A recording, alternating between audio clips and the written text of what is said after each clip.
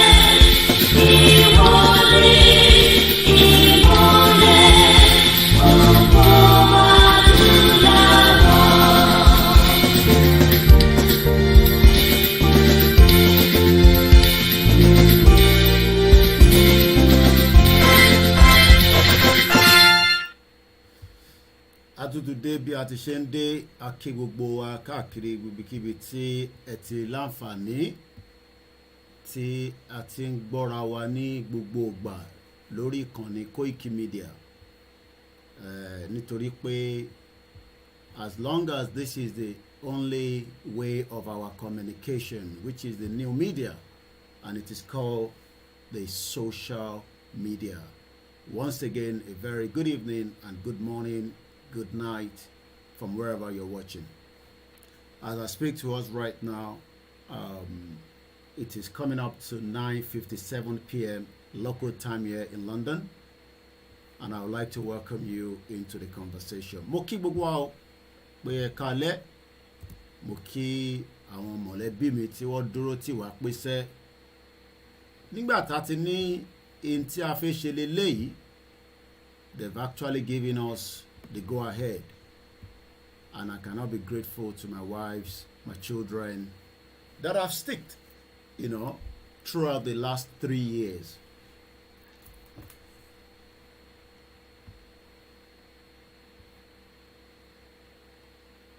Somebody's saying there's no sound. They are another planet lẹ́ni ẹ̀ wà. Mo kí gbogbo àjàre ẹni tó bá ní sound á jẹ́ pé látọ̀dọ̀ yín ni ẹ má fi tí máa fi disturb wa lórí program. Ẹ bá ti ń fi device tí kò wà capable ẹ má distract wa. Mo kí wa pé ẹ káalẹ́, mo kí wa lórí Instagram ẹ̀yin tẹ́ ti wọlé, mo kí àwọn tó wà lórí MixLR, mo kí ẹ má dẹ́n tó ń sọ pé kò sí sound yẹn is a distractor, and I know the person very well, mo kí àwọn tí ó wà lórí Twitter. I'm actually running a Twitter where we discuss Yoruba Nation. One is Olayemi Koiki and the other one is Koikimedia. I also run this program on the MixLR, which is also like a platform where we discuss this kind of conversation. So I say good evening and welcome to, I'll probably say, our late night broadcast, but apparently I've actually used a title. Found tí ó bá ń follow title. Some people are very, very interested in the headline of a conversation because it will give them an idea ibi tí wọ́n fi sọ̀rọ̀ lọ. While some are not interested, all they want to know is níbo la bá ṣe dé àti pé níbo la ń lọ. And that's all they're interested in, whether we have subtitled the program or not. But it doesn't make any difference. The difference is in the last 3 years, we have proved so much that ọ̀pọ̀lọpọ̀ èèyàn expect. And that is why today, after 3 years of the program of running the movement, what we have been doing is called movement. Movement means we are trying to change something that has run for 62 years. And ìgbà míì, it could be a kind of a journey that everybody will have different things to say. Normal nìyẹn. At least ìyẹn indicate pé in 3 years our Yoruba trigger the same thing táwọn Biafra náà sọ. Kò ń ṣe gbogbo àwọn ọmọ Igbo ló ní àwọn fẹ́ pín o. Kò dẹ̀ ń ṣe gbogbo wọn ló ní kí Nigeria ṣì exist. But the fact that àwa náà di ẹni tí ó ń pariwo pé sẹ́ àwọn ìdí kan wà tí ó ń jẹ́ kí àjọṣepọ̀ wa àti Nigeria kó dàbí ìgbà tá a bá ní, it is something that is not working. And ìyẹn lásán, mo kẹ́yìn tẹ́ wà lórí Twitter, and I say good evening, welcome to the program. Ọdún mẹ́ta tí a fi ń sọ pé Yoruba country, Oduduwa Republic, kódà ó ti change narrative Nàìjíríà fúnra rẹ̀. Ẹ kọ́ imagine ní ẹ̀mí ara yín pé ǹjẹ́ tó bá jẹ́ pé a bẹ̀rẹ̀ ìrìn àjò báyìí, àwọn kan kọ̀ máa decide pé well ọ̀rọ̀ Nàìjíríà kò ní kankan ṣe pẹ̀lú àwọn ọmọ because àwọn ti gbìyànjú, àwọn ò dẹ̀ rí prospect kankan tó máa jáde nínú ẹ̀. But for the fact that pé àwa kan ṣì ń fi ọkàn balẹ̀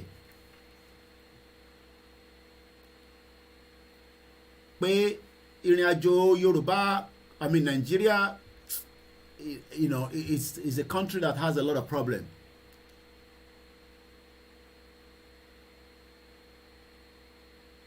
Nítorí pé it is evidence that the conversation lórí ta ló dá Nàìjíríà sílẹ̀ àti pé the way the country has run, who truly is benefiting out of Nigeria. So 3 years putting all this together, money has been spent, people have died. Some people have even burned the Yoruba flag. Some people have disagreed with each other. And that continue with so many things and so many things. But èyí tó ṣe kókó jù tí ó sì wà lẹ́mìí ọ̀pọ̀lọpọ̀ àwọn èèyàn ni pé, are we still on the right track? Ǹjẹ́ ìrìn àjò yìí pé a fẹ́ dá dúró? Ǹjẹ́ a ṣì wà on the right track? And I can confirm that we are still on the right track. And the reason we are still on the right track is we have not said anything including the good team in Benin Republic, even though ọ̀pọ̀lọpọ̀ disagree pẹ̀lú wọn.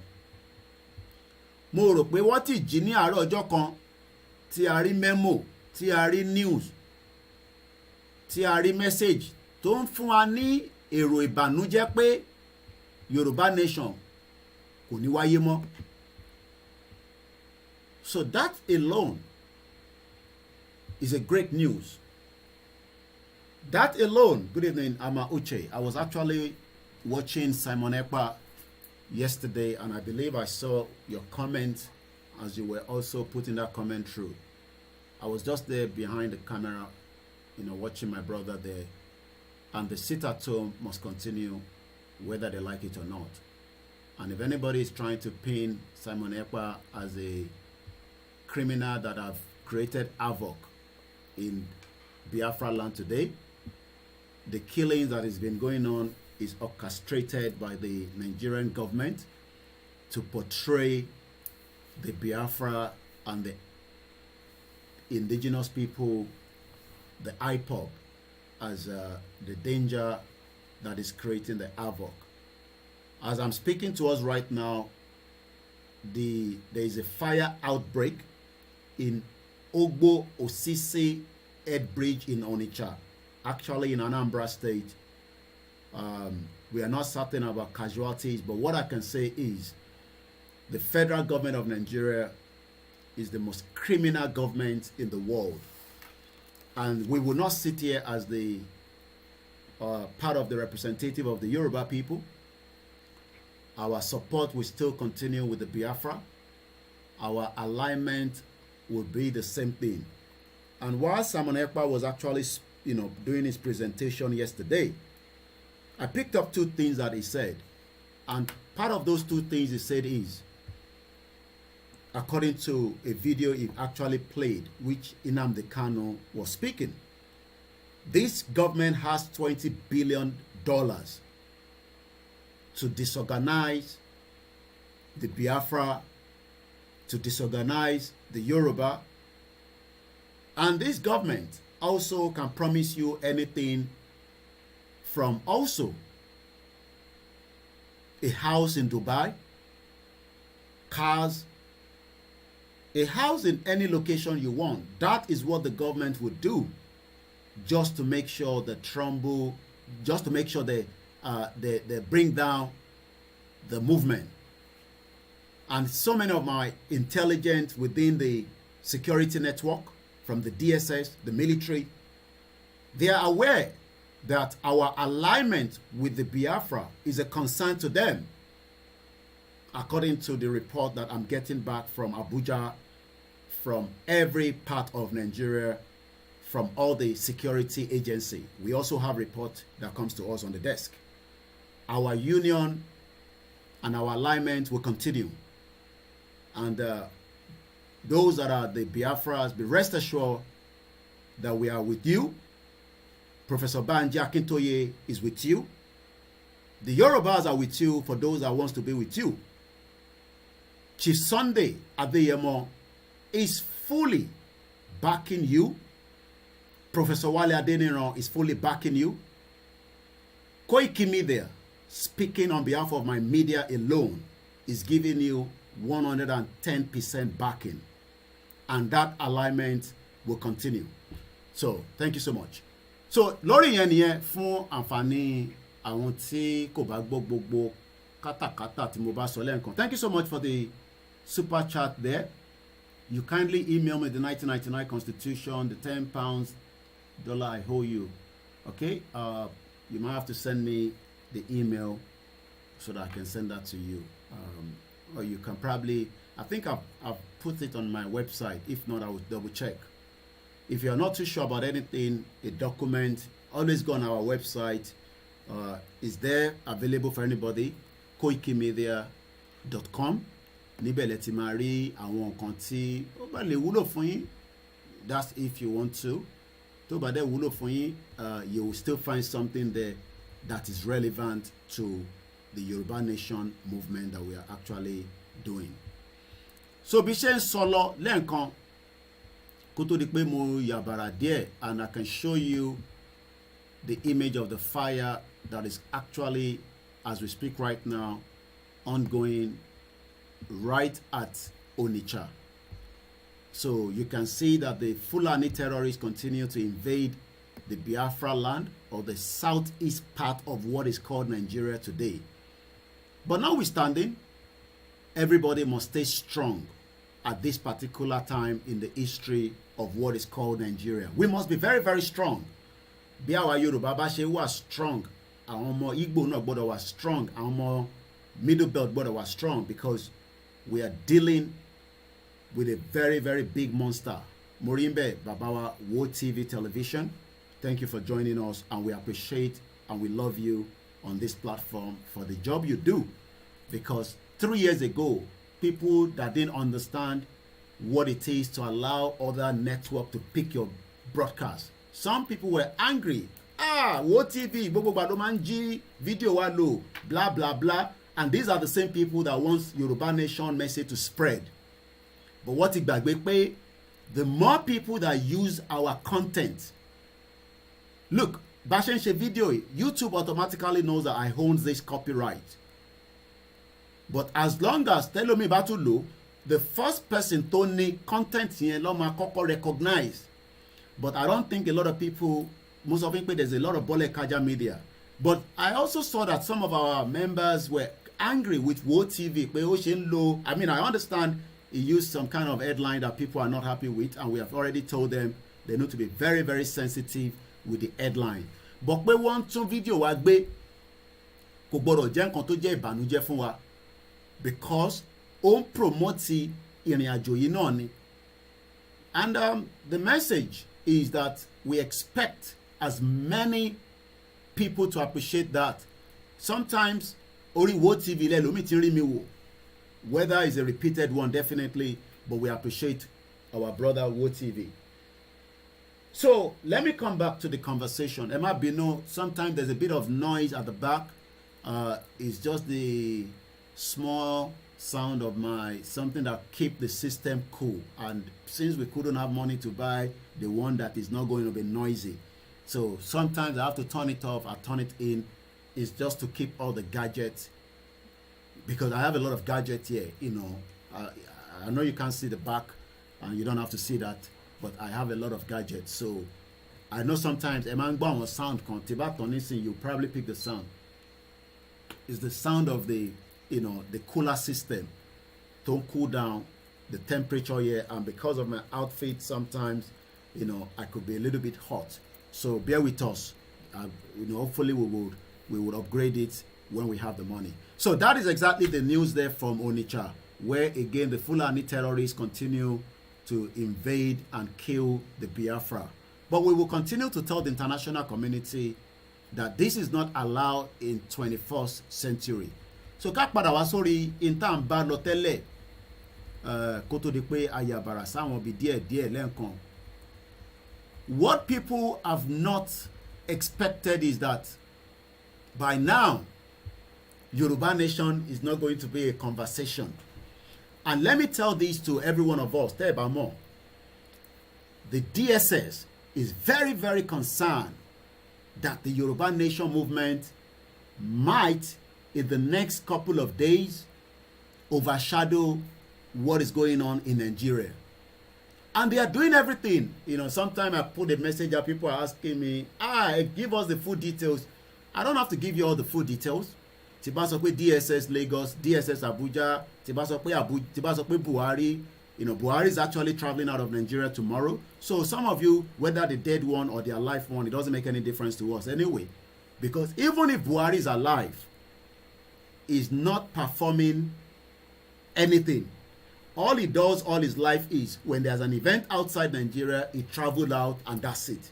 That is if that person tó ń sọ fún wa pé Buhari ni.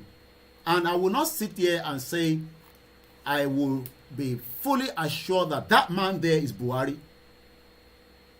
Because we are living in a world where somebody can replicate me and pretend to be me. So don't say Kosi. And even if that is Buhari, we know fully surely that the British government have injected something in his body that he now is not even more stronger than me.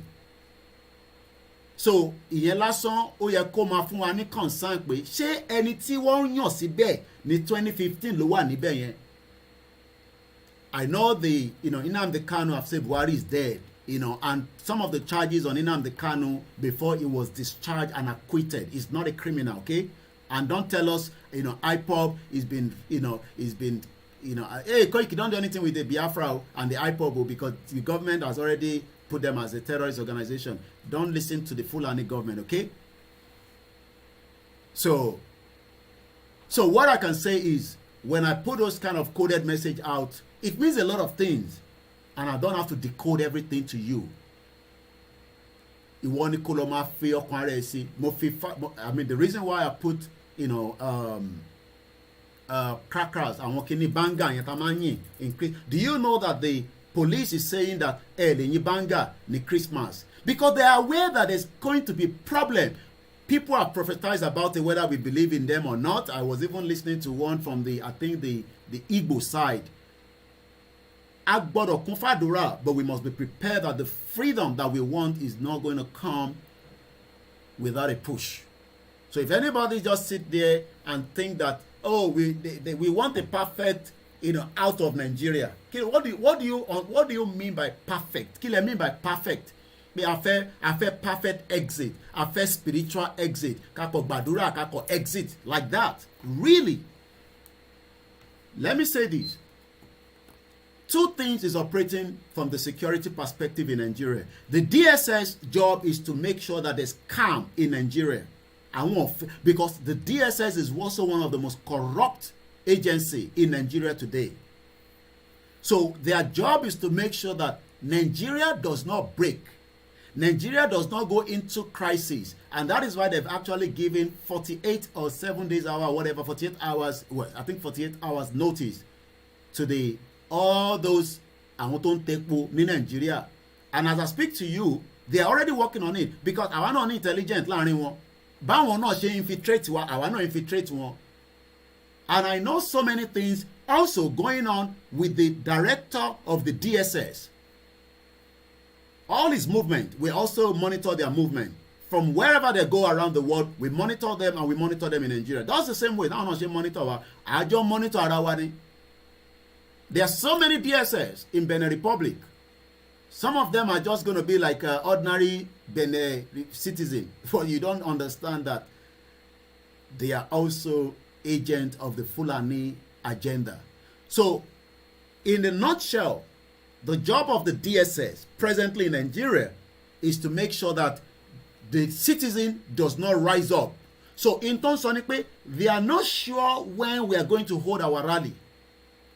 And ọ̀rọ̀ epo yẹn ó fún wọn ní concern, and the government of the Fulani terrorists is telling the DSS to make sure that petrol continue to operate in Nigeria so that people can buy petrol, go around and monitor, all these petrol stations and make sure that nobody harbors petrol. Because one more, with the moment that the Yoruba start their rally, people that are angry in the first place will join the rally. And the DSS doesn't want that. But I can also tell you that the DSS and the military are not working together. Because the military wants to overthrow the government presently. I hope you understand what I'm saying. So we have two security agencies. One, which is the military. The DSS do not trust the military, because the military is already now being compromised. And that is why the DSS is not going to give as many intelligence to the military.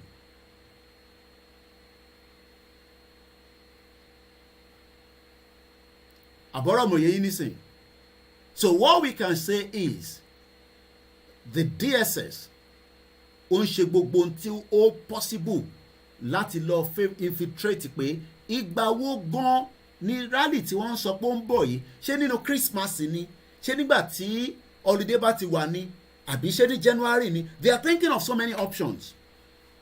They had a meeting in Abuja some few days ago where all the heads of the DSS were sitting down, discussing about our super rally.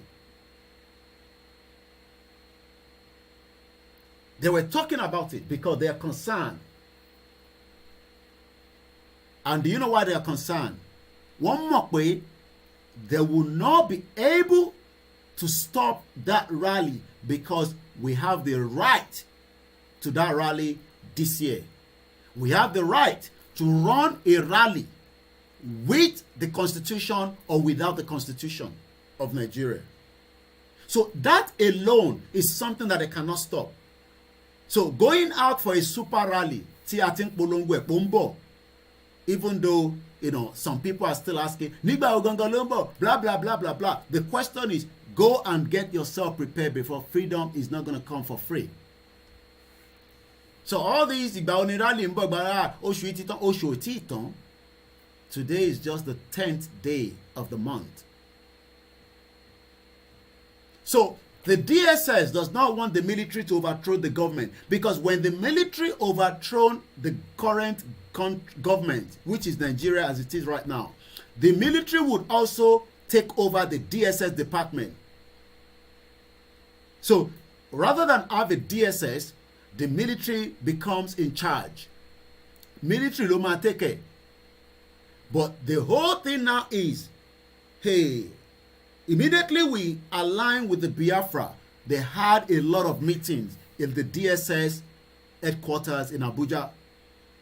And they were concerned. As I sit right now, they're watching me in all the 36 states. They actually have aligned as many of nothing less than 3 people in each state watching koikimedia. They are DSS agents. They are taking notes. They are watching. They are waiting for our next move. They are waiting for what we are going to say on air. They are writing things down. They are recording. But one thing they cannot do is they cannot go to the international community, like the International Criminal Court, like the ECOWAS, like the African Union, like the European Union, and report and say that there are some people fighting for the right to self-determination. We are not discussing coup here. We are not talking about overthrowing a government, but we are already telling the international community that there is a government that also another government trying to overthrow the government, which is the military. Because evidence is being piled up every day that there is going to be a coup in Nigeria before 2023. Because the only way the military can take control is to tell you that there's insecurity in Nigeria, there's people that want to break up Nigeria, there is terrorism in Nigeria, and that gives them the opportunity to overthrow the government, which there was never a government because the center is not holding anymore. As I speak to you right now, there is no center. Abuja is actually as empty as barrel. But everybody is still thinking that there's a government. Buhari is running up and down. He will be in America within the next 24 hours. He's traveling out to US tomorrow for a business summit where Joe Biden has invited all African leaders. Even though I believe from what I read on Twitter, the North African leaders will not be traveling down there. So if anybody is thinking that we have not done enough in the last 3 years, you must be very, very stupid to think in that direction. Òmùgọ̀ ló máa sọ pé ibi tí Yorùbá bá ṣe dé lẹ́ni àìtí ìgbìyànjú tó. Because what we have told the world is, we will go in the peaceful way, but at some point, we might not be able to push that peace subject to what is going to happen, especially when a rally like what we are expecting is going to come out. Because we know that when a rally comes out that is not going to be one day, the job of the Nigerian security is to try to disorganize that rally, is to try to infiltrate that rally, either using proxies like the IGBOHO that is working for the politician, or using their own Fulani militias, jihadis that they've already put into the military. And that is why I'm asking, how prepared are you? How to prepare? How to shake? Because when we come out, it's going to be a different thing entirely. We will not be saying, it's ready. We know that we are saying we are ready. I am not disputing that we are not ready. And let me say this for those of you that are still not clear around it. This month, the rally will hold.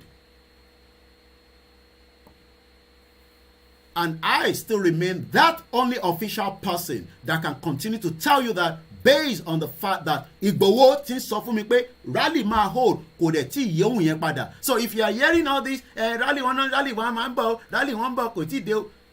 Because people are just stupid. Because you know that Igboho says, and Babakitoye have said it, even Iyonitiri said the same thing, that rally should go ahead. Without a rally, you are not going anywhere.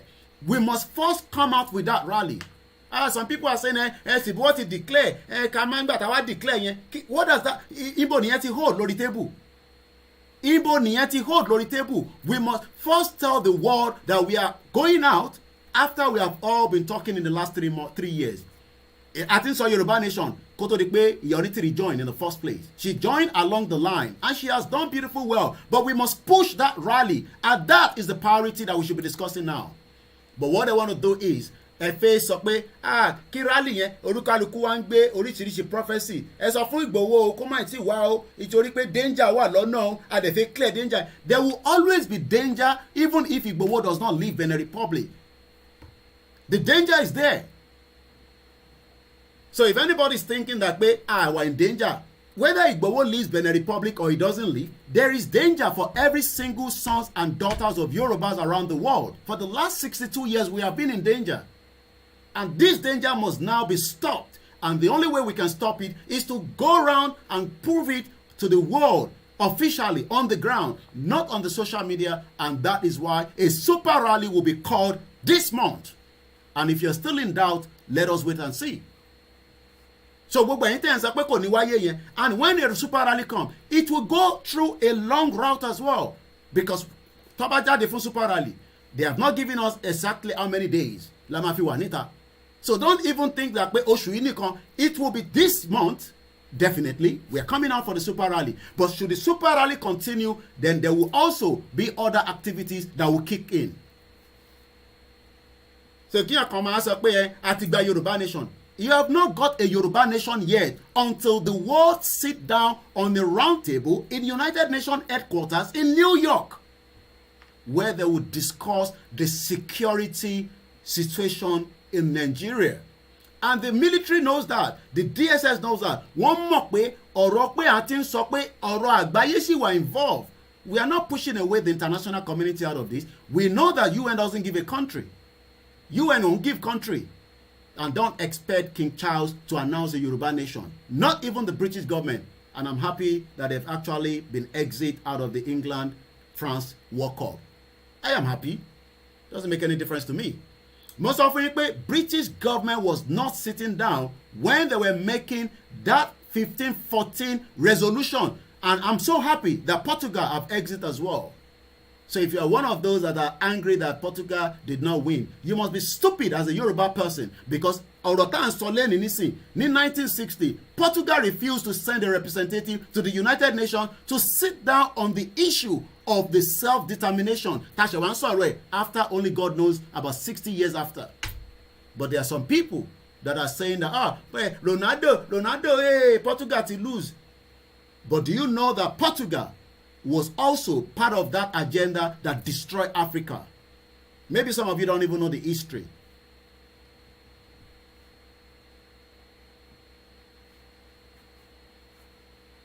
Once again, a very good afternoon, good evening. Ẹni tó bá ti gbáradì, you don't have to, but adébá gbogbo aláyọ̀ àtàlàfíà. Then àwọn tó ń sin ọ̀rọ̀ rally jẹ, people, they are saying, it's fine. All I will say is, oṣù iṣá àrójútu ẹ̀, but kò ní jẹ́jọ́ kan, kò ní jẹ́jọ́ méjì, kò gbọ́dọ̀ jẹ́jọ́ mẹ́ta. And that is something you must go and put at the back of your mind. Tó bá bẹ̀rẹ̀ ní Monty does not mean that we cannot push the rally up to next month, up to the following month. Even if you don't think so. Because this rally, the government knows the power of the message we're passing out, lórí ọ̀rọ̀ rally. And they are getting ready to see how are they going to tackle it. Ṣé wọ́n kàn máa gbé mọ́tò jáde, wọ́n máa ju tear gas. All that is not going to kò ní lé anybody kúrò lójú títì. So ọ̀rọ̀ pé à ń jáde fún rally yìí pé tó bá ti ju tear gas everybody máa wá disperse. No, tó bá ju tear gas wọ́n kàn waste time ara wọn ni. Because our right to self-determination is going to start.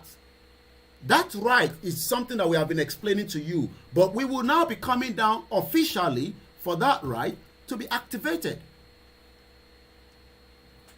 And that is why we are saying that gbogbo ilẹ̀ Yorùbá ni rally ti máa hold.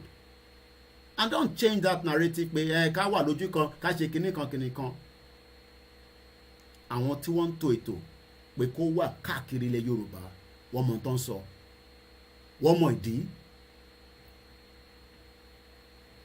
So people that are happy that there will not be a rally, I am still here to tell you there will be a rally. Kódà yàrá pè mí láti America. Sometimes I don't like doing that because, and this is why I sometimes, when I come here, èmi jókòó, èmi sọ fún yín pé rally máa wà. Ẹ wá ní ẹ tún lọ gbọ́ program ẹnìkan ó ń sọ fún yín pé kò ní sí rally. Then you are stupid. I'm sorry to use that word. Ẹ stupid nìyẹn. Because that means pé intemi sọ pé rally máa wáyé yẹn, ṣé èmi tèmi sọ fún yín pé rally máa wáyé, ṣé mo confirm ẹ̀ mo ṣe sọ fún yín pé rally máa wáyé ni, especially as the spokesperson. Until tí Igboho bá sọ pé mo kì í ṣe agbẹnusọ òun, and I will still stand with him 24/7 every day until tá a bá fi parí ìta gbé dání. Èmi jókòó mo sọ fún yín pé rally ń bọ̀, ẹ̀yin tún máa lọ ní ẹgbọ́ program èèyàn kan sọ pé kò ní sí rally. And that was exactly what happened in a phone call this afternoon. And I was forced láti pé bàbá wa Ìgbòho at exactly 4 p.m. 19 minutes past 4 láti tún béèrè lọ́wọ́ pé bàbá ẹni tó ń bá mi sọ̀rọ̀ sọ pé kò ní sí rally pé ẹ ṣé gan for the super chat, your comfort.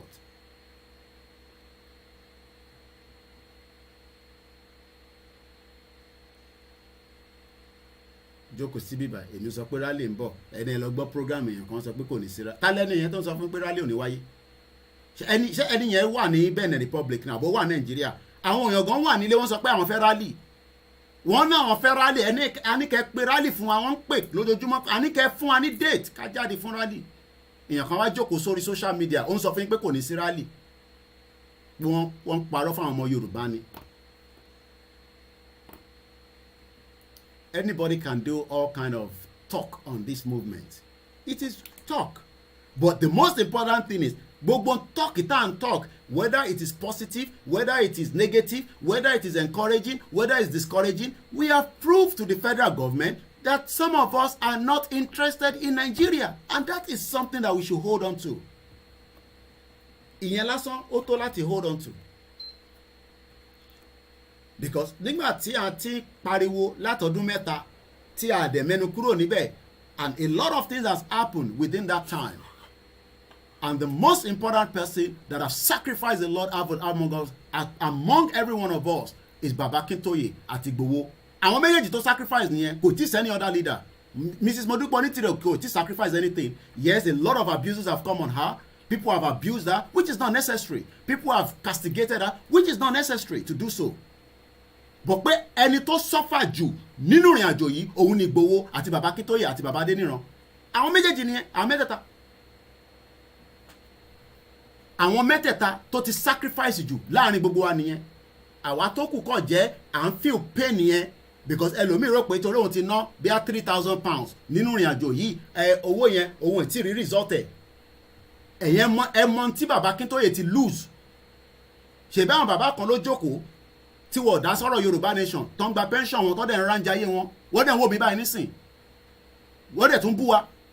Kàmáì tí wàá sọ bàbá 87 years old ó gbé rẹ̀ sílẹ̀ fún gbogbo àwọn ọmọ Yorùbá, àwa ní kò mọ̀ ṣe, a ní kò ṣe kinní kan. Àwọn mẹ́tẹ̀ẹ̀ta péré nìyẹn. Ìyá Onítìrí ò ti jìyà tó àwọn mẹ́tẹ̀ẹ̀ta yẹn, gbogbo ẹni mo fi sọ ní bíbá.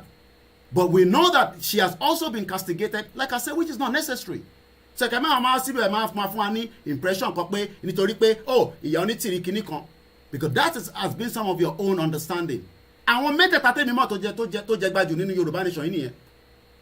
Bẹ̀ṣẹ̀ bá ṣe ń pè àwọn bàbá yẹn lólè. Ṣèbí àṣìníyàn kan tó sì ń sọ̀rọ̀ lórí àwọn bàbá yìí. Bá ṣe ń sọ̀rọ̀ báyìí nísìn. Wọ́n mọ̀rọ̀ sọ. Àwọn mẹ́tẹ̀ẹ̀ta tó jẹ gbajù nìyẹn. Ṣé kí la wá fẹ́ máa sọ? Àwa jókòó sí bíbà ẹ̀ wá ní kíró káwa máa defend wọn. Ta ló kábàá defend wọn? Ta ló máa defend wọn? And àwọn mẹ́tẹ̀ẹ̀ta ẹni mo ti rí. I have not been able to see Mrs. Onitiri apart from pé gbogbo àjọ ríra wọn lójú social media. Mo rí wọn rí. Mo mọ ibi tí mo ti pàdé bàbá, kò ń ṣe nǹkan, kò ń ṣe mẹ́ta. Mo sọ fún yín pé trip kan tí Baba Akintoye pè mí pé kí n máa bọ̀. Mo tún sọ fún Igboho, mo ní èmi nìkan, èmi àti ilé ẹ̀ka. Bàbá ní coordinator ṣàyà a tún fi ṣe bí ẹ̀fẹ̀. Ẹ̀wọ̀n pé mi ràn pé gbọ́dọ̀. Bàbá sọ fún pé security gbé ẹ lọ náà. Bàbá tún ló dá. Ṣé o tó tún doubt mi ni coordinator? Kò ní sí kankan ní séwu lọ́nà tẹ́ máa fi lọ tẹ́ máa fi dé. A dẹ̀ ṣe kí ni a rẹ̀ kó sínú mọ́tò. Evidence wà. Ìbáwọn yẹn wà nílé Ìgbòho tó lè confirm ẹ̀. Ṣèbí gbogbo iná lẹ́ ń pe Ìgbòho lẹ́ ń pe lé ẹ̀. Lẹ́ fẹ́ máa mọ kí ni Koiki ń ṣe nínú compound Ìgbòho. Girlfriend wo ló gbé wá síbẹ̀? Ọmọ wo ló ń bá sùn nínú bẹ̀? Idiot people. Ìyàwó 5 ni bàbá mi ní. Ń bá ní 6 problem tèmi nìyẹn. Èèyàn máa lè. Wọ́n bẹ̀rẹ̀ sí ń pe gbogbo mídíà. Koiki náà ọmọ kan tó ń bá sùn nínú ilé Ìgbòho ń bẹ̀ yẹn, àwọn wèrè. Mad people all over the place. Ayé èmi ń jayé ká tó bẹ̀rẹ̀ Yorùbá nation ni. Mo dẹ̀ máa jayé yẹn kú ni. Bàbá tó bí mi jayé kú ni tó fi kú. Bàbá tí yóò ti jayé kú nísìnyí la ṣe ń bẹ̀ yín pé kẹjọ́ Yorùbá nation kí bàbá yín lè jayé kú. Ẹ wo àwọn ìyá àgbàlagbà, àwọn ìyá 70 years old tó ń sunkún. Àbẹ́ẹ̀rí wọn lénìí, ìyẹn máa lè. Ká ló mọ ìkòló gbogbo yín tẹ́lẹ̀. Ojoojúmọ́ mo lè máa fi boast $20,000 mọ́ sí tèmi ti sọ́nù rí ní Heathrow airport in the 80s. $20,000 in the 80s. Kò bá mọ ìtàn pé $20,000. 1970 my mom traveled to Taiwan. Taiwan yẹn ni Ọ̀ṣínbàjò olórí kóbólókóbóló yẹn tó lọ tó ń sọ pé kó wá ṣe investment. A ní Nàìjíríà máa pín, ó gbọ́dọ̀ pín ni, kò ń ṣe dandan pé a gbọ́dọ̀ dá tí Taiwan bá fẹ́ bá Yorùbá ṣe kó wá bá wa ṣe. Kò tí invest sí Rẹ́mọ níbi tó ti wá. Adéfìlà Awólọ́wọ̀ wọ́n fi ń dì sí gbogbo ọmọ Yorùbá. Àwa wá pariwo fún 3 years pẹ̀lú gbogbo àwa tájọ ṣe. And we are happy with all our leaders. And we continue to tell them they must come on the round table so that they can push this message a little bit further. Because pyramid yẹn gbọ́dọ̀ join lókè. Tí pyramid yẹn bá ti join lókè, it is not going to be helpful, but we will continue. Ìyẹn ò lè dé wa dúró. bọ̀ kéèyàn kan wá sọ pé àwọn máa gba báyìí àwọn máa gba kí ni kẹ́ wá ṣe sáwọn global directorate tẹ́yìn bá náà yìí mọ̀ ṣe gbogbo ẹgbẹ́ pọ̀ náà. akí bàbá wa Ìbà Gani Adams lógun ọ̀fẹ́ akí gbogbo àwọn ọmọ ẹgbẹ́ yín. ìyẹn rẹ̀ pé èmi ò ń ṣe bọ́lẹ̀ kájà media mo sọ fún yín I have lived èmi àtàwọn òyìnbó lájọ gbé bí bàbá mo rò pé bàbá Awólọ́wọ̀ gan gbé ó gbé láàrin àwọn òyìnbó ìgbé mi lè ṣe gbé how many years ni bàbá Awólọ́wọ̀ lò nílùú yìí 24 years ló ń lọ lọ́wọ́ nísìn tí mo ti gbé pẹ̀lú àwọn òyìnbó. ìyẹn kan ṣe máa sọ fún mi pé mo mọ tí mò ń sọ.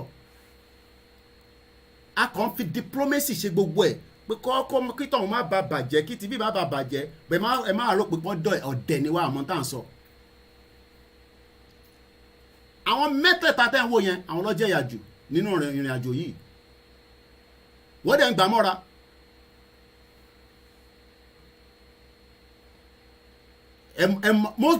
mo bẹ Ìgbòho títí ẹja kọ́ àwọn mọ́tò ìkúrò nínú ilé àwọn olórí burúkú ilé wa nígbà tó kọ́kọ́ wá ṣèbí nígbà tí àwọn sójà wa tí mo ní sójà wa ṣèbí àwọn kan dìnnà ẹ̀ nínú ilé Ìgbòho tó ń sọ pé sójà kan ló wá èmi ti jáde as a spokesman wọ́n contradict nǹkan tí mo sọ wọ́n rò pé àwọn ń ṣe èmi lè rẹ̀ pé ń ṣe nígbà yẹn ni ṣèbí gbogbo ẹ̀ ló ń lọ níwájú nísìn ṣé nígbà tó padà wá nísìn Ọlọ́run ló ní kí Moremi of our time Lady K wà níbẹ̀ bí Lady K ṣe wà níbẹ̀ òun nìkan ló ní God láti sáré ṣe Facebook live yẹn ló save ilé yẹn bí nǹkan mi làbá máa tún sọ nísìn tí Ìgbòho bá tẹ escape àwọn tó kù ńkọ́ ṣé wọ́n pa Dògán sínú ilé ni ṣé wọ́n pa Alhaji Fatai sínú ilé ni they could have wiped every one of them.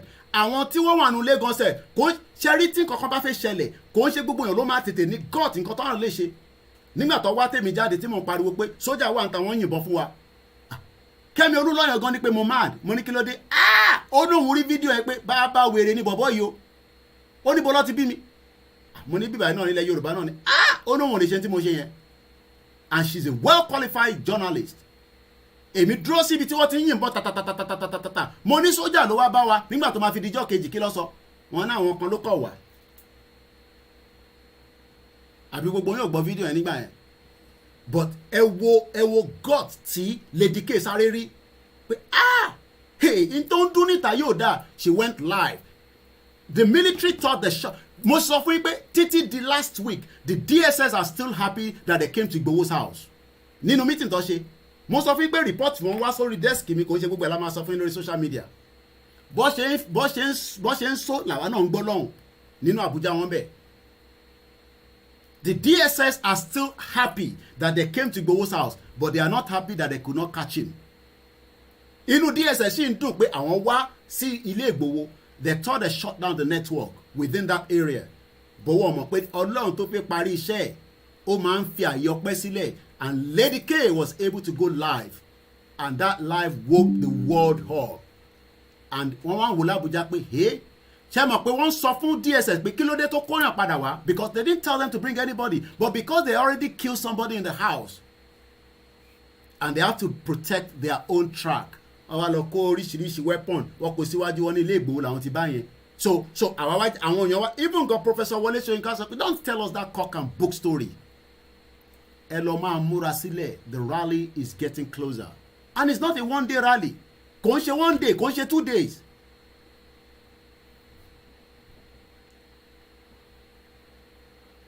Lady K nìkan ṣèbá láwọn èbó omíyalé wà nínú ilé omíyalé ò ṣe go live tí wọ́n ní tí nǹkan bá dé oríṣiríṣi nǹkan ló máa kọ́kọ́ rò ntí Lady K rò ní pé ó yẹ kóun go live ṣèbá láwọn other people náà tó jẹ́ media tó wà nínú ilé because gínigíní ní ọ̀rọ̀ tá à ń sọ yìí ìyẹn la ṣe sọ pé ọ̀rọ̀ rally tó ń bọ̀ yìí ó máa dùn ó máa lárinrin but freedom don't come cheap that's all I will say èmi ò ní fi gbogbo ẹnu sọ̀rọ̀ mọ́ èyí náà lẹ́ni gbogbo nǹkan kan la máa sọ síta ká gbé sábẹ́ kùn so tí nǹkan bá rò pé kákọ̀ jáde fún rally rally ẹ lọ múra sílẹ̀ dáadáa because rally tó máa lùlù tá máa jó tí sẹ̀lẹ̀ máa wọṣọ tó máa lọ wà níwájú tí ìgúnnu kó máa wà lẹ́yìn tí àwọn aláàfáà náà tá máa lọ gẹ̀gẹ̀gẹ̀gẹ̀ tínú wa máa dùn and the government knows that they can ọwọ́ wọn máa wà handicap the government knows that already because ayé tá à ń gbé ní ẹ̀yìn kan ní wọ́n máa switch off internet ní I don't think some of you understand that ayé ti kọjá bẹ́ẹ̀ yẹn. Our rally is a celebration, but the government is concerned because one more pé into ma trigger a lot of things, and that's why people are saying, hey, they are seeing blood in December, they are seeing carnages, they are seeing problems, they are seeing all kind of different things. Olúkálùkù náà wọ́n rí, but that's fine. We're just praying to the Elédùmarè pé àwọn ọ̀fẹ́ ìtàjẹ̀sílẹ̀ nílẹ̀ Yorùbá. There's always problem in Nigeria. Corn oil was, I'm meant to finance corn oil ní Abuja lẹ́ni nísìn. Bí a kọ́ bọ́ǹbù ni, bí a kìíní. But there was something that happened in Abuja today where a petrol station was burned down. And as I speak to you right now, there's problem in Onitsha, there's problem in Enugu. But they want to pin it down on the IPOP saying because they say we should sit down for 5 days or whatever days, they've asked those people to sit at home. They know. We have educated you more than enough for you to understand that if you are illiterate, Tawabaja illiterate, including myself, the government knows that there is what they call the right to self-determination. Your governor knows that. They cannot push us out of the street and say, oh, no, you are disturbing the peace of... All over the world, that is how people push their message. Pé ẹjọ́ ra wájà dé nísìn, ó wá inconvenient aráàlú. No. So ẹ̀yin expect pé kó má inconvenient aráàlú tẹ́lẹ̀ ni. Ṣé gọ́ọ̀mẹ̀ntì tí a ti ń run, gọ́ọ̀mẹ̀ntì Buhari mùjẹ̀mùjẹ̀ yìí tó kó terrorists wọlé, tó kó jihadists wọlé, tó pa economy yín, tó pa gbogbo everything, ẹ gbọ́ gbogbo nǹkan táwọn ìyá yẹn sọ. Ṣé kò tí ì ní wá lára tó?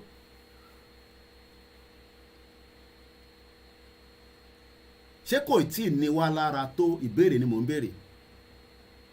And the government knows they cannot do anything. Because ẹ̀tọ́ wa là ń béèrè, adẹ̀ ní àjà. Ọlọ́run dẹ̀ ní yẹ ká wá jà, but a máa prepare ara wa, dẹ̀ máa defend ara wa. That's all.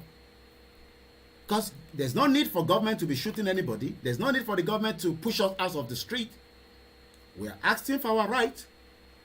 It's under the Constitution that we have the right to come out for gatherings. They might not put the right as much as you might expect it, but we have the right to self-determination. Even though the answer the Nigerian Constitution says we have the right. What right? The most important right, we have the right to come out in Nigeria under the free Constitution. Àtúwá ní right láti jáde láti sọ pé a fẹ́ Yoruba nation under international law. Mọ́ tó ń pè lófin àgbáyé. But this concern that we are tabajade, lè ṣe ntẹ́nẹ́ fẹ́ ṣe yẹn o, kò possible o, báwo lẹ ṣe fẹ́ ṣe o, everybody knows is all lies. And the intellectuals that are watching us knows that. Wọ́n mọ̀ pé ntó bá ti mú wa jáde síta fún rally yìí, that is the beginning of the next phase of the journey to the right to self-determination.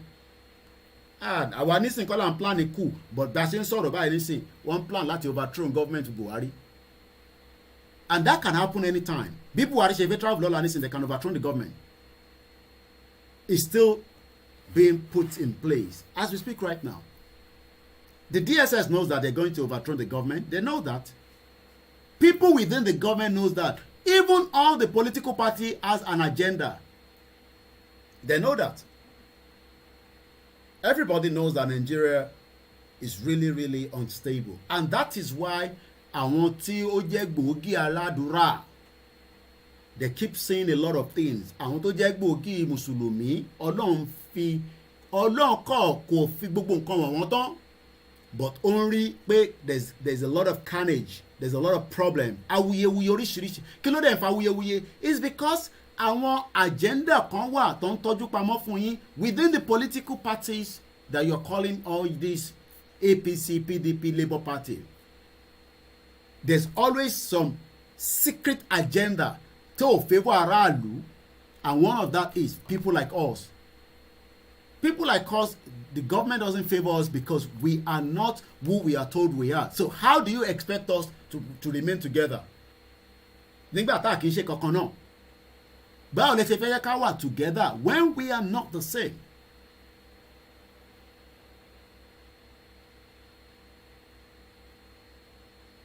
And that's why, you know, irú bàbá Gio ti redeem sọ pé Ọlọ́run ti fi kankan wọ̀n wọ́n.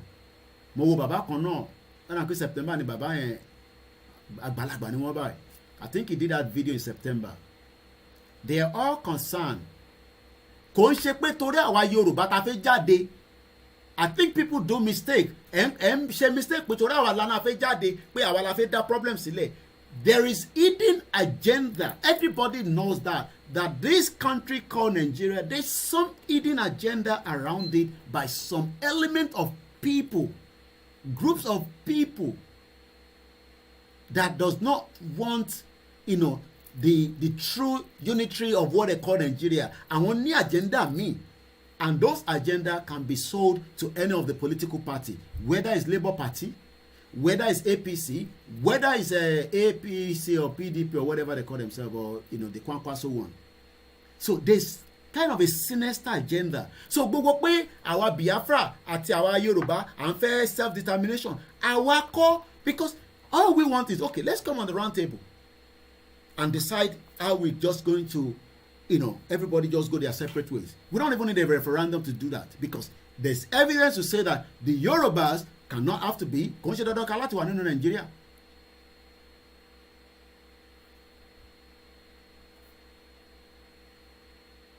Everybody knows that. But everybody is now trying to portray the self-determination as pé òun ló fi wá da Nigeria rú. Ó dà ń pé ẹ̀ ń mú nǹkan. Ẹ̀ ń mú ògógóró. Pẹ̀lú gbogbo tá à ń rí nínú Nigeria látijọ́ tí Buhari ti dé, ẹ ṣe wá ń sọ pé àwa self-determination ni a fẹ́ wá da Nigeria rú. Ẹ ti ń mú ògógóró. Because our right to self-determination does not need any confrontation. And it is still available that we don't need to have a confrontation. But we are dealing with a monster system. So we cannot blame all the leaders if they're not perfect, if you are not getting the right template from them. But let us come out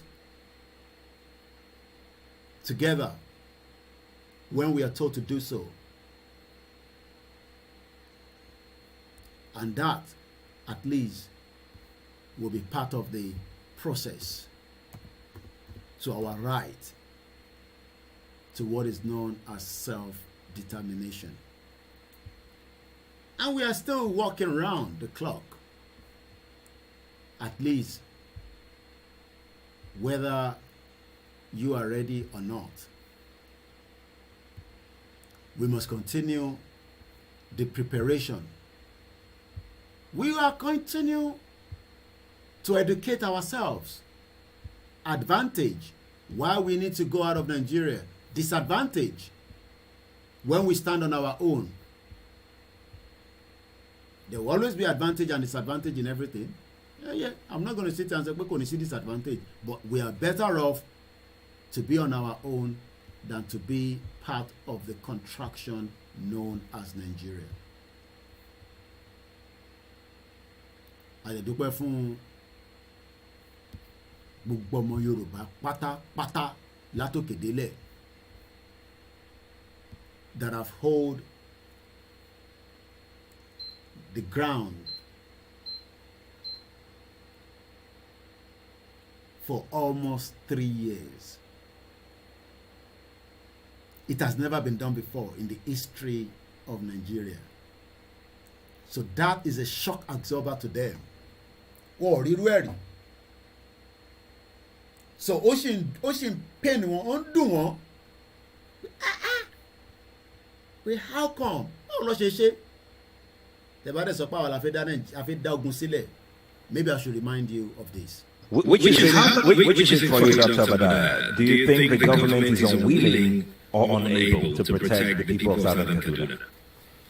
In fact, it is not only unable, it is unwilling, and we have good reason to feel that they are part and parcel of the killers. Let me make some revelations to you. That's a very big allegation, Dr. Obadiah. The government is part and parcel of the killers. That's big. Yes. Okay. How would the government just say, oh, it is revenge killing and so on? Then you leave it there. Oh, because it is revenge killing and so on and so forth.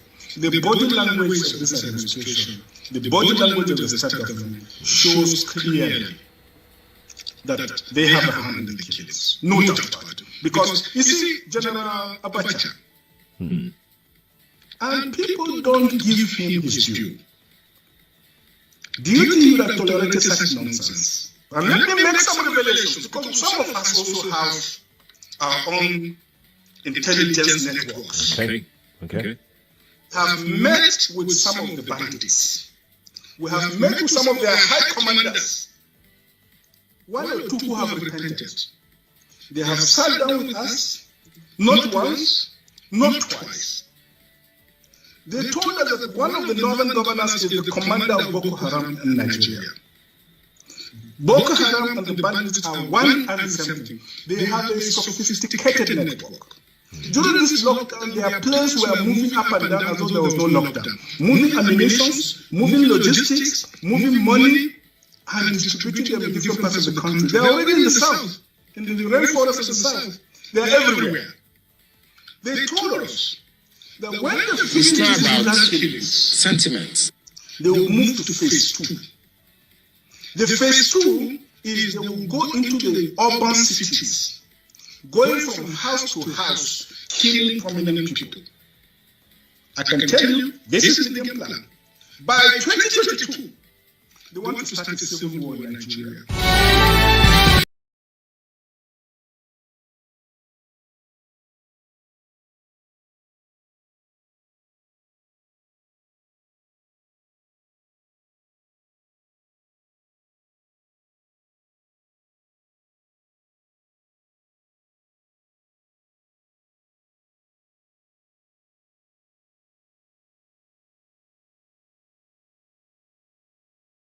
Sorry, mute mic me. Sorry about that. The sound is bad.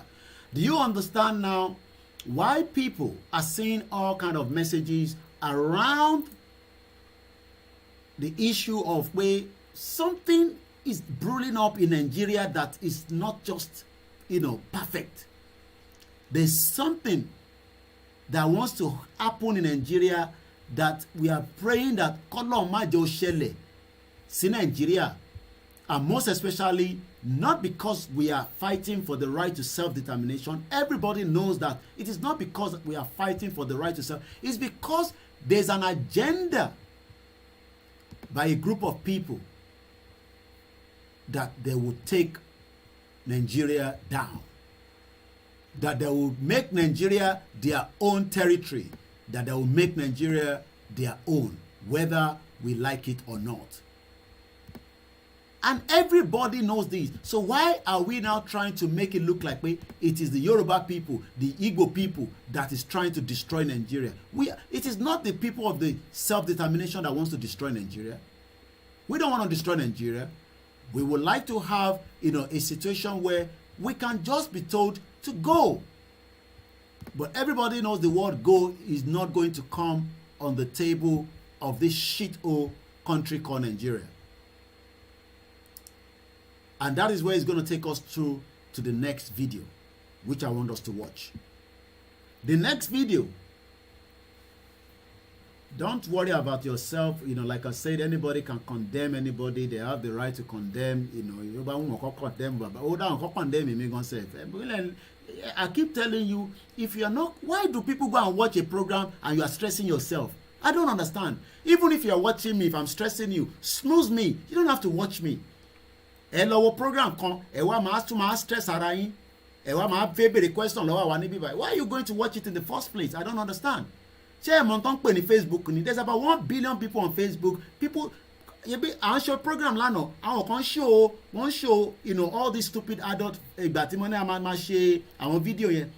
I didn't even know that I should have put a little bit of security around it. Kí n tó mọ̀ báyìí àwọn tó ń show ara wọn tó ń wá nkàrà wọn ti wọnú program wa. So kí lẹ lọ wo program yẹn kan tó sọ pé bá condemn Baba Akintoye kan ló ba Nàìjíríà jẹ́ anyway Baba Akintoye ò dẹ̀ tí ba Yorùbá nation jẹ́ so kí là ń stress ara wa fún ìyá onítìrì kan ló bà Yorùbá nation jẹ́. If some people agree with that, some people disagree, it doesn't matter. Àtayébáyé láti rí yẹn. Àwọn tó bà Nàìjíríà jẹ́ àwọn òyìnbó aláwọ̀ funfun ni. Àwọn tó bà Nàìjíríà jẹ́ àwọn tó kó wa papọ̀ ni. In táwọn ṣe ni pé àwa fẹ́ separate ara wa kúrò ní nǹkan tó kó papọ̀, because in tó kó papọ̀ yẹn kò work, kò sífẹ̀ẹ́ láàrin gbogbo wa àfi tá a bá ń parọ́ tanra wa, kò sífẹ̀ẹ́ láàrin gbogbo wa. But àwọn sọ pé unity gbọ́dọ̀ wà láàrin wa, ká try ká work unity, ká jọ ṣe papọ̀, ká jọ wà papọ̀, ká jọ jókòó papọ̀, ká fẹ́ra wa. Mo ti fẹ́ ọmọ Igbo, so tá a bá pín nísìnyí ibo lèmi máa wà. Nǹkan pè ní immigration nìyẹn. In tèmi go through for 14 years nìyẹn. Mo fẹ́ ọmọ Fúlàní, kí la máa ṣe síra wa. Those are àwọn èèyàn kò sí nínú ìbéèrè. In tó ṣe kókó tó ṣe pàtàkì ni pé ká kọ́kọ́ dá dúró gẹ́gẹ́ bí orílẹ̀-èdè tí gbogbo èèyàn máa mọ̀ pé yes, ìlú kan làwa náà. Àṣà àrẹ àwọn ìlú kéékèèké tó lọ gbá football nísìn tọ́ọ̀tó population state wa kan. In tá à ń sọ nìyẹn. Yorùbá nation ọ̀dọ̀ ń ṣe politics, play politics. So tíyàn kan bá ń condemn Bàbá Akíntóyè, tó ń condemn Ìyá Onítìrí, tó ń condemn any, it doesn't matter. Àwa kọ́ la bà Nàìjíríà jẹ́. Àbí wọ́n gbà tẹ́ ń ka ìtàn Nàìjíríà, wọ́n sọ fún yín pé bàbá tèmi àti mọ́mísí mi lọ́jọ́ bà Nàìjíríà jẹ́ ni. So eléyìí táwa ń ṣe ìgbìyànjú là ń ṣe látọdún mẹ́ta, and they are not, ìyẹn mo sọ pé expectation was not what they are saying now. Wọ́n expect pé ọ̀rọ̀ Yorùbá nation máa pop up. Yes, Biafra ti ń pariwo láti 2017 because àwọn ti tètè rí àríṣà yẹn, àwọn ti ja ogun rí lóòótọ́, àwọn ò gbàdúrà fún ogun, but èèyàn kan sọ pé ogun ń bọ̀, ẹ wá ní pé ogun ò ní dé. Ṣé Kóìkì ló ń sọ pé ogun ń bọ̀ ni? Ṣé etí wọ́n gbàṣọ mọ́ etí gbogbo wa nígbà tí bàbá yẹn sọ pé ogun máa wá ni? Ogun ò tí ì dé. Ṣé ẹ̀yin rò pé ogun tí gbogbo àti rí láti bí ọdún kan tí bàbá yìí ti kú nísìn is almost a year that he died? Láàárín ọdún kan tí bàbá yìí ti kú nísìn, do you know how many people have been kidnapped and killed in that shit hole contraction you call Nigeria? Ṣé má lọ máa wo àwọn program kan kẹ́ máa wá bíbẹ̀ máa béèrè ìbéèrè kan lọ́wọ́ mi? Ṣé ẹ fẹ́ kẹ́mi máa wá answer ìbéèrè ibi tẹ́yìn ti lọ wo program, èmi ni kí wọ́n máa bá yín answer? Kí lẹ lọ́n wò fún? Kí lẹ lọ́n wò fún? Tẹ́ bá fi pé ibì kan wà tí wọ́n ń sọ nǹkan tó wà against àwọn leaders wa kò tẹ́yìn lọ́rùn, ẹ work out from it. Ẹ unfollow wọn.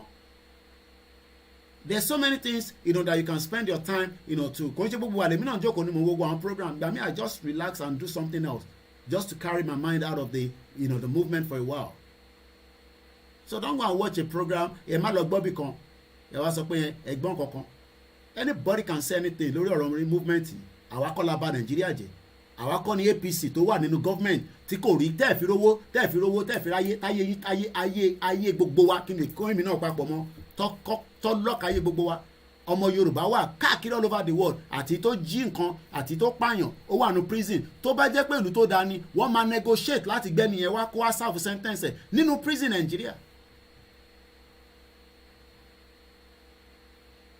So please, à ń bá program lọ máa sọ pé lọ wo program kan kí ni mo rí sí nǹkan tí èèyàn kan sọ, kí ni kàn mí pẹ̀lú yẹn?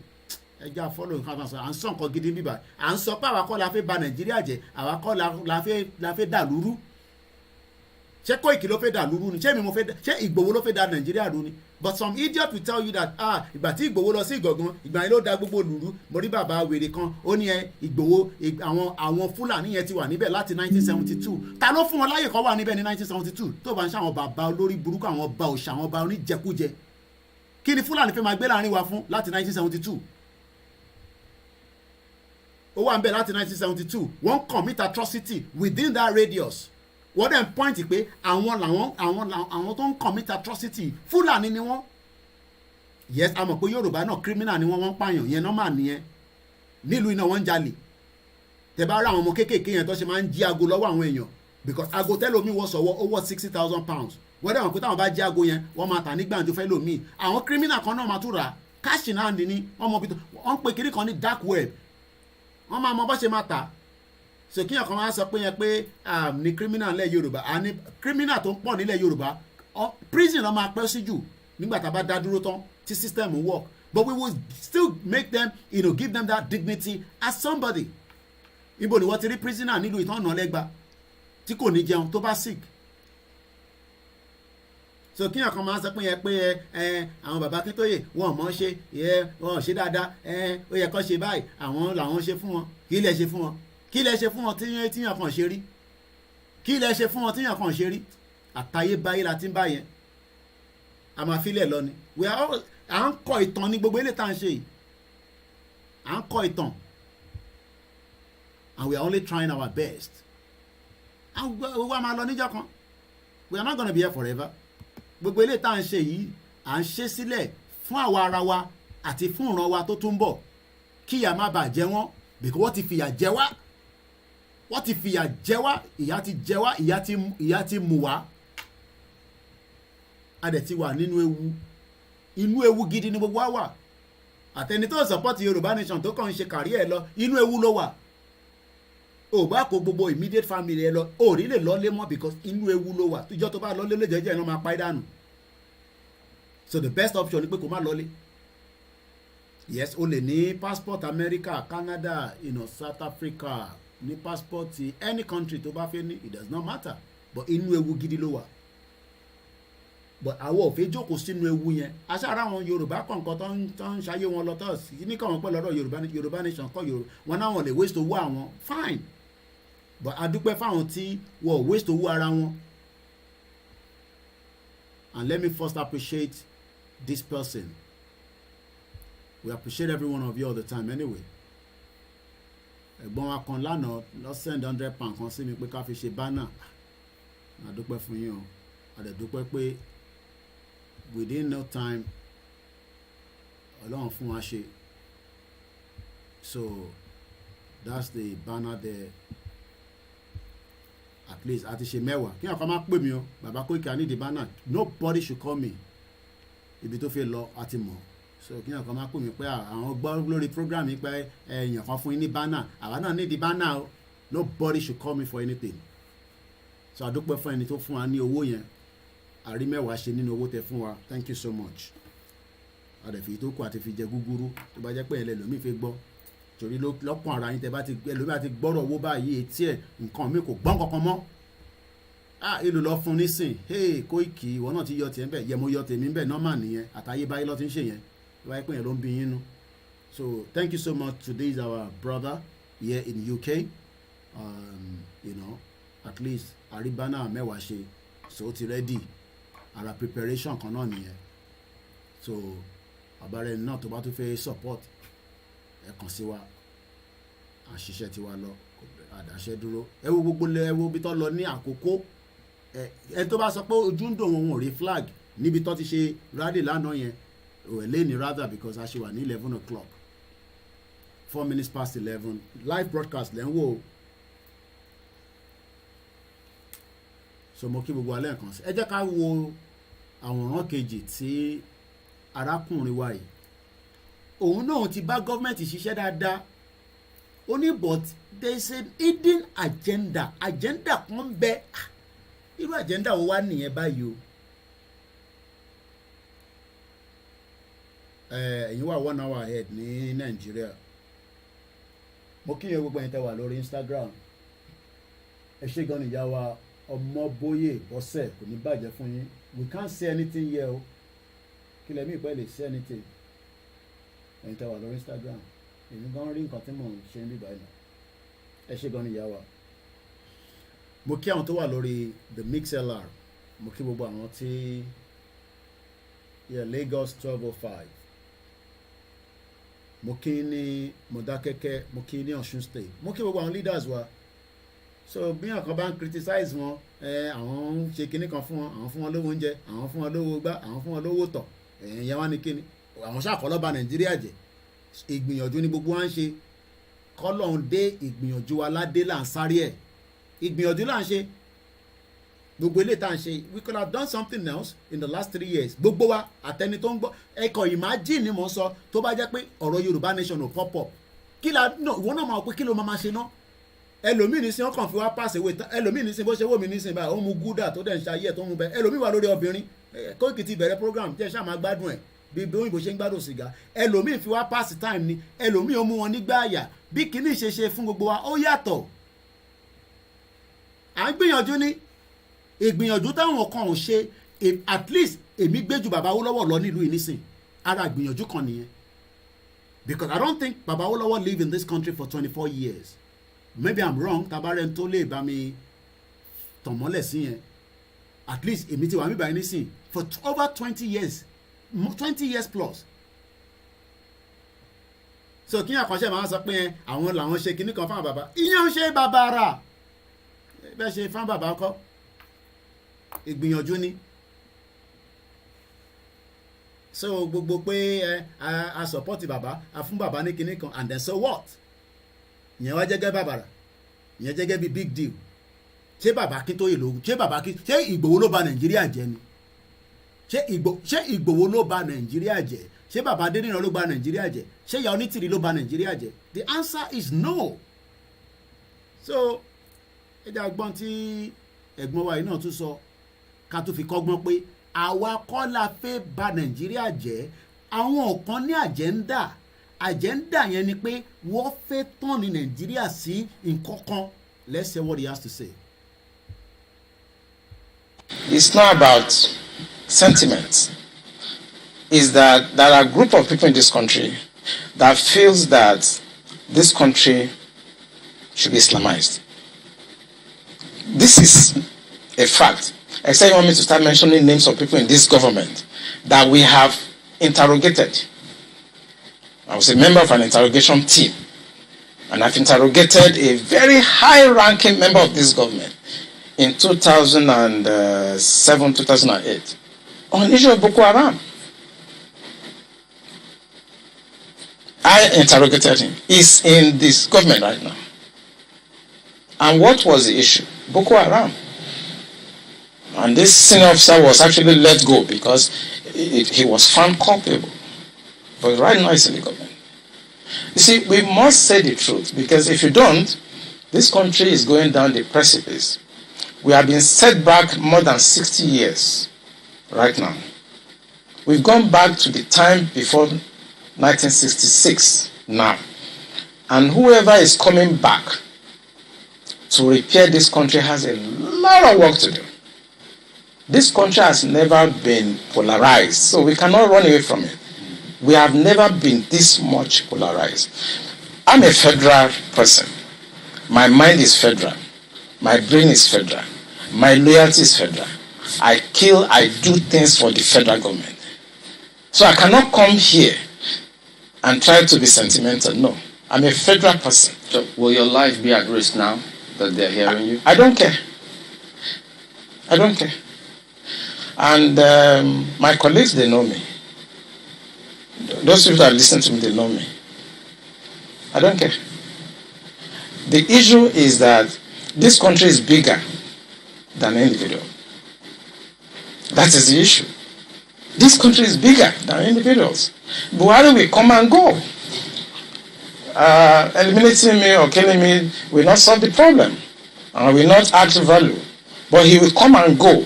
And somebody must come and repair the damage to the psyche of this society, the damage to the polarization, to the nepotism that I've never seen in my life. I work with all these presidents. This is the worst situation I've found myself. And believe me, internet does not forget. I was part of the people that helped to bring Buhari to government because I believe in him. Have you worked with the government after that? After I want us to take note of that word. Sherry Mukiwati and Bowati and Wumi. Having listened to these former Navy,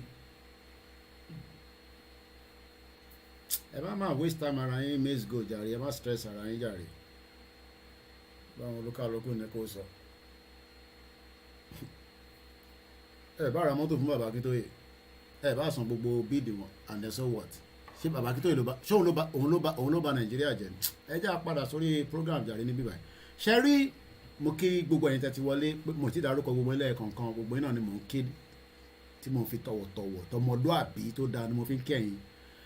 Bàbá yìí ń sọ àwọn ọ̀rọ̀ kan ní 4 minutes ní fídíò yìí, ó kò bí 1 minute 25 seconds. ẹ rí pé gbogbo ohun tó sọ látẹ̀ nǹkan tí a bá clear padà sẹ́yìn ẹ̀yin tí ẹ jẹ́ onílàákàyè ìbéèrè kan tí mo fẹ́ béèrè ni pé ṣé pẹ̀lú gbogbo tí mo ẹni sọ níbo ló ti pín ní ọ̀rọ̀ Yorùbá nation pẹ̀lú gbogbo tó sọ látẹ̀ nǹkan mo fẹ́ kájọ gbé yẹ̀wò ni o níbo ni arákùnrin ti sọ pé àwa Yorùbá nation movement àwa la fẹ́ islamize Nàìjíríà àwa Yorùbá nation movement just like Malafia àwa la fẹ́ da Nàìjíríà rú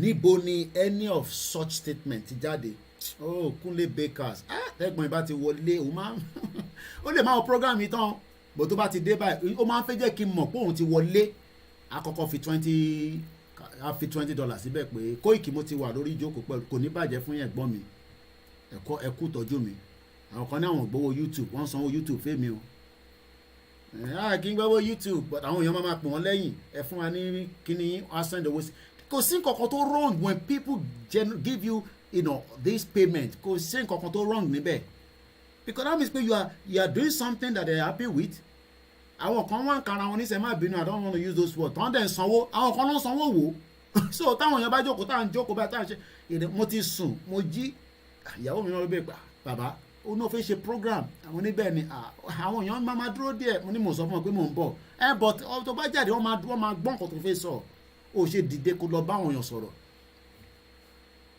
ní tó gbé mi tún dìde nìyẹn àbí so Kúnlé Bakers kò ní bàjẹ́ fún yín bẹ́ẹ̀ ni mo kí gbogbo ẹ̀yin tó kù náà every day people ẹlòmíì àdúrà péré àdúrà yẹn náà ni kíni jẹ́rò mi ní àní kankan àdúrà náà ni àwa náà ń gbà fúnra wa àwọn èèyàn náà ń gbà fún wa mo dẹ̀ dúpẹ́ fún gbogbo ẹ̀yin tẹ́ ń fún wa ní ìmọ̀ràn and I listen mo dẹ̀ máa ń sọ pé nínú gbogbo àwọn media I believe I still return calls and messages I'm sure some of you knows that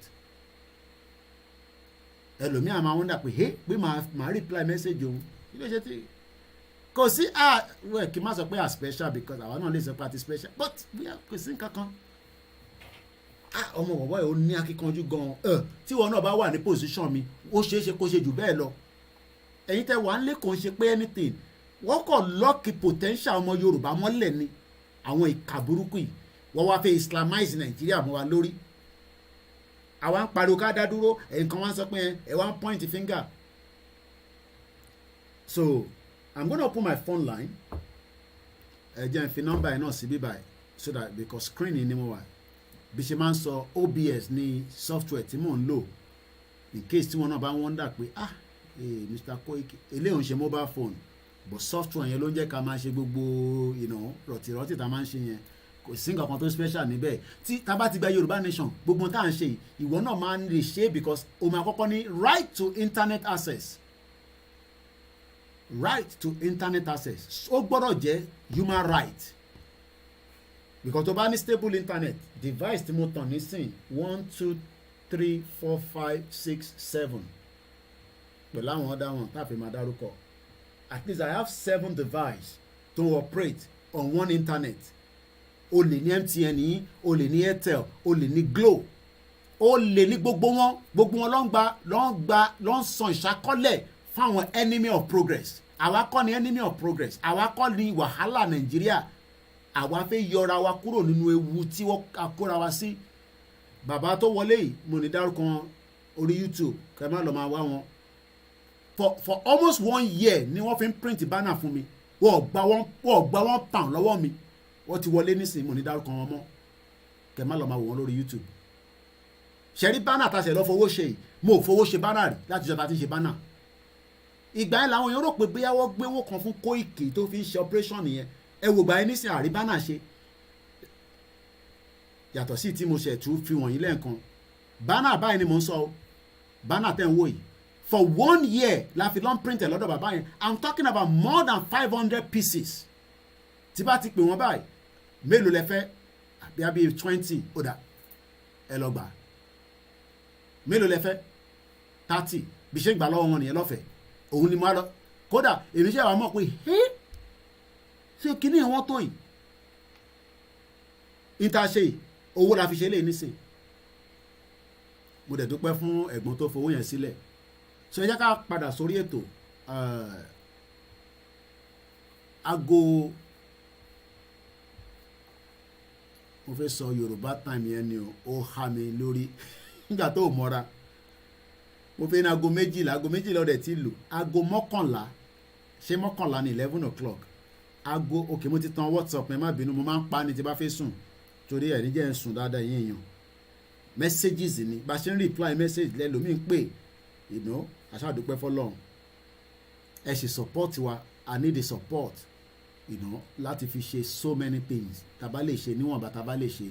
Ẹni tó bá dẹ̀ lè fi ṣe fún prepared àwọn èèyàn tiẹ̀ náà kò tí ì pọ̀ jù. So ẹ jẹ́ ń gbé nọ́mbà yẹn sórí screen àwọn tó bá ti mọ nọ́mbà yẹn.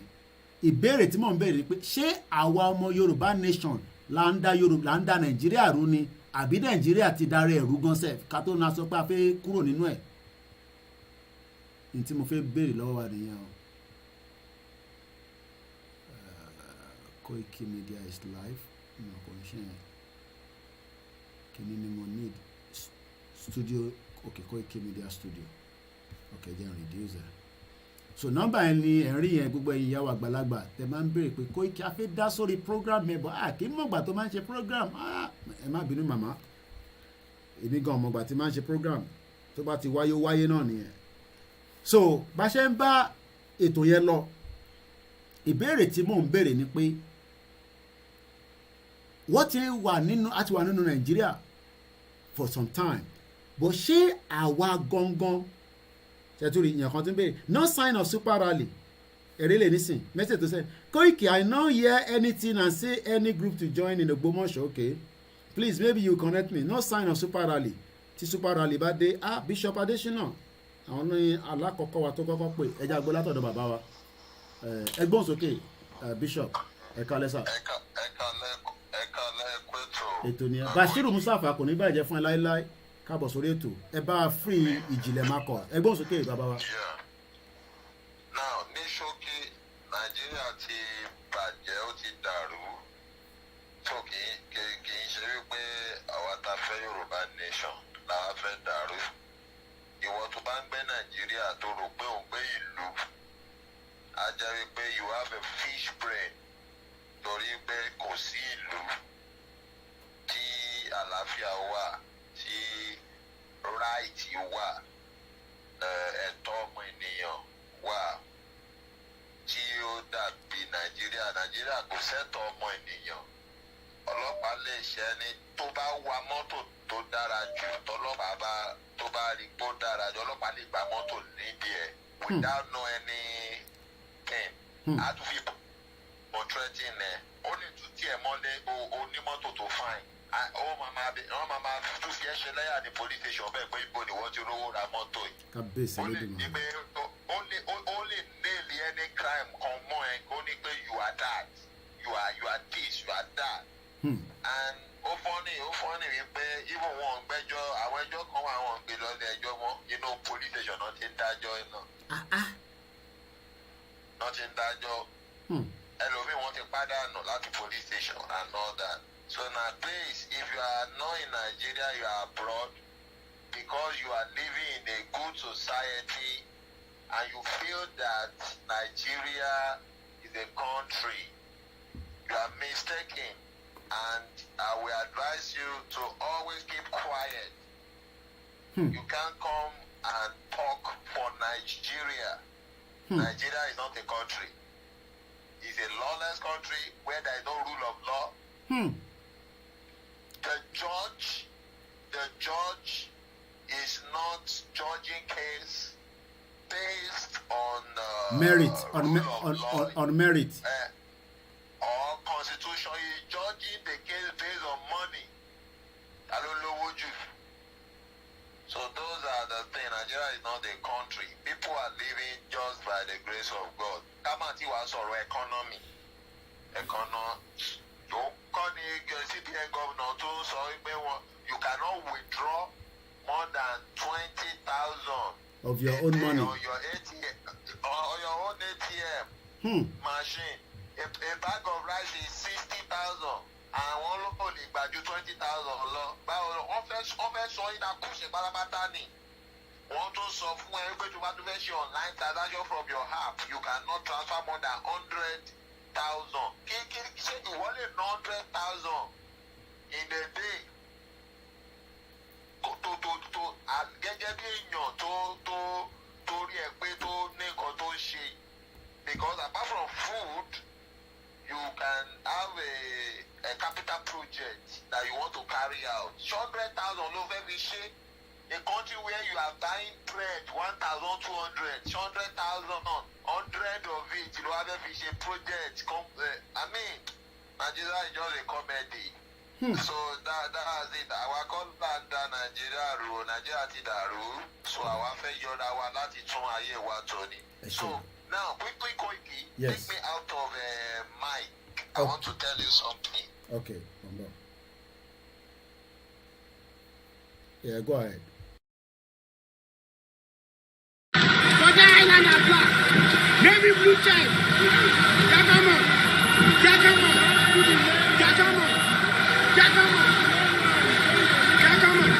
Just evil. One got you are confused.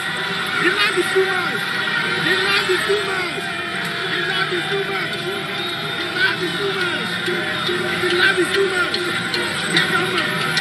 Yakama. Let's go.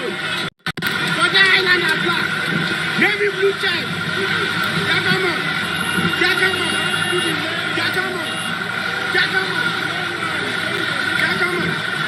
evil. One got you are confused. The love is too much.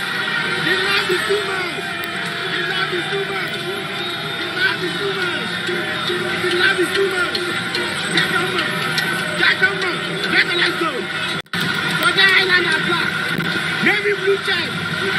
Yakama. Just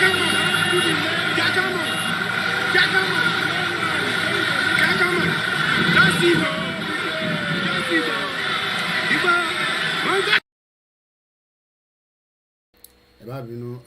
For that short interlude there.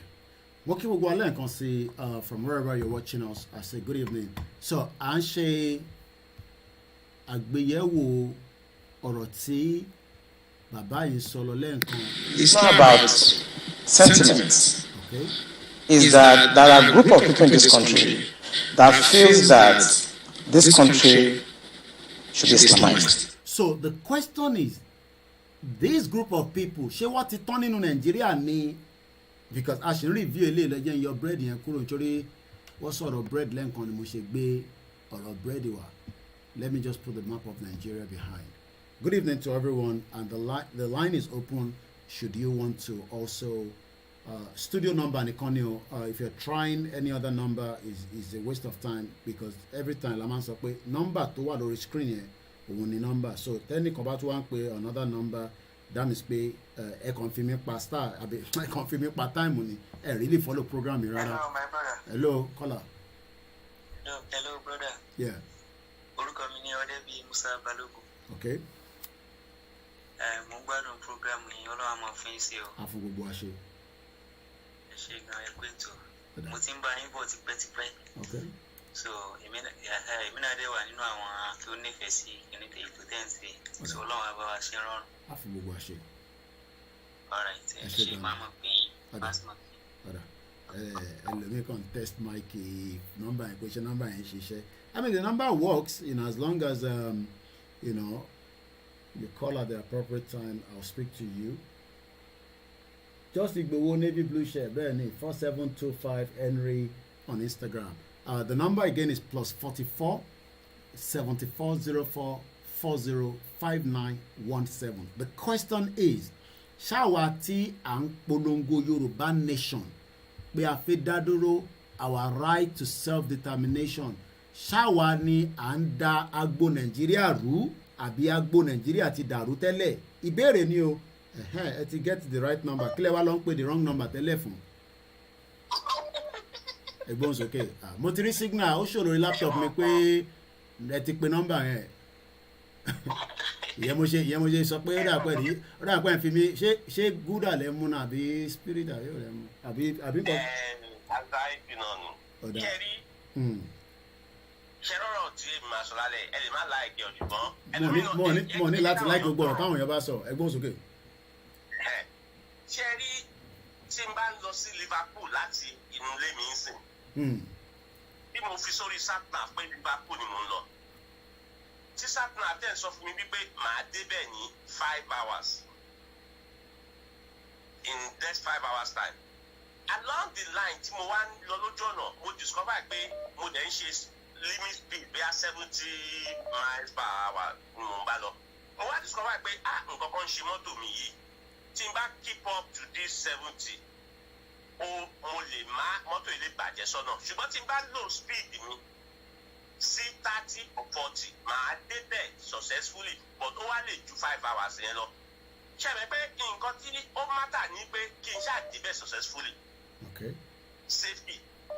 So now ṣé níbi tẹ́mi rò wípé a ti ṣe mistake lórí ọ̀rọ̀ Yorùbá nation yìí ni wípé a jẹ́ kí pressure àwọn èèyàn kó override nǹkan tá a fẹ́ ṣe àwa lọ set timing date pé báyìí àfẹ́gbà ní báyìí kí ló ibi tẹ́mi rò pé àwọn èèyàn ti lose ẹ̀ nìyẹn torí pé a lọ ń fi expiry time sí pé by so day àfẹ́gbà yìí ẹ jẹ́ kí n sọ nǹkan fún yín ṣẹ́rí kìíní bẹ́ẹ̀ ọ̀rọ̀ tẹ́ máa ń sọ is like baton rárẹ̀ kìíní ni kí wọ́n máa ń pè 4x4 ọ̀rọ̀ kìíní.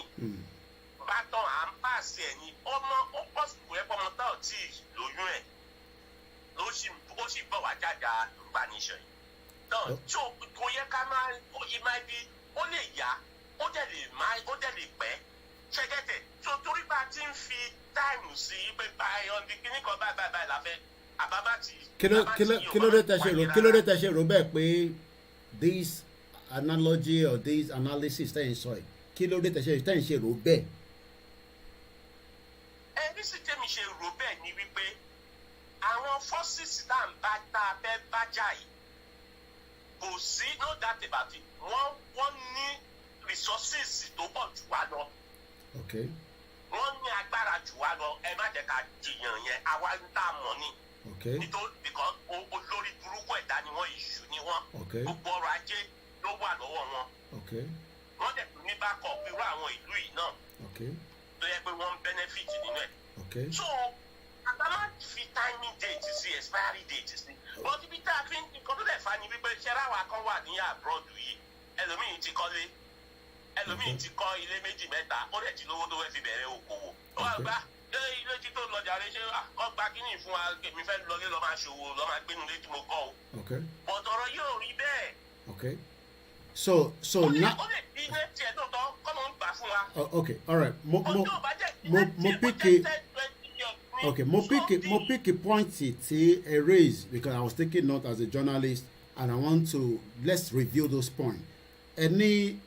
With the pressure of the people on the Yoruba nation on giving a date on the Yoruba nation, so there was a pressure with date wa àti muye. But mo bí pé kí ni àwọn kan tẹ́ rí, and this is where we need to analyze. And I believe when other caller calls in, people that is his own opinion, and everybody has the right. Military, any forces, resources strong at the backup. So what gives you the impression that we cannot knock all these 4 issues that you talked about? Yes, we can, but there shouldn't be certain date. December la ma win ni won. December la ma ba gbogbo agbára tó ní jẹ. No. Why are we speaking? Okay, if we say that December we would declare Yoruba nation, is that not going to be part of bringing that force down? Even if the force is still stronger than us. Yeah, but the followers doesn't understand. No. Okay, let's say this. Nobody's accusing anybody. This is a movement.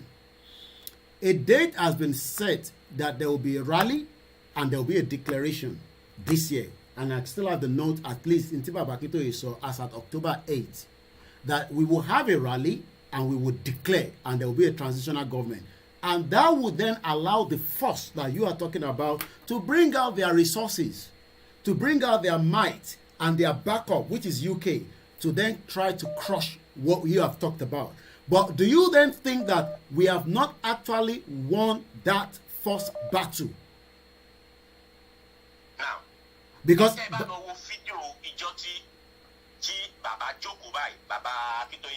àti olóyè Sunday Igboho àti man tó wọ suit tó organize kìíní yẹn ẹ rí wípé nígbà tí olóyè Sunday Igboho ń sọ̀rọ̀ fitafita bó ṣe ka lára bàbá ń try láti fa olóyè Sunday Igboho jókòó pé ọmọ mi ní sùúrù bàbá ò fẹ́ ìtàjẹ̀ sílẹ̀ bàbá ò fẹ́ casualty. Okay, let me say this. Let's get this right. Baba is not going to come out in the public, even if he wants to say what you are saying. Don't expect him to come and say that. You know that I know that now. I'm on here now. Ti Baba go back there, and I have listened to Baba before as well. If I go back to my record, which I think I wrote it down, Baba said that it is in our hands to go and defend ourselves or something of sort. So he's talking to us in coded messages. Baba is not going to say it like Koiki is saying, you know that now, but don't expect Baba Gbalagba. So all this motion pé Baba ò fẹ́ tajesile, èmi náà fẹ́ tajesile. If we can still come on the round table. But I have been able to knock you off quickly because I told you that we will do a super rally, we will declare, but all these resources and the strong and the backup will come for us, but we have won in the first section of the movement. And you've not been able to argue that. And I still want to repeat it again. Maybe you want to argue it. I'm not going to let you go. I want to hear more from you. I'm going to say the same thing again. We will do a super rally. We will declare this year. We have actually said exactly what we want to do.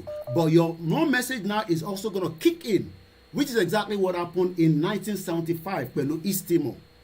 And I've done a lot of these. East Timor declared in 1975. But the Indonesia government with America, which also was an classified information that came out later, that the American government backed the Indonesian military to attack those that declared that independent. And that then took them into what they call 20 years of civil war, which I will give you the reason why it went that long, because technology was not as good as it is right now. And as of 2002, May 21, Indonesia became an independent country. So if we declare and the Nigerian government comes and attacks us, I don't think it will be as Indonesia. Do you agree with that or not? Yes, I agree. Again, I'm going to repeat it again. If we declare, and we have, even though some people say we have declared, but even if we declare after the super rally or the declaration that has been out there already, do you still agree with what I have said, or do you want to add to it? Now.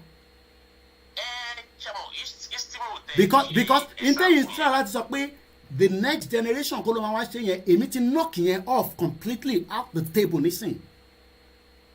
Because tabati ṣẹ́rí gbogbo pé bàbá Akintoye máa jáde expect kí bàbá Akintoye sọ pé àwọn fẹ́ tàjẹ̀ sílẹ̀ àgbàlagbà ló fẹ́ tàjẹ̀ sílẹ̀ èmi gan ọmọdé gan táwọn èèyàn máa sọ pé ǹjẹ́ ọmọ bógun ṣe rí nǹkan kan, but evidence is showing that ogun ń bọ̀ already kò ìyẹn mo ṣe ń béèrè lálẹ́ pé ṣáwa Yorùbá nation la fi dógun sílẹ̀, and I've been able to play a video that you have watched. Àwa kọ́ la fi dógun sílẹ̀, but definitely in táwa náà fẹ́ ṣe ó máa trigger in tó ń pè ní crisis, there is no doubt about it. After bá ń parọ́ fúnra wa. Yeah. Èmi tẹ́mi ṣe ń view situation ilẹ̀ Yorùbá. Yeah. Èmi mọ̀ wípé àwọn èèyàn wa nílẹ̀ Yorùbá wọn ò tí ì sunkàn ògiri. Ṣùgbọ́n àwa tá a wà ní diaspora bí wọ́n wípé àṣẹ yóò tí ì sunkàn ògiri, but wọn ò tí ì sunkàn ògiri. Okay, so ti sunkàn ògiri wọn á yíjú padà. But do you think they have the might alone to do it without us? Which is exactly why we need each other. Yeah, we both need each other. And that's why we are also telling them they are right, what they need to know. Even if everybody does not agree, they I mean, Nigeria ti lànà ti pẹ́ láti bí 4 years ago. Pẹ̀lú wàhálà tó ń bẹ nínú Nigeria, economy, inflation. But reason tí wọ́n lè push it that much ni pé ìgbà ọ̀lẹ́ sẹ́ni owó lọ sílé gbẹ̀yìn. Àní mo ṣí owó kílẹ̀ mi. Just owó sí family yín nílé, anybody tẹ́ mọ̀. Mo ti dá 300,000 fi gba mo send photo ẹ̀ sí. Okay, so tẹ́ ẹ bá send owó yẹn tèmi náà send owó tí gbogbo diaspora send owó kí lè rí kó máa ṣẹlẹ̀. System are shut down. That's it. So we are now on the same table. Ẹ ṣe gan-an ẹ̀gbọ́n mi kò ní bàjẹ́ fún yín. Ẹ bá mi fi gúdà tèmi náà ránṣẹ́ o. Ṣé mọ̀mísí lélẹ̀ tó wà ní picture àbí màmá? Ara àwọn victim Nàìjíríà nìyẹn. Mà ṣeun, ọ̀dà Ọlọ́run wà pẹ̀lú wa. Ẹ rí i pé a gbọ́dọ̀ jọ gbọ́ra wa yé ni. That's all. Let's take the next call. Hello, caller.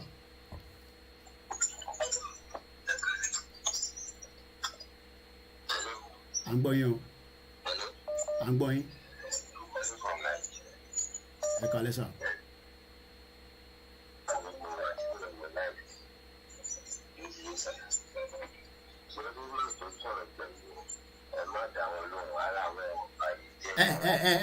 Ẹ má ẹ̀ka lo language yẹn. Ẹ make point yín. Ẹ má ẹ̀ka lo language yẹn. He has make his point. You are going to make your point either to counter it, to support it, to remove. I will not take that because I know the person very well and I know his impact on this movement. Yeah.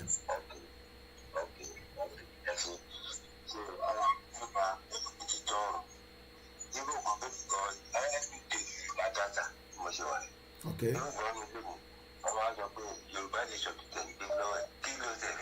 Ìyẹn nínú ilé yín ló ti ń sọ yẹn àwọn tẹjọ ń gbé nínú ilé àbí. Okay.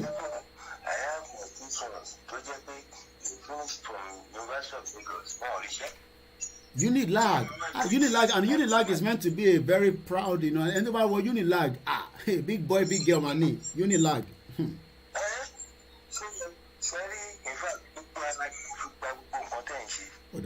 I don't need to say whatever anything.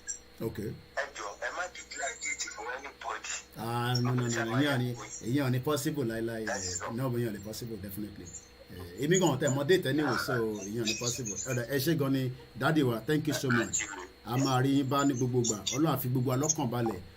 Ìgbìyànjú là ń ṣe. Ẹ imagine tá a bá ṣe gbogbo ilé látọdún mẹ́ta. Ẹ ti imagine kí la máa ṣe gan. Let's take the next caller quickly. Ẹni tó bá fi dá sí line náà tẹ máa pè òun ló ń show lórí screen yẹn. Ẹ lè sọ pé ẹ rí ẹni tó bá ti rí ẹ lọ lo glasses bí koikimedia. Ẹgbọ́n sókè ẹni tó ń pè wá. Ṣé mo fẹ́ caller? With all due respect. Rárá, àwa tá a wà ní Nàìjíríà. Àwọn tó wà ní létí dúró. Okay. So for somebody to say sticks wọ́n fi wọ́n, mo mọ̀ pé àwọn wà níbi tí àwọn wà yẹn, àwọn mọ̀ nǹkan, àwọn ń gbádùn. Àwọn ọ̀gbádùn wọ́n ṣe fi 300,000 naira fi gba èèyàn kan sílẹ̀. Because ṣe sílé ìtàdó wà náà tí àwọn Nàìjíríà bá lè afford ẹ̀lú wọn. Ká nípa àwọn tó wà nílé afford owó yẹn ni wọn ò ní consent, wọn ò ní sọ. Pé kọ́ send ẹ̀ wá, okay, ó ti yé mi. Okay, ó yé mi mọ́ mi. That shows how bad the situation is. Ẹ má kí ọ̀rọ̀ ẹ̀gbọ́n mi bí anybody nú. He was just looking at it from another angle and mo rí pé voice yín gan ẹ wà very tó bá pẹ́ bá rẹ̀ gan ẹ̀ lè gba etí wọn gan pé ara London yìí kí lẹ̀ máa ń sọ ìtorí Ọlọ́run. I can imagine. Mo understand. Kò sí kíní even káàdì tá a rà. Ebi mo ti ṣe pé fáwọn MTN àti Glo. Ẹ imagine níjẹ̀bú ìyẹn máa expect pé ẹ má bínú mọ́ mi pé irú Glo yẹn bó máa fáwọn èèyàn ní free internet fún bí i 1 hour lérí àkan irọ́ ni kò fẹ́ anybody ní free. Ó dà wọ́n lè fún wa ní 10 MB. Ṣé ń gbọ́? Wọ́n fún ní 10 MB láàárín seconds wọ́n ti gba nǹkan wọn padà. Bẹ́ẹ̀ni. And it's not easy, you know. Àwa tá a mọ̀ nǹkan kíni o but àwa tá a ti rí bí ìka grew up. Bó ṣe rí nsìn. Àmọ́ what so for somebody to say that. I can imagine, yeah. Ìyẹn mo ṣe take time mi láti bẹ́ẹ̀ mi ẹ ṣé gan ni ìyẹn mo ṣe take time mi láti bá wọn sọ̀rọ̀ because you know ẹ mọ̀. I understand. ẹ rí pé mo take time mi láti ṣàlàyé fún wọn pé àwọn tó wà nílẹ̀ má sọ bẹ́ẹ̀ o you know àwọn tó súnmọ́ wa báyìí ó yé mi. ẹ wo ọ̀rọ̀ mega rally I've for like 2 years. But because of all this thing that is happening, Ọlọ́run má jẹ́ ká gba Yorùbá, that is the hope of all. Bẹ́ẹ̀ni òun ni ẹ̀hún náà ló láti jẹ́ hope àti option wa so that káwọn mind àwọn èèyàn lè kúrò nínú politics. Bẹ́ẹ̀ni. Ọlọ́run aṣáájú tílé ọba Ọlọ́run aṣáájú December ìṣáájú lágbára Ọlọ́run. ọdún we are counting days. Ọ̀dà ẹ ṣé gan ni ìyá wa. Ẹ ṣé gan ni mọ́mí. Àwọn èèyàn tó wá bí Ọlọ́run máa yẹ kí wọ́n gbógun àwọn èèyàn because that's the only last hope, the only solution. Ẹ ṣé gan ni mọ́mí wa. Ẹ má ẹ̀ka fi ọ̀rọ̀ ẹ̀gbọ́n mi yẹn you know he's just looking at but again I was able to look at the ìyẹn mo ṣe sáré kọ ọ̀rọ̀ yẹn sílẹ̀ and I did pé we agreed pé I declare bí Nigeria government bá kó sójà jáde kò mátà àgbáyé dẹ̀ ṣe kí ni wá dẹ̀ wá wò bẹ́ẹ̀ ni gbọ́ pé a ṣẹ̀ máa ní àwọn ọmọ kan tó ṣẹ̀ fi lọ bí ló máa bẹ̀rẹ̀ Yorùbá nation ló máa parí those kind of statements no ìyọ̀ lè work bí ata bá sọ yẹn bí a bí 30 years ago la lè máa sọ pé nísìn but nísìn you know we have kò ń ṣe nísìn bẹ́ẹ̀ ni ara ń kọ àwọn èèyàn gidi gan ẹ ṣé gan ni thank you so much ẹ ṣé gan ni ìyá mi. Wow, you know, some of our mothers at home, I can imagine, you know, there's still a lot of conversation that we were going, but sometimes it takes us away from the reality, but it's still good. But I want us to still talk about what we were discussing earlier. You know, I guess we got to somewhere between the last few callers. Let's take the next one quickly. Moki gbogbo ẹ̀yin yawa Liz dada moki ìyá mi Adémọ́lá Yétúndé JP moki gbogbo ẹ̀yin tẹ́tí wọlé o láyé ẹ̀gbọ́n sókè. Wa alaikum salam wa rahmatullahi ta'ala wa barakatuh. Ṣé ọgá ni Mr. Koiki Ọlọ́run bàbá mi ìpínlẹ̀ gbogbo ṣe tẹ́ dáwọ́lé Ọlọ́run á jẹ́ kó yọrí sí dáadáa ọlá jẹ́ kọ́ṣọ́ Ọlọ́run la hawla wala quwwata illa billahi al-aliyyil azim. Kódà lórí program tẹ́ ń ṣe ni pé ṣé Yorùbá nation ló fẹ́ dá Nàìjíríà rú bẹ́ẹ̀ni mo fẹ́ ká kúrò lórí ìyẹn Nàìjíríà ti dàrú fún rẹ̀ ìyẹn mo fẹ́ ká dúró lé. ló wá mú mi wo program kan tí mo rí gbọ́ kan ní nǹkan bí ìjẹta. ṣé kò ń ṣe torí Yomi Hamzat because mo máa play yẹn kódà gbà tí mo gbọ́ ara mi bù máa ṣọ and I'm gonna play it at least the beginning of it ó sọ àwọn ọ̀rọ̀ kan yẹn pé ẹ̀gbọ́n sókè. Mr. Kodiri Hamzat Alhaji Kodiri Hamzat wọ́n wá invite Yorùbá nation àti àwọn olóṣèlú. nǹkan tí mo wá rí mú gbọ́ nínú ètò olóṣèlú yẹn tó wá ń sọ pé àwa Yorùbá nation ọ̀dàlẹ̀. ó ká mi lára títí but mi rí ráyè call. sórí Yomi Hamzat tó sọ bẹ́ẹ̀ àbí àwọn tó wá àwọn politician kò mú owó program ẹ̀ délẹ̀. kílẹ̀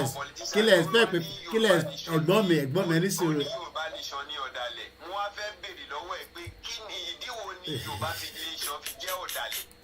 ara ń kan politician àti dà wọ́n lágbónú ara ń kan wọ́n burúkú kílẹ̀ expect politician sọ tẹ́lẹ̀. kí ló dé tó ń ṣe bẹ́ẹ̀ yẹn torí Ọlọ́run. kílẹ̀ yìí expect politician sọ tẹ́lẹ̀ ẹ rò pé politician máa support wa ni. politician dey support wa. Mr. Koiki ó dùn mí débi pé kọ́ọ̀lù mi tó bá jó wọlé ni mo fẹ́ béèrè lọ́wọ́ ẹ pé ṣé Nàìjíríà Yorùbá nation ló rún ní gọ́ọ̀mẹ̀ntì ni. ok mi ò dẹ̀ wá gbọ́ dégbò bẹ́ẹ̀ èmi kò gbọ́ the beginning kọ́kọ́ sẹ́ndẹ̀ sí mi mo kò gbọ́ the first 3 minutes mo dẹ̀ rí pé ó sọ̀rọ̀ dáadáa ni màá dẹ̀ play fáwọn èèyàn kan gbọ́ but èmi ò tẹ̀ wá mọ̀ pé àwọn Yorùbá nation àti politician ló gbé papọ̀ èmi ò tẹ̀ wá mọ̀ bẹ́ẹ̀ yẹn ṣáà fẹ́ ṣe sọ́dí sí. interesting ok ìjẹta èmi náà wò lánàá ó dùn mí débi pé mo fẹ́ béèrè lọ́wọ́ pé ṣé Yorùbá nation ló ń rú ní Nàìjíríà fún 62 years. ẹ ṣe alájà Sherifa gbàdúrà ìyá mi ọ̀jára mo rí.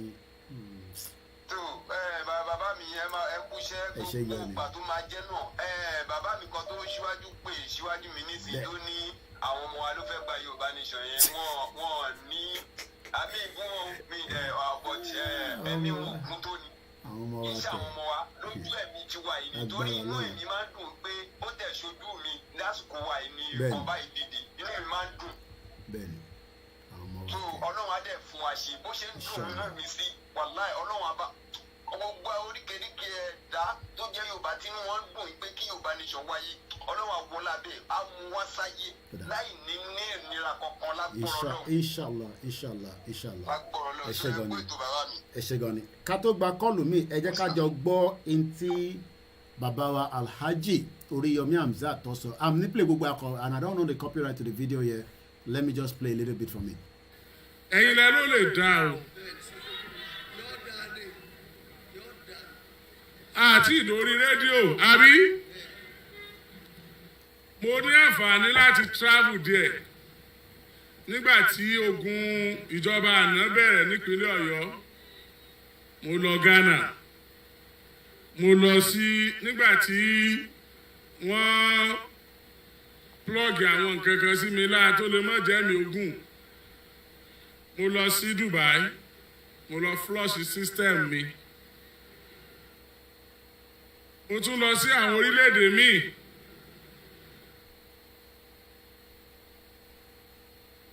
wọ́n á conclude pé ẹ má bá mi jiyàn ẹ má gba tí mo sọ o mo conclude lẹ́mìí mi pé Nàìjíríà ò lè dáa mọ́.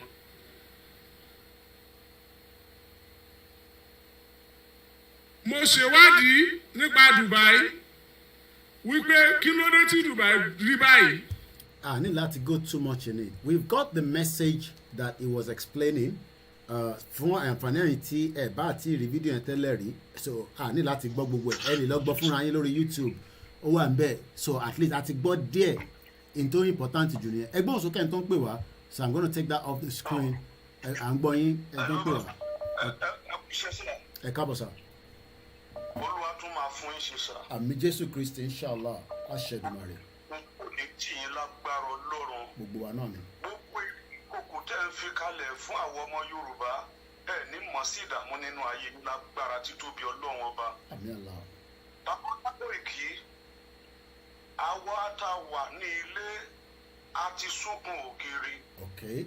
Kò fọkànbalẹ̀ kankan fún wa nínú ìpayà àti nínú ìfòyà òun là ń gbé nílùú Nàìjíríà tí ò sí kankan ju pé pípa ìdààmú lọ́tún lósì á ti sunkún ògiri. Gbogbo àjọ wa bá a ṣe fẹ́ bọ́ nínú oko ẹrú yìí òun ló wà lọ́kàn wa tó kéèyàn kan máa sọ fún wa pé àìtí sunkún ògiri nílẹ̀ Yorùbá ni á ti sunkún ògiri a way out àlọ́lá títóbi agbára Ọlọ́run. Èmi ní ìgbàgbọ́ pé pẹ̀lú àṣẹ àti ìrìn àjò tẹ́ ẹ̀ dáwọ́ dúró a máa bọ́nú ẹ̀ nínú ìlágbára Ọlọ́run ọba. Ọdún ìtún gbọdọ̀ lọ mọ́ wa lára á ti sunkún ògiri gbogbo ibi tó bá gbà gbogbo ìrìn àjò tó bá gbà òun ló kù báyìí pé kásá àti bọ́ni kúrò nínú oko ẹrú ìdààmú ti pọ̀ nílùú yìí èèyàn tó bá wà nílùú Nàìjíríà ó máa mọ̀ pé ìdààmú àti ogun wà.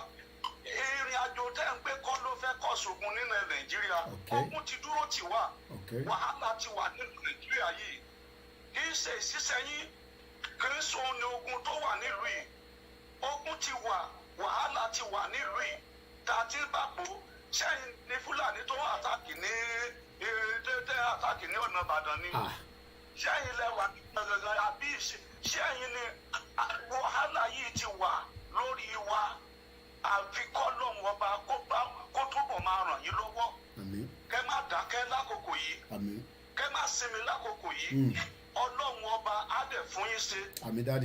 Kì í tún ṣe pé àwọn ọmọ wa àbí ọdún mẹ́wàá kan ló ṣẹ̀ máa wá gba ìjọba ẹ̀ tábà ní kán dúró pé àwọn ọmọ wo ló máa kù wọ́n ní tìpa àwọn ọmọ yẹn run ni ní ilẹ̀ Nàìjíríà tá a wà yìí tí òun kò sí kankan Bàbá Koiki ojú ò ní tì yín Ọlọ́run á fún yín ṣe àtàwọn bàbá wa Sunday Igboho àti bàbá Akíntóyè àti gbogbo àwọn tó dúró ní tòótọ́ nínú ọkàn kan tẹ́ ń ṣe Ọlọ́run ò ní fi yín sílẹ̀ Olúwa dì yín mú òpó ni yín ẹ̀ ní ṣubú láíláí tọmọtọmọ ẹ̀ ní parun gbogbo ogun tó ń gbé dìde láti pa ilẹ̀ Yorùbá run orí ara wọn náà máa fi gbé tá a bá sọ pé orí ara wọn náà máa fi gbé olúwo ò ní sọ̀kalẹ̀ ọlọ́run ò ní sọ̀kalẹ̀ láti wájà àwa yìí náà ni ọlọ́run máa gbé dìde ẹ̀yin náà ní tẹ̀ ń pariwo fún wa ẹ̀yin náà lọ́lọ́run máa lò fún gbogbo wa àwa lábàjá àwa ládẹ máa ṣẹ́gun wọn lágbára títóbi ọlọ́run gbogbo ohun tá a retí òun náà ni super mega rally ọlọ́run ọba àti súnkò gírì kí ló kù tá a tún bá bọ́ lágbo ìkìtẹ́ bá mọ bá a ṣe wà nínú inú ẹ̀rù là ń gbé ní ilẹ̀ nàìjíríà yìí inú ẹ̀rù inú ìpayà kò sí èèyàn ṣebí december la wà yìí bẹ́ẹ̀ ni sà èèyàn kankan gbéra ń sìn pé òun lọ sílùú òkè òun lọ sọdún bẹ́ẹ̀ wàhálà nìyẹn báwo ló ṣe fẹ́ rìn báwo ló ṣe fẹ́ bàbá bó ló fẹ́ àní ẹ̀gbọ́n mi wá láti Kogi state ó wá sí winners wọ́n wá ní program kan ńgbà tó pè mí ó ní ẹ máa lè fi ẹ̀mí ara yín wéwu ilẹ̀ bá kiri èmi ò lówó kankan tí mo fẹ́ san fún fúlàní kankan tó bá lọ pé yín kí lẹ̀ ń wá kiri chọ́ọ̀chì wo lẹ̀ ń wá kiri ṣé kò sí ẹ lè dúró kẹsàdúrà bíi tẹ́wà ní títí Kogi branch Kogi chapel ẹ risk life yín pẹ̀lú gbogbo àwọn ọ̀nà fúlàní kí lẹ̀ ń bá kiri àmì celestia mo ní tí mẹ́kò bá ṣe lọ màá dúró nínú ọdún yìí tí mẹ́kò bá ṣe lọ kí n jókòó màá gbàdúrà mi bí tí mo wà kí ló dẹ̀ dé torí àwọn fúlàní agbẹnigbà tọrọ ogun tó ti wà nínú nàìjíríà torí wàhálà tó ti wà nínú nàìjíríà tá à ń bá bò òun náà ni kò sí ìfọ̀kànbalẹ̀ ẹ wo ráìsì ń sìn sógun ò tí ì dé ẹ̀yin lẹ ta ráìsì ni sẹ́yìn lẹ́ ta ráìsì ní ilẹ̀ yorùbá ní ilẹ̀ nàìjíríà ni ráìsì lè ní sìn ó ti wọ 50 something so sógun ò tí ì dé ní sí àti èèyàn tẹ́bí pa tó kú ogun kọ́ ló pa ní. thank you plan B mo kí ìyàwó adúpẹ́ agbọ́lá ẹ ṣé gan ni dádì thank you so much ẹ ṣé gan ni dádì bẹ́ẹ̀ni ìyẹn náà la ṣe kódà ìyàwó mi ní àdébí ó yẹ kí n já kódà bó jẹ́ èèyàn méjì lè bá rí bá sọ̀rọ̀ lálẹ́ a gbọ́dọ̀ ìyẹn la ṣe ń jáde làwọn sọ fáwọn èèyàn wa pé kọ́ fọkàn wọn balẹ̀ because àkọ́kọ́ ni pé wọ́n kọ́kọ́ gbọ́dọ̀ mọ̀ pé ẹ̀tọ́ tá à ń jà fún yìí a ní right ṣẹ́ni táwọn èèyàn bá ti mọ̀ ká ní right yẹn á lè fi wọn lọ́kàn balẹ̀ sódà kò ní sí pé gbogbo awuyewuye gọ́ọ̀mẹ̀ máa pa wá kò ń ṣe 1975 ní stimor. ṣé wọ́n ti pa wá ni. dàdádì ẹ ṣé gan ni sir thank you sir ẹ ṣé gan ni káwọn bàbá yìí ṣiṣẹ́ kọ́ máa rówó 1 minute 37 seconds ni ẹjẹ́ agbọ́ bàbá yìí lára àwọn fídíò kéékèèké tá a gé ní ìlú ìta ògbólú àkí bàbá wa àròlé tẹ́ntẹ́ after this àtúgbà call 1 minute 37 seconds ẹjẹ́ akájọ gbọ́. koikimedia ọ̀rọ̀ burúkú tó ń tẹ̀rí.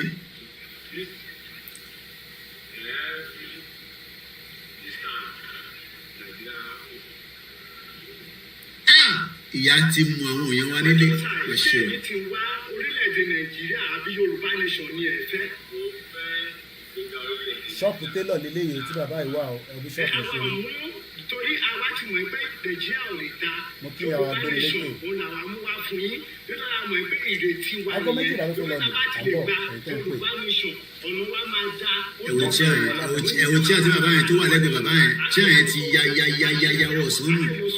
bí a ṣe fẹ́ oúnjẹ á wà fún wa oúnjẹ á wà fún wa ìlú á wà fún wa ilé ẹ̀kọ́ ọ̀fẹ́ ó máa wà fún wa ohun tí àwa ń sọ nìyẹn pé yorùbá nation òun làwa ń fẹ́ nítorí tí ẹ bá wò ó ṣe rí nàìjíríà ò lè dá mọ́ nàìjíríà ò lè dá constitution tí wọ́n ṣe ò lè jẹ́ kó dá kò lè dá so yorùbá nation ẹni ká gbàdúrà fún yorùbá kọ́nà orílẹ̀-èdè yorùbá fún wa àwa ò bá ọ̀rọ̀ nàìjíríà wà báyìí orílẹ̀-èdè yorùbá nation ni a mú wá.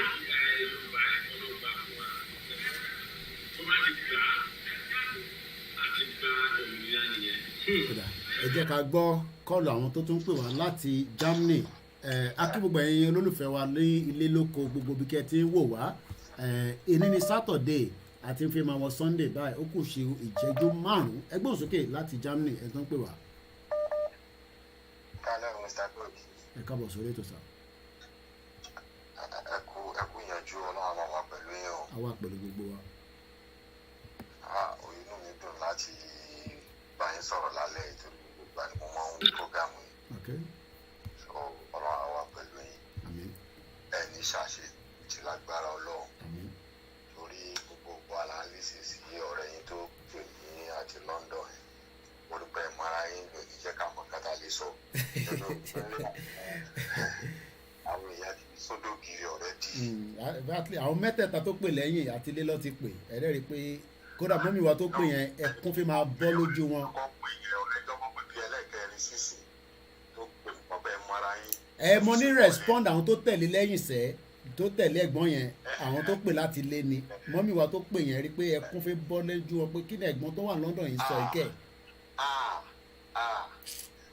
Ọlọ́run ni ìjẹ́ ogun ti dé ọ̀rẹ́ di Ọlọ́run ọba wa ní jẹ́kẹ́ sàṣetì òun sọ àwọn ọmọ ọlọ́gbọ́dọ̀ gba Yorùbá nation níbi tẹ́ ṣe wàhálà dé ẹ̀yin tẹ́ bẹ̀rẹ̀ lẹ́yìn náà lẹ́rù pé ní ti dáadáa bọ́ sọ́wọ́ lágbára tó lọ́wọ́ lọ́wọ́ la àdúrà àti kálukú everybody fi ràn yín lọ́wọ́ ẹ̀yin sàṣetì lọ́wọ́ la gbogbo bàbá tó kó ṣe dàgbà tó yàn tó tún ní gbìyànjú pé òun tún gbọ́dọ̀ jà fáwọn ọmọ wọn níbi tí ọjọ́ wọn jọ ẹ kó jòkó kọ́ máa gbọ́nrán ni tí bàbá yẹn fi jáde tí wo Mr. Sunday Igboho fi jáde tí wo ìyá yẹn náà fi jáde gbogbo ẹni tó ń gbìyànjú lórí Yorùbá nation ṣàṣetì lágbára tó lọ lágbára tó lọ Ọlọ́run máa àti kílẹ̀ ẹ̀rí yẹn ká tó má padà sẹ́yìn everybody ti wà nínú ìlérí already lọ́ra àṣẹ ti Èdùmàrè àdúrà dáhà fi ràn yín lọ́wọ́ dojúmọ́ Suratul Fatiha Ayatul Kursi yìí máa sọ kalẹ̀ fún gbogbo gbà ní gbogbo ẹni tí bá ńlá níyà dáadáa sí gbogbo nǹkan tẹ̀ ń ṣe ìrọ̀rùn á máa bá ọmọ ẹni tó bá rò ní ìdàkejì náà àwọn ọ̀nà Ọlọ́run lágbára tó Ọlọ́run àwọn Ọlọ́run làwa pé Ọlọ́run ní ń kọ̀ntró gbogbo ayé àbáwá kọ̀ntró Yorùbá nation àwọn àbíṣẹ́tì láti bá yín sọ thank you so much ẹ ṣé gan ni daddy ẹ ṣé gan ni Alhaji ẹ ṣé gan ni thank you so much ẹ ṣé gan ni Alhaji ẹ ṣé gan ni Alhaji thank you so much ẹ bá ń kí àwọn ọmọ yín what a very nice ẹ jẹ́ ká kọ̀ tó sáré gbọ́ ìyá wa ìmọ̀ ń bọ̀ a kí gbogbo àwọn leaders wa láti ìyá wa Mrs. Modúpẹ́ Onítìrí a kí gbogbo yín ẹ kú iṣẹ́ takuntakun fún ìṣẹ̀lẹ̀ Yorùbá ẹ jẹ́ ká gbọ́ ntí ìyá yìí sọ. ẹjọ́ máa ń wo ni ó lèèyàn lóko yẹn kí àwọn ìyá yìí ń bẹ̀rù nígbà tán ní àwọn wo wọ́n pé ṣé kóun sọ ṣé kóun má sọ eventually ṣá ìkànnì wọn sọ ẹ̀jẹ̀ àjọgbọ́.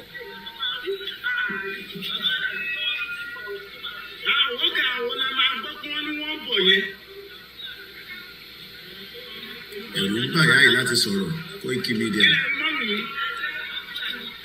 Fúlàní ni wọ́n dárúkọ wọn kò sí ní tó máa fi ń ṣe òmìnira ń bọ̀ ẹ wo ìyà tó ń jẹ àwọn èèyàn wa ẹ wo gbogbo ẹ̀ bó ṣe rí jágajàga ẹ wo táwọn ìyá wa ń tà wóróbo ẹ wo àwọn ọmọ Oòduà ẹ wo báwọn ọmọ Oòduà ṣe ń jìyà ṣé báwọn ọmọ tí ń ṣe ń jìyà ní Amẹ́ríkà lélẹ̀ ṣé báwọn ọmọ yìí ṣe ń jìyà ní London. ẹ lè máa wò wá kẹ́ tó máa pè mí lórí fídíò kọ náà kì í gbé fídíò kọ ọ̀sẹ̀ ta ló ń pè lórí fídíò kọ ẹ pè náà má kọ.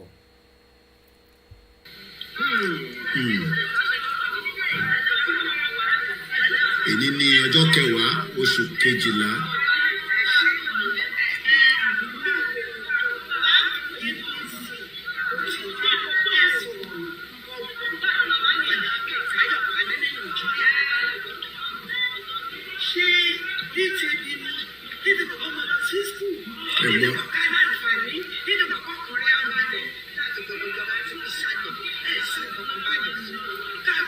ẹ ṣe ìfọkànbalẹ̀ sẹ́ni pé ibùdó pé èdè tí wọ́n ń sọ tọ́ọ̀nì ẹ yàtọ̀ síra wọn bọ̀ Yorùbá náà lọ́ ṣe ń sọ a lè ṣe gbọ́ra wa yé dáadáa ìta ṣe ń sọ pé orílẹ̀-èdè nìyẹn ẹ lọ ẹgbọ́n sókè a padà sínú fídíò yẹn létà ẹ kọ́ alẹ́ ètò nìyẹn. Olúwa máa fún yín ṣe o. a fún gbogbo àṣà mi. Ó tó gẹ́ ó ti tó ó tó gẹ́. Ìpọ́njú Yorùbá o ó tó gẹ́. Ìnira ọmọ Odùduwà ó tó gẹ́. Ó tó gẹ́ o ó tó gẹ́ ó ti tó gẹ́. Ìpọ́njú ọmọ Yorùbá o ó tó gẹ́. Ìnira ọmọ Odùduwà ó tó gẹ́. Ọba ní Jésù ló ń pè láti Abuja. ẹ ṣé gan ni bàbá wa thank you so much ẹ ṣé gan ni. àǹkìpé náà àdẹ́sẹ̀ sí dáìsì àwọn èèyàn wọn. Alábùjá ń bí organization to organization lè ní improve. Nítorí àwọn DSS. Ọgbọ́n ni a fi ń ja ìjà yẹn. Ó yá ẹ̀tẹ̀ rí láti sọ̀rọ̀ jó yé mi. Tí àwọn tá à ń jà ìdáǹkọ́ ìdí ìpẹ́lẹ̀ ń bẹ̀ fún wa ṣe ń bí. Wọ́n náà èmi bá wọn sọ̀rọ̀. Tí mo bá dẹ̀ gbé jù bẹ́ẹ̀ lọ tó bá wá ti èmi náà mọ́lé. Ó máa difficult. Àwọn tí wọ́n ìbílẹ̀ ìjà àti convince. Ẹ̀mí lè convince wọn mọ́. Ní sí àyè yẹn mọ́. Àdùmẹ́sì sọ̀gbọ́ gbogbo àwọn ẹbí mi tó wà níbí. Àtàwọn ọmọ Yorùbá àtàwọn ọmọ Ẹdó àdùn ríra. They have made up their mind. Okay. Pé a gbọ́dọ̀ kúrò lórílẹ̀-èdè yìí. Ó ti di dandan. Nǹkan tí mo ti ń sọ láti June 30 last year ní ìsọ̀bí gbàdúrà fún Nàìjíríà. Òun ni mo tún gbọ́ lẹ́nu Alhaji Hamzat ìrọ̀lẹ́ àdúrà. Mo ti sọ ní alẹ́ àná pé táwọn kan tó ń sọ pé ara lè pín kí nígbà wọn ní Nàìjíríà ò lè dá mọ́. Kò lè dá mọ́ láíláí. Èmi tó ń sọ̀rọ̀ ní 1975 náà ti fọ́ọ̀sì wọn. Bí ká mọ̀ gbàdúrà ká wá di gbàdúrà fún wa wá sí wa lọ́mọdé o àwọn sùn primary 4. Pé ká gbàdúrà fúnra wa ká gbàdúrà fún ẹbí wa ká tó gbàdúrà fún Nàìjíríà. We have been praying for this country. Kàkà kó sàn lára ọmọ ìyá àgbẹ̀. Ó ń le koko sí ni ẹ̀rí mi pa. Kàkà kó sàn lára ìyá àgbẹ̀ ó fi gbogbo ọmọ ìlú obìnrin. Kàkà kó rọ̀ lára Nàìjíríà ń ti ló tún wọ̀ sí. Every day. The only solution ni wípé wọ́n kúrò lórílẹ̀-èdè. Àdúrà kan ṣe tí mo wá ń gbà ní wípé gbogbo àwọn tó ń síwájú wa nípa the constitution kọ́lọ́run fún wọn ṣe. Ká ní constitution tó jẹ́ wípé anybody nílé ọ̀dọ́dé yí padà àbí kan dojú ẹ̀kọ́. So bàbá bá ní constitution tó jẹ́ wípé anybody tó bá ń lọ sí government house either politically or on appointment or by meritorious whichever. Structure tó bá ti wà ní òun ló máa tẹ̀lé tí ò bá ti nílé tẹ̀lé ọkọ̀ tẹ̀ nílé tó síbẹ̀. Bó ṣe máa rí nìyẹn. Constitution ló máa make sure pé institution tó máa wà. Kò sí constitution ní Nàìjíríà ní sí olúkálùkù wọn ṣe ń ṣe tó ń wọ̀n and they are taking advantage of that. Láti 1999 lọ ti take advantage of that. Aago méjìlá ṣẹ́ẹ̀lù àti wà ní Sunday 11th of December 2022 live broadcast. Gbogbo ẹni tó bá fẹ́ pè nọ́mbà tẹ́ máa pèsè òun ló wà lójú òpó. À ń gbọ́ yẹn bàbá mi mo sì ń gbádùn yín lọ. Exactly kí Ọlọ́run gbogbo àwọn tí Ọlọ́run ti gbé kalẹ̀ láti ṣe. Ẹ wo lẹ Yorùbá bó ṣe rí 62 years. Àwọn tó bá wà ní House of Rep ó dẹ̀ jẹ́ Senate nìkan ni gbogbo House of Rep nìkan ni àwọn representative wa wọn ní àṣẹ láti change any constitution àfi tí wọ́n bá ṣe táwọn èèyàn bá sọ wípé báyìí ni ká ṣe ní constitution ló lè change. Ẹ ṣé gan ni bàbá wa. Thank you so much. Inshallah wa kudura to lie. Ẹ ṣé gan ni. Ẹ ṣé gan ni. Thank you. Mo máa kí gbogbo ẹ̀yin bàbá wa tí ẹ̀ ń wò wá, ẹ̀yin ìyá wa, ẹ̀yin ẹ̀gbọ́n mi, ẹ̀yin àbúrò mi, ẹ̀yin olólùfẹ́ ti koikimedia. Ẹ mọ̀ pé àwa on the ground ni tó bá tún dọ̀la àwọn ọmọ wa tún lọ sí Ifọ̀ níbi tí rally tún máa wáyé lọ́la. Ẹ túbọ̀ máa support wa. Ẹgbọ́n sókè. Àgbọ̀n yín. My lovely brother. Thank you so much. You're welcome. May God continue to bless you. Amen. Ọjọ́ mẹ́ta mo máa ń try mi ò kì í get. Èmi náà ti pè yín padà mo ní bí a ti sáré busy. Bẹ́ẹ̀ni, this is Tunde calling from Texas. Ẹgbọ́n sókè ẹ̀gbọ́n mi Tunde. Mo fẹ́ bẹ̀rẹ̀ láti orí bàbá wa tó sọ̀rọ̀ lẹ́ẹ̀kan ẹ̀gbọ́n wa tó sọ̀rọ̀ lẹ́ẹ̀kan tó sọ pé àwọn tó wà ní òtí sùn. Ẹ ní gbogbo right láti sọ̀rọ̀ ilé lórí kò ṣe pé mo ní kí anybody máa sọ̀rọ̀ ilé lórí ẹ̀gbọ́n sókè. Bẹ́ẹ̀ni mo dẹ̀ tún mo fẹ́ take reference fún àwọn bàbá wa tó tún sọ̀rọ̀ lẹ́yìn àtàwọn màmá wa tó sọ̀rọ̀ lẹ́yìn ẹ̀. Wípé àwọn tó wà nílé wọ́n ti sún kàn gírí. Example ni àwọn tí ẹ rí ní ìta ògbólú tó sọ̀rọ̀. Example ni rally tí wọ́n ṣe ní Oǹdó ọjọ́ yẹn tí yá ẹ sọ pé ọmọ mẹ́ta náà wà lé tán wá lé tí wọn ò ríṣẹ́ tó ń graduate tán wálé láti Dubai tí ò ṣiṣẹ́ mọ́. Another example nìyẹn àwọn èèyàn ti sókàn kiri nílé.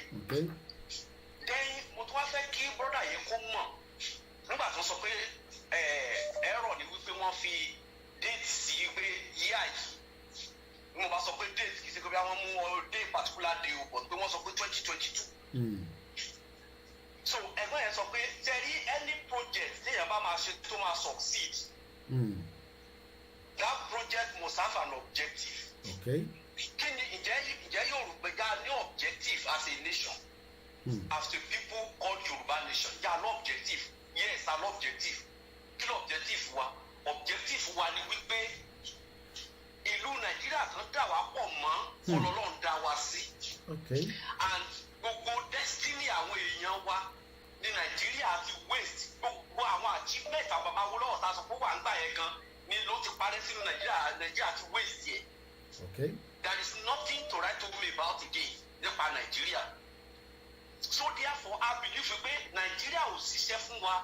Therefore objective wa ni pé we want to set up our country that will work for Terutomo.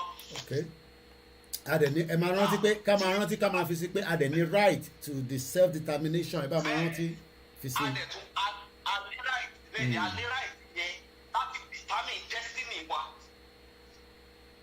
Now ìjà ní target téèyàn bá ní project tó bá ti set objective you must set a target. Tó o bá set target it means you are not planning and if you are not planning it means you are planning to fail. So therefore it is your target that will drive you. Nǹkan ní target yes that target ni wípé 2022 if we come out that is when we will be able to realize our objective. Àwọn tó ní project ní wọ́n sọ pé when you are setting an objective it must be smart ó gbọ́dọ̀ wà specific ó gbọ́dọ̀ wà measurable ó gbọ́dọ̀ wà achievable ó gbọ́dọ̀ wà time bound. Ǹjẹ́ target objective and target are set is it smart? Yes it is smart ó wà achievable. Now ṣé anirite àti ṣe yes anirite àti ṣe. Now kí ni barriers tá a ní? Barriers tá a ní ni wípé Nàìjíríà tí à ń bá jà is a monster. Àwọn jà right wa ẹ̀tọ́ wa là ń béèrè. So ẹ jẹ́ ń gbọ́ yín dáadáa ẹ̀gbọ́n mi so kò ń ṣe pé à ń bájọba jà ẹ̀tọ́ wa là ń béèrè. Àbá Nàìjíríà jà rárá. Ntáwa sọ ni wípé àwa kọ́ la sọ pé a fẹ́ join Nàìjíríà kódà wá jẹ́ pé àwa la join Nàìjíríà even nínú fake constitution Nàìjíríà only there is right of association. There is nothing tó sọ pé mi ò lè fẹ́ yàwó tó bá wù mí kò sí nǹkan tó sọ pé mi ò lè join club tó bá wù mí and tó bá wù mí máa gba application form máa join tó bá dẹ̀ wù mí máa sọ pé mi ò ṣẹgbẹ́ yẹn mọ́. That is right of association. Even a fraudulent constitution tàbí pé lọ́dà ní gan ó allow for freedom of association. Now àwa wá sọ pé tọ̀ ìgbéyàwó yẹn àwa fúnra wa kọ́ la sọ pé ó wù wá bá fẹ́ fẹ́ra wa àwọn kan náà force wa into that marriage. Marriage yẹn dẹ̀ ní ìpalára ló jẹ́ fún wa ikú ló mú wá fún wa àrùn ló mú wá fún wa àwa sọ pé àfẹ́ ṣègbéyàwó yẹn mọ́ which is our right. Then àwọn people yẹn wá sọ pé no a máa fara da ìpọ́njú yẹn lọ náà ni àti ikú yẹn wípé wọn nígbà ká kúrò nínú ìgbéyàwó yẹn we are in the war nothing ṣerú ẹ̀ that is why ti Nàìjíríà that is why to jẹ́ pé monster ni society yẹn is an animalistic society. Ṣé you understand? Mo gbádùn ẹ̀gbọ́n mi. Ìgbà tí ẹ̀gbọ́n yẹn wá sọ pé wọ́n ní agbára jù wá lọ ó dà pé ẹ̀gbọ́n yẹn is still living in the past torí pé ojú tó fi ń wo Nàìjíríà ojú 1967 ọjà civil war story yẹn mi mọ̀ bóyá wọ́n ti bí wọ́n gbà ẹ̀ àbóyá wọ́n kà nínú ìwé bẹ́ẹ̀ ó dà pé ojú yẹn ni ẹ̀gbọ́n yẹn fi ń wo Nàìjíríà ojú tó fi ń wò ó nìyẹn wípé nígbà yẹn civil war àwọn Ìgbò sọ pé àwọn fẹ́ lọ rí tó jẹ́ pé wọ́n pa so many people nǹkan táwọn èèyàn fi táwọn mi sọ pé ẹ bá jáde fúnra ní àkàmọ́ apá yín dànù ni that is madness. This is 2020 this is 2022 not 1967. And 1967 wà ní Nàìjíríà ń gbà yẹn ló rò wípé that union will work for them. Okay. And everybody will need that sense of commitment. This thing that will work for us, we have to do everything to defend it. Today, everybody, àwọn Hausa gan, tó bá rí opportunities in Nigeria ti sú wọn. Tó bá rí opportunity àti yàrá ń kúrò lára Fúlàní, wọ́n máa yàrá ń kúrò lára Fúlàní. Wow. Listen to people in Southern Kaduna and confirm. Tó bá jẹ́ pé Hausa, tó bá jẹ́ pé inú ẹ̀ dùn pé òun fẹ́ wà pẹ̀lú Fúlàní. Listen to people in Southern Kaduna. Listen to people in Taraba. Listen to people in Plateau. You will know that àwọn Hausa kan tó ń dúdú Hausa kan ó tẹ̀ jẹ́ pé gbogbo àwọn tí mo dárúkọ yìí Hausa náà kọ́ ní gbogbo wọn. Bẹ́ẹ̀ni. But àwọn tó wà ní territories wọ̀nyẹn they are not happy to be with the Fulani. So if we say we are going today, it is not the same scenario no ma play out between 1967 to 1970 civil war. It's not the same thing. Ẹ̀gbọ́n mi ìyẹn kan ní the present caller from Texas is solid, logical and on point. Ẹ̀gbọ́n sókè. Cherry, ẹ̀gbọ́n mi Koiki, I want to tell you point blank wípé Cherry in this life nílẹ̀ ìgbàwá yìí àwọn èèyàn kọ́kọ́ mú they should forget about the past. If you don't forget about the past, níṣẹ́ ká máa sọ pé television station in Africa ṣé orú television station tó àbá Awólọ́wọ̀ dá sílẹ̀ gba ẹ̀sùn rẹ̀ làwọn èèyàn wò sí. Ó yàtọ̀. Ṣé yàtọ̀ tí kò jìnnà sí. Ó ti yàtọ̀. Nokia 3310 tó jáde nígbà yẹn ṣáà fi gbé àwọn smartphone burúkú tó wà ń tà. Wọ́n tẹ̀ ti modified Nokia 3310 yẹn gan sẹ́. So àwa tá a sọ pé there is objective and target tó wà smart àwa tá a sọ bẹ́ẹ̀ there must be a strategy behind it. Okay. And what we are trying to say is this: at the end of 2022, when we pull out of Nigeria, our template will become another template, which will be a discovery to other nations to pull out that are under oppression. Wow. And many people that are living in that illusion, wípé Nigeria sì máa da ìbẹ̀rù, wípé wọn rírú ẹ̀rí, wọn mọ ọ̀nà tá a máa gbé gbà láti ṣe náà fi rò pé kò possible. Okay, ẹ ṣe gan ni. So my advice to anybody now tó bá sọ wípé àwọn bàbá ò ṣètò àwọn ìyá ò ṣètò àwọn ọ̀rọ̀ ò ṣètò káwọn yẹn náà mú strategy tí wọ́n wá they should stop complaining. Ẹ ṣe gan ni. Wow, thank you so much. God bless you my brother. Gbogbo Texas àwọn ọ̀dọ́ tàwọn Adékúnlé nìyẹn mo jẹ́ kó parí ọ̀rọ̀ wọn. I love you so much ẹ̀gbọ́n mi. Ìlú Ondo eléyìí ni wọ́n ṣe léèní èyí náà wo bí ìlú wa ṣe rí. Sọ̀rọ̀ bàbá Awólọ́wọ̀ ti sọ ó láwọn alábàgbára wa lẹ̀ bàbá Awólọ́wọ̀ ti sọ. Ẹ̀gbọ́n sókè bàbá wa Akínwándé láti Germany. Èmi nìyẹn. Ẹ kú iṣẹ́ lọ́wọ́ àgbà pẹ̀lú yín. Àwa pẹ̀lú gbogbo. Orí ọ̀fẹ́ ṣẹ́rẹ́ tó sọ̀rọ̀ tọ́ yìí ọlọ́pọlọ pípé ni. Bẹ́ẹ̀ kọ́ bá ń sọ wípé kí Nàìjíríà má ti ṣe nìkan àbíkẹ́lẹ́ kan má kónú Nàìjíríà this time around. Kò sẹ́ni tí ò ti sún. Kódà tó kì í ṣe àwọn tó wà nílé nìkan àwọn tó wà níta gan ó ti sún wọn. Tó ti yé yín ẹ jẹ́ kó ṣẹlẹ̀. Kódà tó wá ṣẹlẹ̀ kó tó ṣẹlẹ̀ ohun tí a kọ́kọ́ máa ṣe ni wípé àwọn ará wa tó wà nílé tó jẹ́ Yorùbá la kọ́kọ́ máa fèsì ra wa ná. Báwo bá ṣe bẹ́ẹ̀ yẹn owó Yorùbá kan oníjẹ́ Yorùbá lè kó ọmọ yé èèyàn ọba kan ò ní sá. Tó ti yé yín. Kí Yorùbá lè kó ọmọ yé èèyàn ọba kan ò ní sá.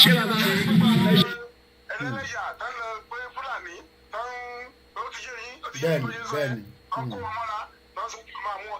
Ìmí àṣà lọ nù ọ. Ìmí àṣà lọ nù gbogbo àti kálukú ẹni máa sá kọlọ́bà bá a sá. Ìgbà yẹn láàyè tó máa gbà wá. Tó yé yín. Àgbọ́yé. Nàìjíríà ti yàtọ̀ sí bọ́n ṣe ń wí. Máyì ó ní sẹ́ǹsì kan máa tó sọ̀rọ̀ tán yìí.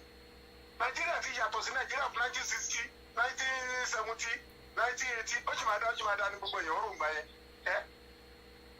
Nísìnyí kò sẹ́ni tó rú ẹ̀ mọ́. Kó ṣẹlẹ̀ ní ẹ̀yin náà wo gbogbo ọ̀hún tó ti ń sọ̀rọ̀ látàárọ̀. Ṣé ẹ̀yin lè sọ̀rọ̀ sí wọn lẹ́nu? Bàbá.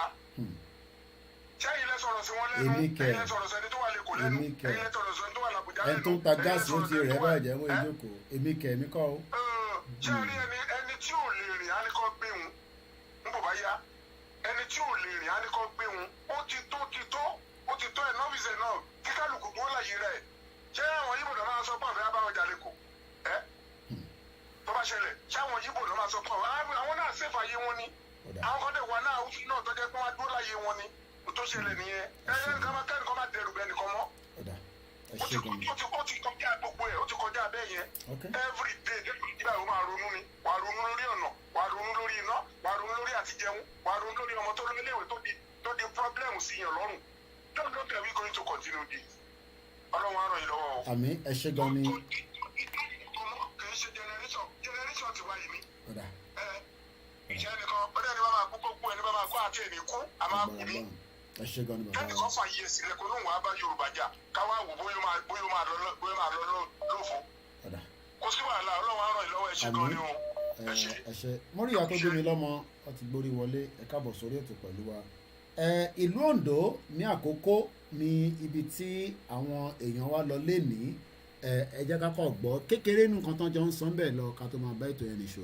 nìkan lọ́ọ́ fi kọ́ Cocoa House lọ́ọ́ fi kọ́ First Television TV ní. voice kan náà ọmọ mi voice ẹ̀ tí ó ti mẹ́hẹ ẹ jẹ́ ká máa gba kọ́ọ̀lù yẹn lọ gbogbo ẹni tó bá fẹ́ pè nọ́mbà yẹn ló wà lójú òpó ẹ bá a ṣe ní kíákíá kí ọ̀pọ̀lọpọ̀ yẹn lè wọlé nísìnyí a ti mọ̀ pé ntẹ́gbọ̀n wa sọ àwọn náà kọ̀ gbé yẹ̀wò bẹ́ẹ̀ ni pé ṣé pressure wà pàtí fáwọn èèyàn ní déètì pa fẹ́ lọ àdẹ̀ nílé ṣe torí Nàìjíríà ẹ má ìkíni dẹ́n tó ń pè dúró ẹgbẹ́ òsókè ẹni tó ń pè wá ẹja gbọ́ látọ̀dọ̀ yín. ẹ káàárọ̀. ẹ káàbọ̀ sórí ètò náà. ẹ kú kó lè dá. àdàlágbára Ọlọ́run. ìlú èbó lè ní. Lagos State agbọ́n yín mọ́mì agbọ́n yín mà. wọ́n ní kò tí sún yín. mo ń gbọ́ yín mọ́mì. èmi kọ́ mo sọ bẹ́ẹ̀ o. èmi tí kò bá yín sọ̀rọ̀ yìí. ẹ má fi gbẹnu sọ̀rọ̀ tán mo ń gbọ́ yín. bẹ́ẹ̀ni 2015 lọmọ mi ti jáde. 2015 ṣé kò wá ríṣẹ́ ni àbí báwo. kò ríṣẹ́ o. láti 2015. ọmọ mi pàtó kúrò ní ìlú yìí kó tó kúrò bẹ́ẹ̀tì ó dẹ̀ wá tààtì ní Nàìjíríà ọmọ mi ò ríṣẹ́ o. ọlọ́wọ́ o. láti padà tó bá òun láti máa bá lọ kọ́lá. ìmọ̀ ti wọ̀ ló báyìí o. gbogbo agbára tó tà ní Nàìjíríà kò ríṣẹ́ ìlú yìí ti.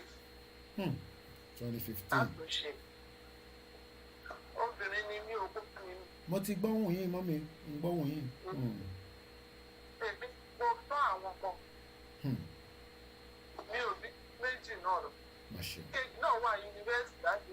ó yé mi àwọn stickers wà ní ẹlẹ́yìn báyìí. owó cooperative. owó cooperative. mo tún wá tọmọ náà tán ọmọ náà tún wá ríṣẹ́. wàhálà èmọ́ ti wọ̀ ló. èmọ́ ti wọ̀ ló nìyẹn ìyá mi. ìjọba ni ò bẹ́ẹ̀ nígbà tí mo pẹ́ kí ní ìfọ́jú iṣẹ́ òun láti mẹ́lò. torí ìyá ìyá ìyá calm down àti nítorí pé wọ́n bẹ̀rẹ̀ sí mọ́nítọ̀. ó dà bẹ́ẹ̀ ó dà bẹ́ẹ̀. nígbà tẹ́ pẹ́ ilẹ̀ ń tọ́ àwọn ọmọ àgbọ̀dọ̀ tó jẹ́ kẹ́ lóòsì iṣẹ́ torí ẹ̀ ń ṣe Yorùbá ẹ̀ ń gbọ́ Yorùbá nation. ẹ gbọ́dọ̀ máa fi ìyẹn la ṣe sọ fún gbàgbọ́n tó ń ṣiṣẹ́ pẹ̀lú ìjọba ní kẹ́ máa gbé sórí ní ibi iṣẹ́ ẹni lọ́kàn pé ìran Yorùbá gbọ́dọ̀ dá dúró òṣìṣẹ́ iṣẹ́ tẹ̀ ń ṣe ẹ̀ náà ẹ sì máa wà lọ́ndà ìjọba Yorùbá. mentality tí wọ́n sọ wípé Nàìjíríà ṣì máa dáa. ó dá ti. ọdún tí wọ́n ní o wọn ò tí ì rí ìyá Nàìjíríà. ìgbà tẹ́lómi bá wà níbi iṣẹ́ tí wọ́n gbé ẹ̀tọ́ ẹ̀ fún gẹ́gẹ́ bẹ́ẹ̀ tó ẹ̀kọ́ ti promote àbí kọ́ tó wà lọ gbé ọmọ málà kan wá tó jẹ́ ọmọ kékeré kó wá dọ̀gá lé lórí gbogbo ẹ̀ là ń gbọ́ nínú civil service àfẹ́kẹ́ máa fi gbogbo ẹnu sọ̀rọ̀ ní ìyá wa gbogbo ẹ̀ là ń gbọ́ akọ̀lọ̀ gbẹ́ lómi wà mo ń gbọ́ ìyá mi. wọ́n kọ́ àwọn ọmọ yẹn kò lè kọ orúkọ ẹ̀. ẹ̀bẹ́ yìí lè kọ́ ẹ̀ bá máa kọ́ wọ́n ní madam dey there we go help you write to report ẹlòmíì náà lè kọ report kò lè kọ report anything tó bá ṣẹlẹ̀. treat àwọn ilé àní báwo la ṣe máa treat àwọn ilé tẹ̀. àwọn eléyìí irú iṣẹ́ wo la fẹ́ gbé fún wọn wọ́n ní òní choice ló ní láti gbà wọn. nígbà tó yẹ pé látòkè ló ti ń bọ̀. o gbọ́dọ̀ gbà wọn. Frustration upon frustration. Frustration ni. Ẹlòmíì BP tó wà lára ẹ̀ inú ibi iṣẹ́ ló ti rí pé kí ló ń ṣẹlẹ̀ gan lójoojúmọ́ yìí. Èèyàn BP tẹ́lòmíì ní tó ń lògùn lójoojúmọ́ sí inú ibi iṣẹ́ ni. tó yẹ kó ọ̀pọ̀jú tẹ̀yàn fojú rí.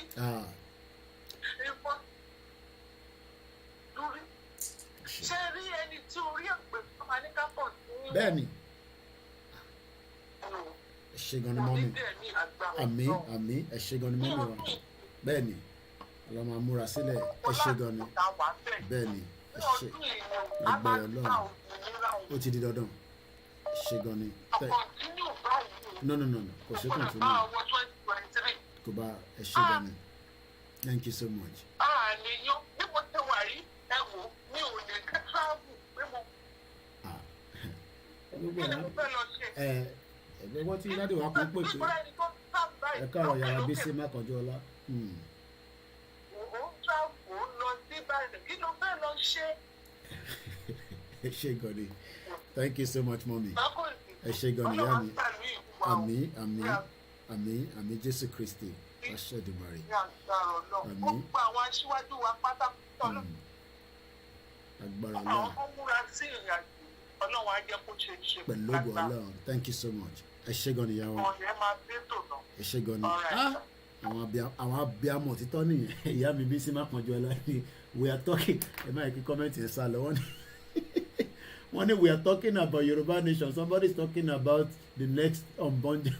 Wọ́n ní we are talking about Yoruba nation, how we get out of Nigeria. Someone is talking about generation unborn. Àwa gan àwa tó ti born gan àìtí gbádùn. Hello Kọ́lá láti Ghana. Ẹ káàbọ̀ sórí ètò. Mo ti rí nọ́mbà yẹn +233. Mo kẹ́ ẹ̀ tẹ́ wà lórí Instagram.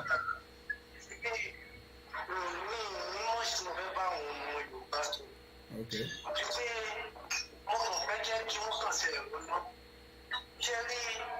Nigeria alone is just a disease. Okay. That name called Nigeria is just a disease. I really appreciate you, sir. Okay. Like, you're just like they can tell the doctor don't cure some of this disease out of Nigerian people. If you make only if you're also in any other country you are, that I'm from Nigeria, I'm proud of my country. Like in your middle. Àfẹ́ gbọ́n kan tí bàbá yẹn sọ. Sir, it's one I'm suffering. With my handwork. That is something Nigerian because Mercy Ọlá Bùkún lórí Instagram. Àbí bàjẹ́ fún ìyá wa.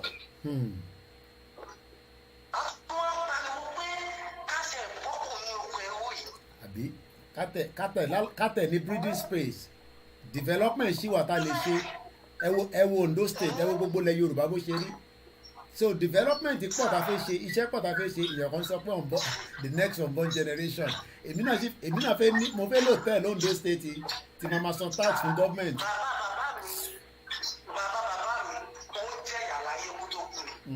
Bàbá mi fún ara ẹ̀ oúnjẹ ìyá lọ́wọ́ ni. Topsin mo rí plan B option A to Z is Yoruba nation. Ẹni tó bá wọn alágbàká l'Ondo state ohun tí mi ò ṣe ọlọ́pàá ni mo ṣe sá iṣẹ́ tí mo ń ṣe ní Ghana mo ti lè sanwó la ó ti yá mi síta ìjà sọ́kọ̀ Nàìjíríà. Kábíyèsí Elédùmarè ọ̀dà ẹ ṣé gan ni thank you so much. ó ti mi mọ̀ nípa ẹ̀ alẹ̀ ìyàwó àgbà lọ́yà àṣegbàpàṣàwó ọ̀dẹ̀ mú òbí mi jáde kí yàwó bí mi lè wọ́n lè sọ gbogbo nǹkan tí mi ń ṣe fún ọpọlọ máa wá owó wá. Wọ́n ti ní kò Nàìjíríà ní rule of law.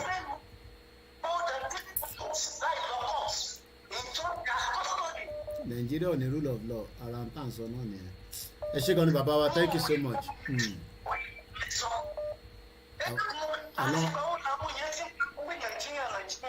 Ọlọ́run ni.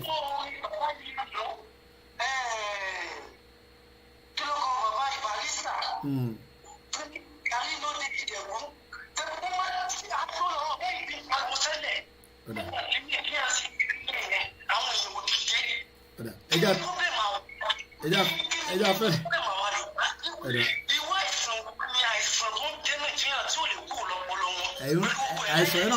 Àìsàn yìí náà la ń treat ẹ má wọrí. Ẹ jẹ́ kẹ́ máa lè má bínú láti Ghana because of the time. Èèyàn kan ní ká túkọ̀ play Màláfíà mò ń bọ̀, mo ti prepare sílẹ̀. Ìyá mi bí sí mo ti rí gbogbo yín náà lẹ́ máa ráyè wọlé. Mo ti ní enough strength, mo ti sùn dáadáa lálẹ́ kí n tó jáde. Ẹ jẹ́ ká gbọ́ nǹkan tí bàbá yìí sọ ká tó wá tún gba kọ́ọ̀lù bí méjì sí. Nation ló gbé bàbá mi, ẹ ṣe gan bàbá wa. Ọbẹ̀ ni bàbá, ẹrú yìí pọ̀ jù, ìyá yìí pọ̀ jù bàbá.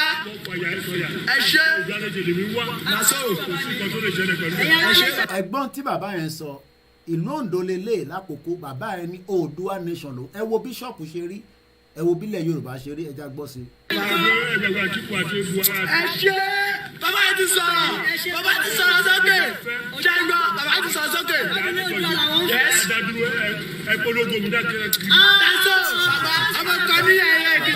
Bàbá ní kọ́ polongo ohun ara ń tàn sọ náà nìyẹn. Ẹ já lọ sí the next caller. Máa play Màláfíà nísìn láti fi hàn pé àwa kọ́ la fẹ́ dógun sílẹ̀ o, Ọlọ́run ní jẹ́ káwa dógun sílẹ̀. Ogun ọ̀dẹ ní káwa mọ́, ogun ò ní wọlé Yorùbá.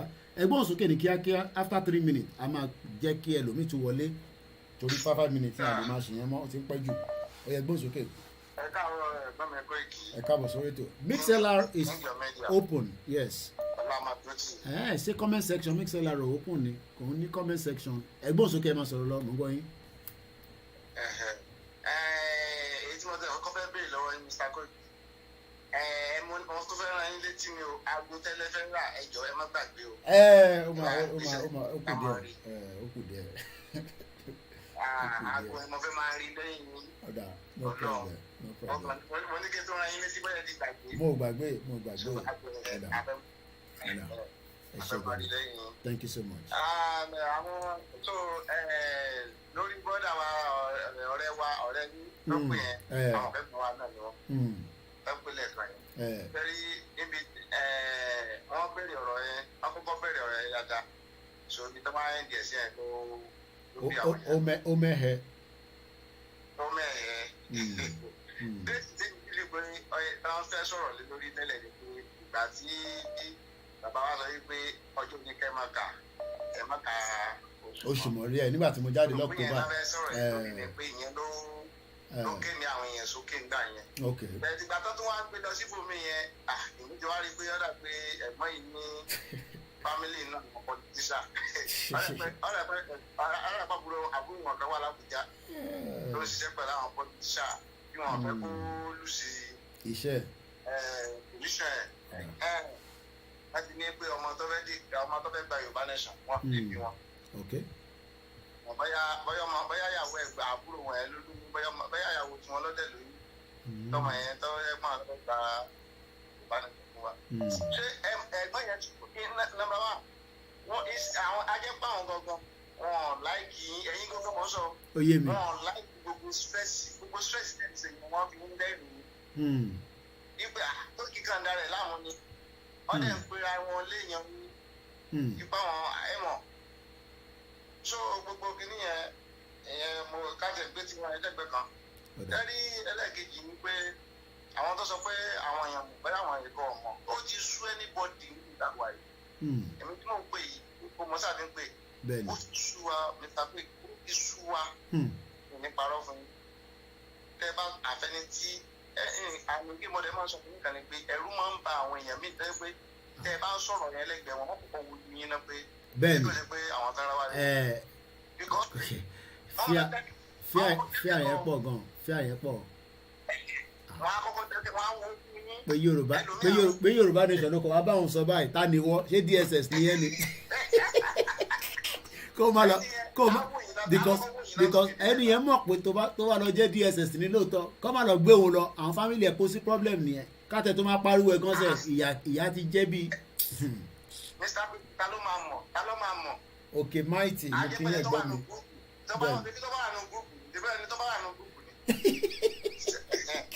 Ètò dẹ̀ ni tó bá sínú gúrúpù ó bá lọ nìyẹn. Ó máa ṣe o. Èpà wàhálà dé nìyẹn. Juliet tó sì mú yẹn bẹ́ẹ̀. Ìbá kókó lọ́lọ́ ẹ̀ nísìn níta Ògbólú l'Ákúrẹ́. Ẹ wo tó bá bọ̀ láti bẹ̀yẹn. Gbogbo láti bẹ̀yẹn ló wo. Wọ́n màmá ẹ bí àwọn ọmọọṣẹ́ yín sí. Àwọn èèyàn sọ̀rọ̀ lẹ́yọ̀ kọ̀ọ̀kan. Kódà wọ́n gbìyànjú kò ṣe kékeré. Wọ́n gbìyànjú kò ṣe kékeré. Ọmọọṣẹ́ yẹn try. Ọmọdé tó sáré kí ló ń try. Níta ń sọ fáwọn mídíà kan nìyẹn. Níta ń sọ fáwọn mídíà kan kò ṣe pé kankan jókòó sórí tẹ́kínò kẹ́mọ́ fi kọ́ ti fóònù ṣó ní ṣó. Kẹ́yìn wọn lọ sọ pé ìṣe Yorùbá nation.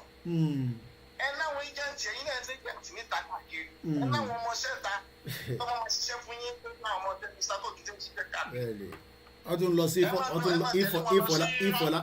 tó ń lọ láàárọ̀ là nísìn tílẹ̀ bá mọ́ nísìn wọ́n ń jí lọ ìfọ̀lá àbá ẹ̀ nísìn lágbọ́rọ̀ Ọlọ́run. Ẹni mọ iye tó ń jábọ́ lára yín, ẹ mọ iye tó ń jábọ́ lápò yín. Báwọn ọmọ yẹn. Ṣé gan-an ẹ̀gbọ́n mi? Mr. Koiki, ẹ kí n sọ kankan fún yín. Ṣé rí àwọn kan gbẹ? Ẹni tí ó bá lóun ọmọ pé Yorùbá nation lọ nílùú Gàwá kò ní 100 phone ni. Ẹni tí ò tó wá ní 100 phone, ẹ jẹ́ sọ kankan fún yín. Tẹ́ máa gbẹ́ sí so program tó yẹ kó sọ ní tí wọ́n dé sùn. Wọ́n lè tó mẹ́rin lórí fóònù. Wọ́n lè tó márùn-ún. Wọ́n máa wo program yín. Wọ́n á gádà sórí fóònù yẹn wọ́n máa wò. Wọ́n máa wò yín báyìí. Bẹ́ẹ̀ wọ́n ní pè yín o. Ó yé mi. Wọ́n ní wọ́n pé fóònù ẹ̀yọ̀ kan tán lò náà nìyẹn. Wọ́n ní pè yín. Ṣùgbọ́n wọ́n wò yín. Gbogbo kan tẹ̀ sọ pátápátá náà ń wò yín. So ẹ wá sọ pé wọn gbọ́ wọn gbọ́ ìṣẹ́ni tí ò gbọ́ ìyá ń jẹ́ anybody ní parọ́ fún yín. Ìyá ń jẹ́ anybody. Ẹ ṣé gan ni, thank you so much. Àmín. Inshallah. Ẹ ṣé gan ni, thank you so much. Mo kí gbogbo alẹ́ nǹkan sí mo kí ẹ̀gbọ́n mi Táíwò, mo kí ìyá wa Mercy Ọlá, wọ́n ní my useless Nigerian passport is expired and patiently waiting for the mega rally.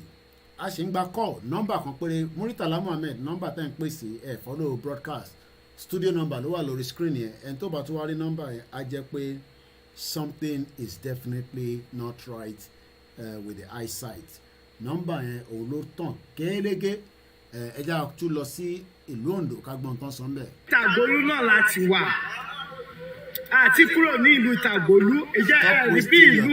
Mr. Muritala Muhammed tẹ́ ń pè nọ́mbà tẹ́ ń pè sí òun kọ́ ni studio number ẹ wo orí screen kẹ́ pé nọ́mbà tẹ́ kẹ́ pè kẹ́ yọ wá lẹ́nu.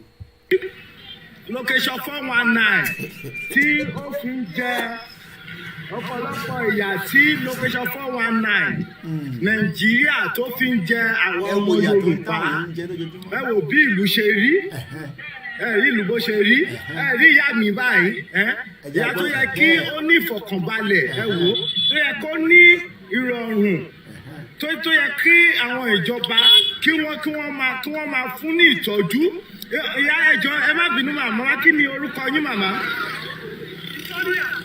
Victoria lórúkọ yín tọmọ ìlú ìníyín ẹjọ́ màmá ẹjọ́ ìtọ́jú wo ni ẹ rí gbà ní ìlú lẹkọṣọ fọwà ní láti ọwọ́ àwọn ìjọba Nàìjíríà ẹni Esther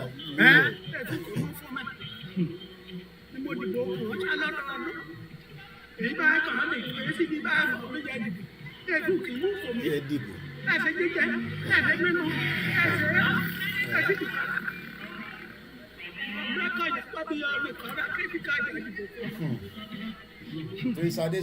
Ẹ dìbò mọ́. Bá ṣe ń dìbò tó kò sí àǹfààní tẹ́rí jẹ kò sí àǹfààní kankan tẹ́rí jẹ. Àbílẹ̀ ń jẹ́ àwọn èèyàn wa. Èèyàn kan wá lọ ní sọ alọ́mọṣẹ́ ń jí o. Ìyẹn àwọn ìjọba Nàìjíríà wá promise yín pé kẹ̀tẹ̀ka fún wọn wípé àwọn atọ́jú ẹ̀yin àgbàlagbà but lórí irọ́ dẹ̀ ní lórí irọ́ kò sí ìtọ́jú tó péye kankan tí wọ́n fún yín.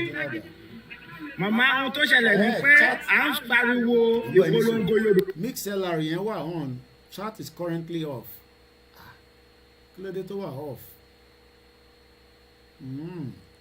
I have to look into that ma check it mo ti check it lẹ́ǹkan mo rí pé ó ní on so I'm not sure and it's a new interface ni mo ń lò so ó a little bit complicated but I will have a look at it ẹ jẹ́ ká gbọ́n tí ìyàwó yẹn sọ Kenny George bẹ́ẹ̀ ni lórí irọ́ wọ́n ti fi ìyàwó Mercy ni ó máa ṣe o so sad to this thing sharing the funniest part is you will expect that nígbà tí democracy dé ní 1999 at least development àti ẹ̀dẹ́ àdúgbò díẹ̀ and amani Yorùbá nation Ondo state alani bitument tó pọ̀ jù wọ́n rí bitument fi ṣe nǹkan kan mo kí bàbá wa Ọ̀dẹ́bíyì Musa mo kí gbogbo ẹ̀yin tẹ́ ń wò wá ní the northern part of Nigeria today this is what the Yoruba land looks like and these are some of the and that's Buhari there òun ló wà lẹ́yìn mi o Buhari àti finance minister tí kò kówó fáwọn èèyàn wa tí à ń já àwọn ìyá wa ó máa fáwọn tó wà ní north lówó àti bàbá Gọ́sìmẹ̀ Ọ̀ṣínbàjò shortman devil ẹgbọ́n sókè mo pause fídíò yà máa padà sórí ẹ̀ ẹgbọ́n sókè àti gbọ́n yín à ń gbọ́n yín. àti Ṣàgámù la fi pè yín sá. ok à ń gbọ́n yín. ẹ sà àwa náà nídìí èèyàn ní bíbá ẹ tẹ́ pé ta lè darapọ̀ mọ́ so ojoojúmọ́ ni máa ń wo program yín. ok àá connect mọ́ màá send nọ́mbà kan náà àwọn akàn sí àwọn tó wà ní Ṣàgámù wọ́n sì ṣe meeting ní Ṣàgámù lẹ́nìí màá send nọ́mbà Sodiq sí kẹ́pẹ́ lọ́la lára àwọn ọmọ tó ń ṣiṣẹ́ ní ẹ ṣé gan ni meeting kan sì wáyé ní Ṣàgámù and tẹ́bánirọ́là ń pa ṣé àwọn ọmọ yẹn ń try o àwọn ọmọ tó ń tàn nísàlẹ̀ yẹn ẹ jẹ́ n sáré fi images yẹn wọ̀nyí àwọn èèyàn báwọn èèyàn sọ̀rọ̀ wọ́n gbọ́ kìíní kan àwọn èèyàn dákẹ́ they are still going pẹ̀lú pé àwa mọ̀ pé àwọn èèyàn ti gbọ́ I will have a look at the chat while it's not coming mo kí n dáadáa ìyàwó Adémọ́lá Yétúndé JP ẹwà àwọn ọmọ Oòduà ní bíbá àwọn fámìlì Bámiṣétọ́pa ẹ̀gbọ́n ẹ̀ lélẹ̀ lára àwọn ọmọ tiẹ̀ lélẹ̀ ẹran ti Bámiṣé ẹ̀jẹ̀ ń change ẹ̀jẹ̀ ń gbé picture Bámiṣé wá wọ́n ti ń ṣe preparation bó ṣe máa sin láti February ló ti kú tí wọ́n pa òye pókú wọ́n pa ni o gbogbo aràn ti Bámiṣé àbá ti gbàgbé ẹ̀ ẹ̀wọ̀n káwọ̀ kí à ń pẹ́ gbàgbé nǹkan ẹ má ti pẹ̀yìn tẹ́ bá fẹ́ pẹ́ ṣe sùúrù mo fẹ́ mú picture Bámiṣé jáde ni wọ́n máa sin Bámiṣé láìpẹ́ yìí wọ́n rà ń pẹ́ ṣe images ní kò ṣàn lélẹ̀ I think I have a proper picture of Bámiṣé somewhere àwọn ẹ̀gbọ́n ẹ̀ èyí tí máa ń bá sọ̀rọ̀ yẹn tó máa ń lọ́kọ̀tì léraléra àwọn ọmọ tiẹ̀ pẹ̀lú àwọn bíi family mo send a flag sáwọn náà ẹ má bínú ẹ̀yin tẹ́rì flag gba ohun àpé kí gbogbo Bámiṣé lélẹ̀ àwọn bíi family ẹ̀ lélẹ̀ ẹja wo báwọn ọmọ yẹn ṣe náà ṣe dùn nígbà tí a rí flag fún wọn ẹ má bínú gbogbo ẹ̀yin tẹ́rì ẹ fẹ́ flag bẹ́ẹ̀ ni Sanwó-Olú ló pa ìlú burúkú ìlú òṣì èèyàn kan ní ṣé mo ń ta búrẹ́dì ni ṣé tí bá tẹ̀ máa dá iléeṣẹ́ sílẹ̀ iléeṣẹ́ búrẹ́dì ṣé Nàìjíríà nìyẹn máa ti dá sílẹ̀ ẹ jẹ́ ká wo fídíò it's just 56 seconds. àwọn nìyẹn ẹ̀yin ọmọ Yorùbá tàtà kí Olúwa kó gba ilẹ̀ wa fẹ́ràn mi kí lélẹ́yìn. mo rí ìyá mi kun jẹ́ kọ́mọ̀ àwọn ọmọ ńlá kọ́lọ́n bá wa dá wọn sí kọ́lọ́n tẹ Bámiṣé náà kó tẹ sáfẹ́fẹ́ rẹ̀ wọ́n máa sín wọ́n ì tí sọ date wo but they are working on it àti ní pé wọ́n gbọ́dọ̀ sín ó ti ń pẹ́ jù láti February. fíláàgì ilẹ̀ Yorùbá pàtẹ́wọ́ fún kí lorúkọ eléyìí kí ló fẹ́ fi ṣe. ó fẹ́ fi ṣe òmìnira Yorùbá. Ahmed Adébáyọ̀ lórí. kí Elédùmarè kó gba ilẹ̀ wa.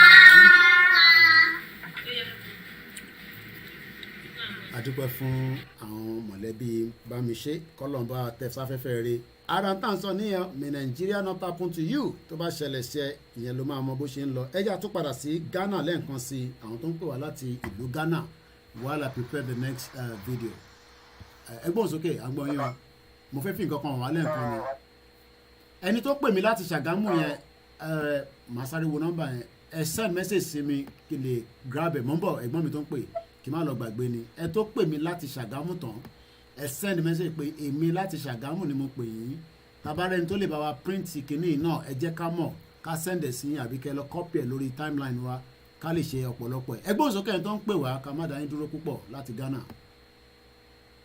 ẹ káàárọ̀ ọba ìkálẹ̀. ẹ káàárọ̀ àárọ̀ ni mo wájọ wà ẹ káàárọ̀ àjọ ń ṣe náà ni. olúwa ràn wá lọ́wọ́. àrùn wà lọ́wọ́ àná. ṣé ní ọ̀rọ̀ ìbánisọ̀. bẹ́ẹ̀ni. kò sí tàbí ṣùgbọ́n bẹ́ẹ̀ ìbánisọ̀ ti dúró ẹni tí ò bá mọ̀ ni ò mọ̀. àwọn kan ẹ̀rù ló ń gbà wọn míì nínú lùpùsàn ìròyìn tẹ̀ ń wò yẹn. ló ń gbà wọn máa ń kàn tó fẹ́ sọ̀rọ̀.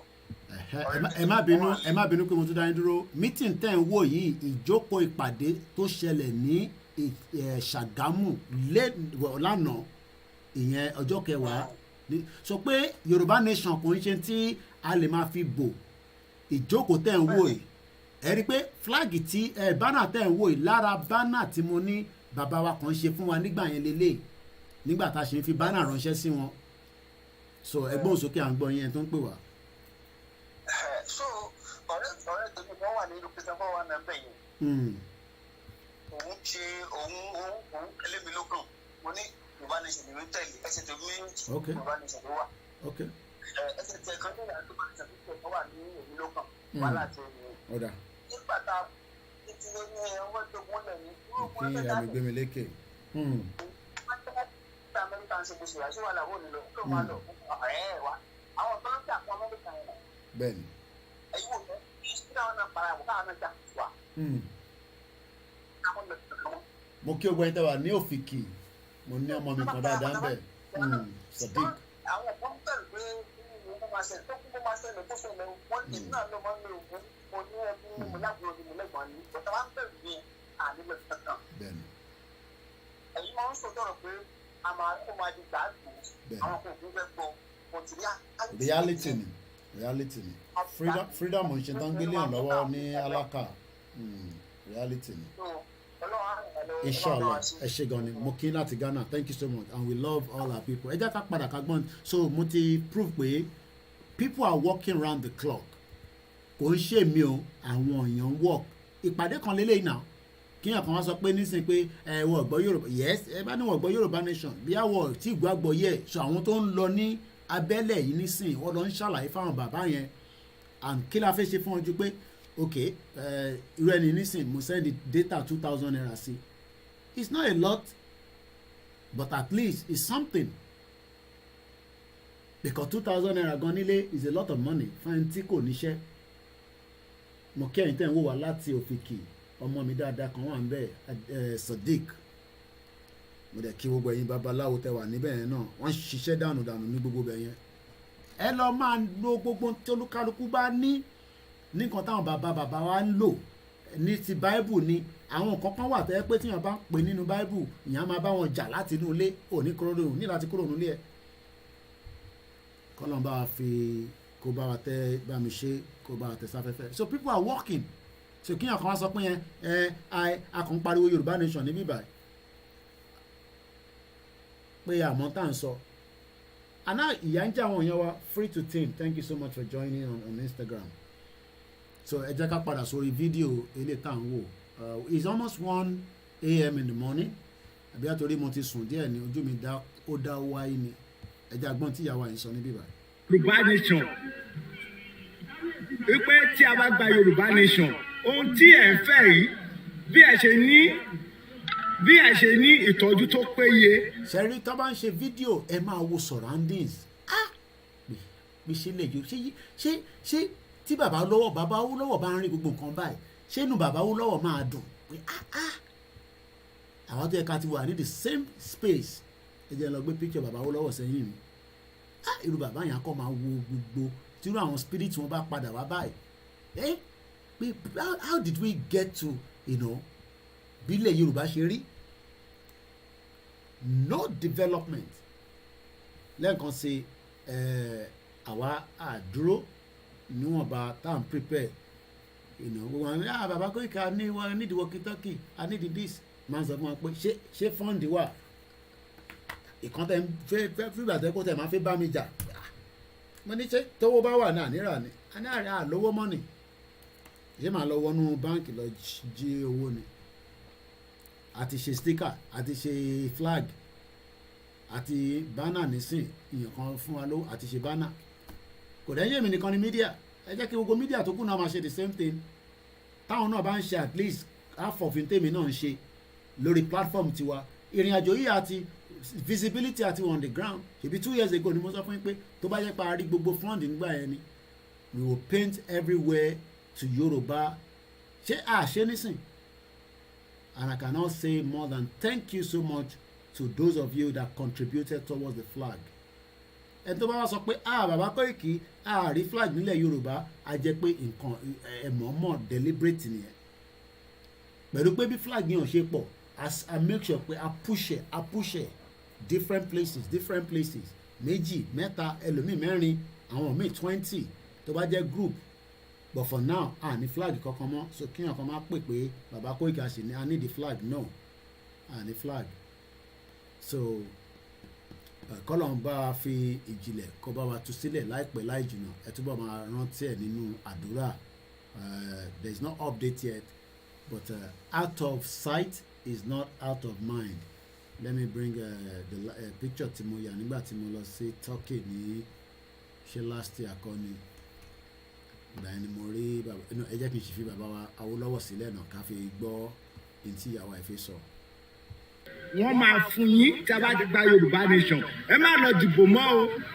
èyí náà wọ àwọn ìyá wa yìí ṣé bí àwọn grandma wa tó wà ní UK lamẹ́ríkà ní even gan ní Spain ní Germany ní Belgium ní Austria ní Switzerland ní Malaysia ní Singapore ní New Zealand ṣé bọ́ ṣe ń jìyà lélẹ̀ wicked politicians ẹgbọ́n sókè yà wá. ẹ káàárọ̀ mo kí gbogbo ọmọ Yorùbá ẹ kú iṣẹ́ kan ni. èmi fẹ́ contribution tèmi sí question tẹ́ ẹ béèrè pé ṣé Yorùbá nation ló fẹ́ dá ogun sílẹ̀ nílùú Nàìjíríà èmi á sọ pé rárá ogun ti ń ja ìlú Nàìjíríà seriously. ó dẹ̀ dúpẹ́ lọ́wọ́ àwọn tíìmù yín ní they are working very very hard they are very good team wọ́n ń ṣiṣẹ́ gan ni because àwọn èèyàn yìí kì í ṣe pé wọn ò gbọ́ bẹ́ẹ̀ kò yé wọn at the same time before kò sí opportunity fún wọn láti express mind wọn and their feelings kí àwa lè rí view tiwọn náà. We are only communicating they are not communicating back. Now they are à ń wo feelings wọn à ń wo nǹkan tó ń go through then we be able to see the pain tí àwọn people yìí go through. irú ibìkan tí àwọn ọmọ yìí lọ ní was it not yesterday tí àwọn èèyàn sọ pé àwọn ò lè lọ sí oko wọn ò lè gbélé wọn wọn ò lè rìn láti ìlú kan sí ìlú kejì ebi ń pa wọn ebi máa pa wọn they are shocked kò sí nǹkan tán lè ṣe nothing is working at all so ìyẹn gangan ni ogun tó le tó yẹn ò sí rí kéèyàn má lè jẹun ó má lè lọ láti point B sí point A nínú ilé ẹ̀ gan kí ọkàn ẹ̀ má balẹ̀ fún àpẹẹrẹ when my mom was alive wọ́n wá síbí ọjọ́ kan wọ́n wá ń sọ fún mi pé ṣé mo mọ̀ pé táwọn bá dá wà nù ilé tèmi lọ bí iṣẹ́ pé ẹ̀rù òkè ń bà wọ́n I was wondering pé kí ló fẹ́ máa bà yín lẹ́rù wọ́n ní nílé pé téèyàn bá dá wà ní gan báyẹ̀ ẹ̀ máa ń já you can see what these people are going through téèyàn tún wà nù ilé ẹ̀kẹ́rù máa bà you don't know who will knock on your door torọ́ ti lọ àtáàkì wọn nínú ilé wọn rí lóru ṣọ́ọ̀kì yẹn ló padà dì mí that shock he couldn't come out of it so ogun tó yẹn ó ju ogun pé káwọn èèyàn kọjú ìbọn síra wọn so ogun ti wà nù Nàìjíríà nǹkan tí Yorùbá nation tó need ni pé we need our leaders to unite láti ní full force for this movement a gbọ́dọ̀ gbára wa sílẹ̀ ilẹ̀ Yorùbá gbọ́dọ̀ dá dúró because tá a bá dá dúró in another 5 years Yorùbá nation àmọ́ nǹkan tó lè ṣẹlẹ̀ o àádì Yorùbá Fúlàní so a gbọ́dọ̀ dúró báyìí because 5 years ago kò lè tó báyìí o ó ti wá ń le báyìí tá a bá ṣọ́ra ó máa le jù báyìí lọ tó yẹ pé àwọn èèyàn wọn ò ní lè jẹun mọ́ ebi á máa pa wọ́n kú so a need àti gba ilẹ̀ wa mo dẹ̀ tó fẹ́ sọ ọ̀rọ̀ kan fún àwọn sọ̀rọ̀sọ̀rọ̀ wa I'm very sorry to say àwọn sọ̀rọ̀sọ̀rọ̀ wa ní fracas náà ṣe kì í ṣe pé wọ́n ṣe Yorùbá nation wọ́n kàn fi cover ni and they are doing fracas wọ́n ò ran ìrìn àjò yìí lọ́wọ́ nǹkan tó yẹ kó máa ṣe they should be doing wọ́n lè má lè ṣe what you are doing on your platform but they should be able to do a little dànkọ́ kan máa pe àwọn èèyàn wá kán máa kó àwọn èèyàn kan máa ṣe divide and rule we don't need it for this movement I need ká unite àwọn leader wa kan tó máa ní problem àwọn sọ̀rọ̀sọ̀rọ̀ àti àwọn audience wọn they are adding more to the problem by causing more division wọ́n gbọ́dọ̀ stop ẹ̀ nítorí Ọlọ́run torí a ti ń tẹ́ gẹ́gẹ́tò yẹn and gẹ́gẹ́tò is becoming so dangerous division wà pronounced a ní àti bridge yẹn ká pe àkíyèsí àwọn leaders wa ní ẹ̀bẹ̀ ní àròyé to come together so that a lè ja ìjà yìí once and for all ká kúrò ní ìgbèkùn Fúlàní Ọlọ́run á ràn wá lọ́wọ́ and you know I really appreciate you and your team. ẹ ṣé gan ni grandma ní Japan aago kan ti lù ní Libya aago 3 ní Toronto aago 9 ní New York aago 9 ní Nàìjíríà aago 2 fẹ́ lọ lù ní UK aago 1 fẹ́ lọ lù ẹ jẹ́ agbọ́n tí ìyá yìí sọ. lẹ́ẹ̀kan sí ọ̀tá orúkọ ìfọ̀nàṣẹ́ ẹ ṣe ìyá wa tí bàbá wa jẹ́ òun náà ni ẹ ti gbọ́ yẹn this is Àrólé bàbá tẹ́tẹ́ world media bíríkìtì ìrẹ̀ lẹ́sìn àkọ́kọ́ information. Àrólé 1010 tí wọ́n gbé wa lọ sí ìta Ògbólú nǹkan wà nílẹ̀ Yorùbá lọ́hùn ẹ wo beautiful view ẹ jẹ́ ká kọ́ fast forward ẹ̀ díẹ̀ so kí la fẹ́ ìyá ìsọ̀rọ̀ dáadáa like it.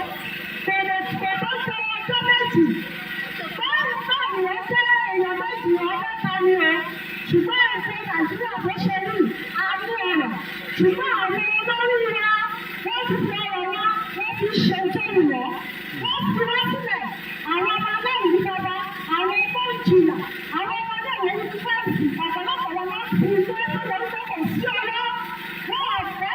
ẹ jẹ́ ká lọ wo kí ni ẹ jẹ́ ká kọ̀ tún ṣe àwọn statistics kékeré bá ṣe máa ń ṣe Ondo State kí ni population wa ní Ondo State ní èní population Ondo State is about 3.4 million mo kí ẹ̀gbọ́n mi Tony Ages mo kí wọ́n tẹ́ wà ní Belgium mo kí gbogbo ẹ̀yin granddad wa ẹ̀yin daddy ẹ̀yin mommy New York ẹ̀yin ti wà ní aago 8 alẹ́ fi lọ lù almost 8 p.m. Mo kí bàbá wa Gbénga Dúró Dọ́là mo máa kí gbogbo ọmọ Yorùbá èmi ọmọ yín náà ni now ẹ jẹ́ ká lọ wo let's once again as we are preparing for the day of the announcement which is going to come out very soon I can assure us that let us continue to talk to our people back home. It is not going to be a one-day rally. It's going to be a full couple of days and a lot of other activities will kick in. Mo fẹ́ padà sí mo kan náà Scandinavia country yẹn ẹ jẹ́ kí n lọ wo Belgium kí ni population Belgium 11.5 million. So Belgium 11.5 million, Austria 8.5, ṣé Norway là ń lò ní the last time yẹn ó dà pé Norway ni ìfẹ́ ká padà sí Norway yẹn 5.4 let's stick to Norway. Norway ìdí tí Norway ṣe ń jayé tí Norway ṣe ní opportunity àwọn ọmọ ìlú wọn nítorí pé wọ́n ní nǹkan ọrọ̀ ajé wọn tó ń pè ní oil and gas. Kò ń ṣe pé ilẹ̀ Yorùbá náà ní ọrọ̀ ajé, but there is what we call the 1999 constitution. Ẹ jẹ́ n sáré gbé kọ́lẹ̀ gbọ́n mi. Hello caller. Ẹ káàbọ̀ sórí ètò. Àwa nìyẹn. Àmín. Mo lè kí àwọn ọmọ tó wà nílò tó ń ṣiṣẹ́ tó ń káàkiri. Adúpẹ́ fọlọ́run. Tó ń máa tẹ̀ máa gbé tì wọ́n. Àmín.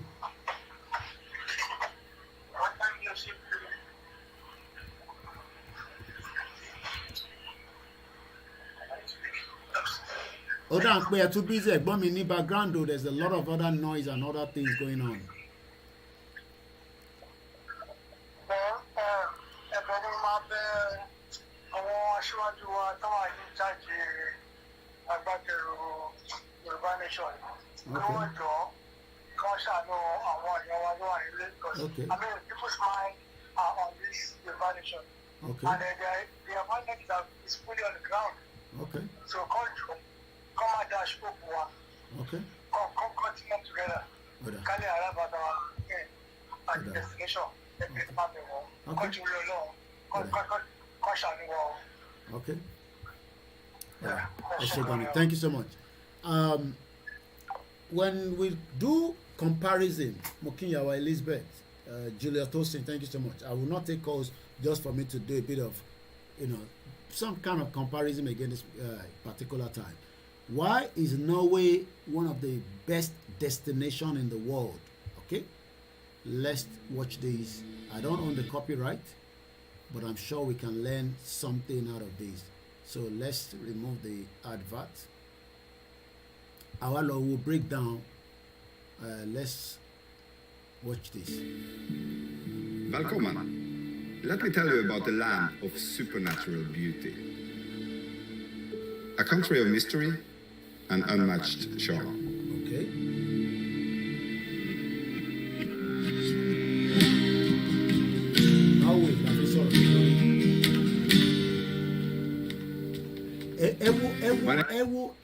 View here. I'm sure we have this kind of view near Ondo State. But one thing, yes, a very beautiful country, Mr. George. Sherry, development, security, language, orílẹ̀-èdè, all these is what makes up the country. So gbogbo àwa tá ní ẹ tí Tinubu bá débẹ̀ ó máa transform Nigeria. No, a fẹ́ transform Nigeria kankan mọ́. We want to have transformation in our own land. A fẹ́ máa rí this kind of views. Ẹ jẹ́ n padà síbi tí wọ́n ti wà lójú títì. A fẹ́ máa ríru àwọn views báyìí. A bá wo view eléyìí nísìn within 10 years gbogbo àwọn ilé yẹn àwọn tó ní ilé yẹn bí àwọn máa tún kọ́ fúnra wọn ní bí ìjọba máa support wọn ní bí a private investor ní it could be used for so many things. Yeah, mo rí àwọn views yẹn nígbà tí mo gba Kogi náà ní a very beautiful view. Now ẹ jẹ́ n súnmọ́ ẹ jẹ́ n sún ti náwó ìmọ̀ kọ́ máa ṣó méjèèjì papọ̀ léra. Kí ló wà níbí báyìí tí àwa náà lè ṣe the same thing even though pé àárí àwọn àpáta láti angle yìí. Thank you so much Godson Emmy. Mo kí gbogbo ẹni tẹ́ wà ní Thailand ní South Asia lọ́hùn yẹn and there's so many Yoruba people that are there. Let's go back and watch this more. My name is Stig Barexten and I make one of the best gins in the world. Barexten Botanic. Ṣẹ̀gbọ́n kan tó ń sọ ọtí gin lòun máa ń make kò fi orí olórí fi ṣe owó kò gé ọyàn anybody kò gé di anybody kò náà fẹ́ gba ẹ̀jẹ̀ anybody. This is why we are saying to our people that having a Yoruba nation ó máa fún wa ní opportunity to have an economy that is not a Nigerian economy. But listen, Buhari lọ sí US lọ́la nísìn, he's not going on behalf of the Yoruba people, he's going on behalf of Nigeria. Because according to Garba Shehu, Buhari will be traveling to US for a kind of sọ pé hello ta ló ń sọ hello. Okay, ìwọ ló sọ pé láti Ṣàgámù yẹ mo ti rí ẹ. Okay. Àbọ̀rọ̀ mi yẹ yín nísìn. So what I'm trying to bring out is we have potentials. We have potentials. Wọ́n tẹ̀ fún yín ní nọ́mbà mídíà wa bàbá wa kí ló ń pè tó wà níjẹ̀bú yẹn. Àbọ̀rọ̀ mi yé nísìnyí yẹn wa.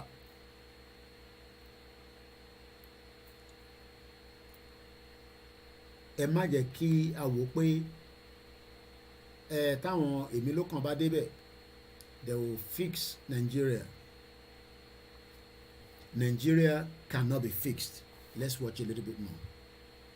Sikiru Quadri Mukinyi, John IGBOHO. Yeah, a very great view. Let's watch a little bit. Regime has won many international awards for its taste. People ask if it's the lingonberries or the elderflowers that create this distinct flavor. But the real secret ingredient is actually the terrain of Norway itself. I use Norway. Ǹjẹ́ wọn náà ronú pé jíìnì tí wọn náà máa ṣe terrain ti Ondo State tìlú Àkókò ti Èkìtì a lè ní different flavours of gin tó bá lọ sínú store ní bíbáyìí pé o lọ sínú Tesco o lọ sínú Asda tábà nípa fẹ́ra gin ní Tesco nísìn ó máa sọ pé oríṣiríṣi gin ló wà ok jẹ́ ká lọ wo Sainsbury's á bi mí pé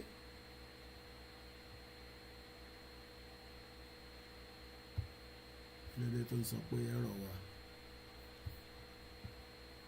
ok ìwọ náà rí i pé oríṣiríṣi gin ló wà ẹ mọ̀ pé adẹ̀ máa ń lo gan nílẹ̀ ní ọ̀dọ̀ tiwa torí pé oríṣiríṣi gin ǹjẹ́ ìwọ náà ronú sí bẹ́ẹ̀ pé tí Yorùbá bá dá dúró we can have a business that ó yẹ pé wọ́n ló máa start from the scratch tó dẹ̀ máa di export business. But when people say tí Tinubu bá ti débẹ̀ ó máa kọ sọ gbogbo adolówó ìrọ̀lẹ́ pa it doesn't work like that because it will be working on the same fraudulent 1999 constitution. That goes the same thing with Atiku, that goes with Peter Obi and Omoyele Sowore. That's if you vote for him and Kwankwaso. So ẹ jẹ́ ká padà again. Remember tá bá wo population ní Norway 5.4 tá bá lọ wo population Ondo 3.4, so probably just about 2 million difference. And only Sunshine State lẹ́pẹ́ Ondo State àbí but Sunshine State yín ẹ wo bó ṣe rí. Let's watch this a little bit.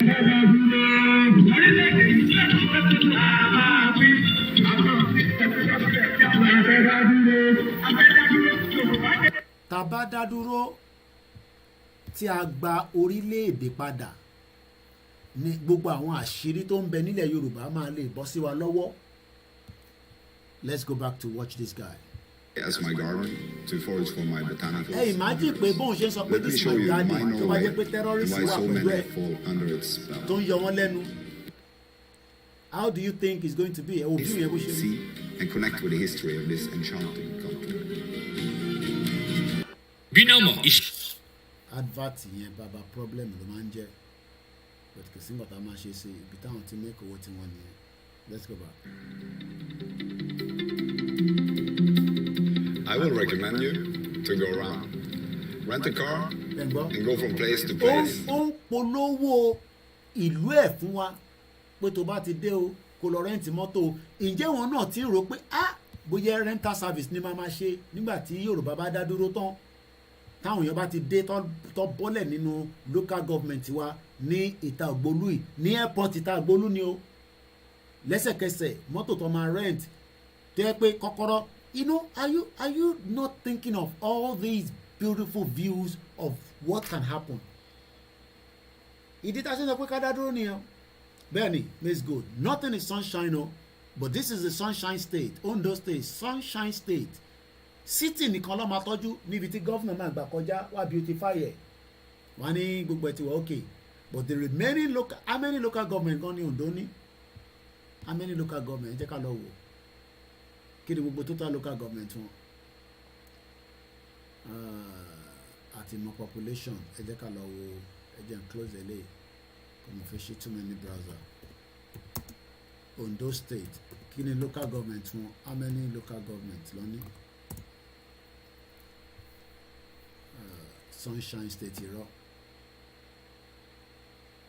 Àkúrẹ́ only the biggest how many local government 1976 they lọ create Ondo state no kò ń ṣe logo là ń sọ local government mo ní kò fún mi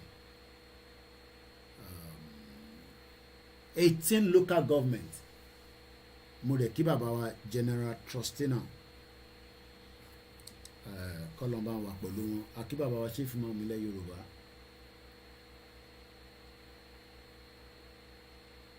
a gbọ́dọ̀ fáwọn èèyàn ní breakdown mo kí bàbá wa because táwọn èèyàn bá understand the data ṣe ń sọ pé a fẹ́ Yorùbá nation because okay now mo fẹ́ ká lọ wo ṣé a ti sọ pé 18 lélẹ̀ nísìn local government Norway ẹ jẹ́ ká lọ wo bí àwọn náà máa ń lo local government I'm sure they will use something of such local governments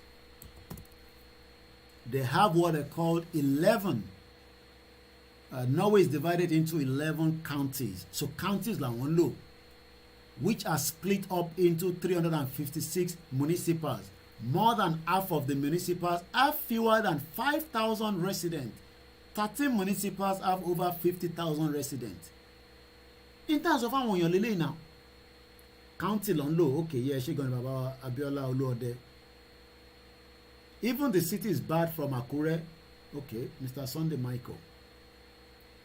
So Ondo State ní 18, right?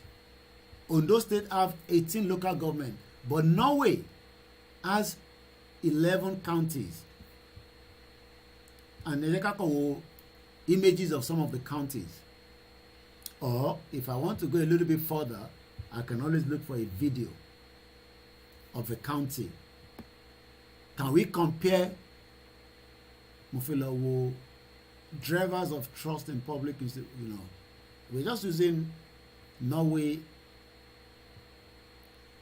because ṣe rí ìdí tí development ṣe máa ń wá òun ni pé a kọ́kọ́ gbọ́dọ̀ mọ èèyàn mélòó ló ń gbé ní local government a gbọ́dọ̀ mọ mélòó ni wọ́n ń bí mélòó ló ń kú mélòó ló ń rẹ̀ mélòó ló need the support and all this has to start from the local government. Koiki, please let me tell you how some people are going back from Yoruba nation.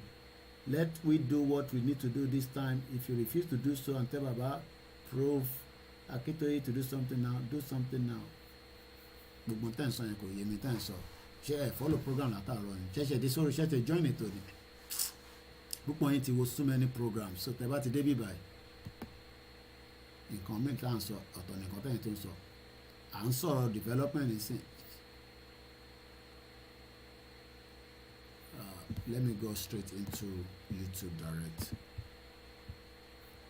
mo fẹ́ oníkọ̀ọ̀kan tí mo fẹ́ mú tí mo fẹ́ connect ni à ń wíru ṣẹ̀ṣẹ̀ join it ó bẹ́tà kẹ́ lọ wo beginning of this program o cause tẹ́ bá join program láàrin méjì ẹ máa wà messed up so sometimes you just have to sit down and listen. Norway local government ibẹ̀dẹ̀ ni bọ̀bọ̀ ìtiwá bọ̀bọ̀ burúkú tó pa àwọn èèyàn dànù yìí Indian couples children taken away by Norway authority okay.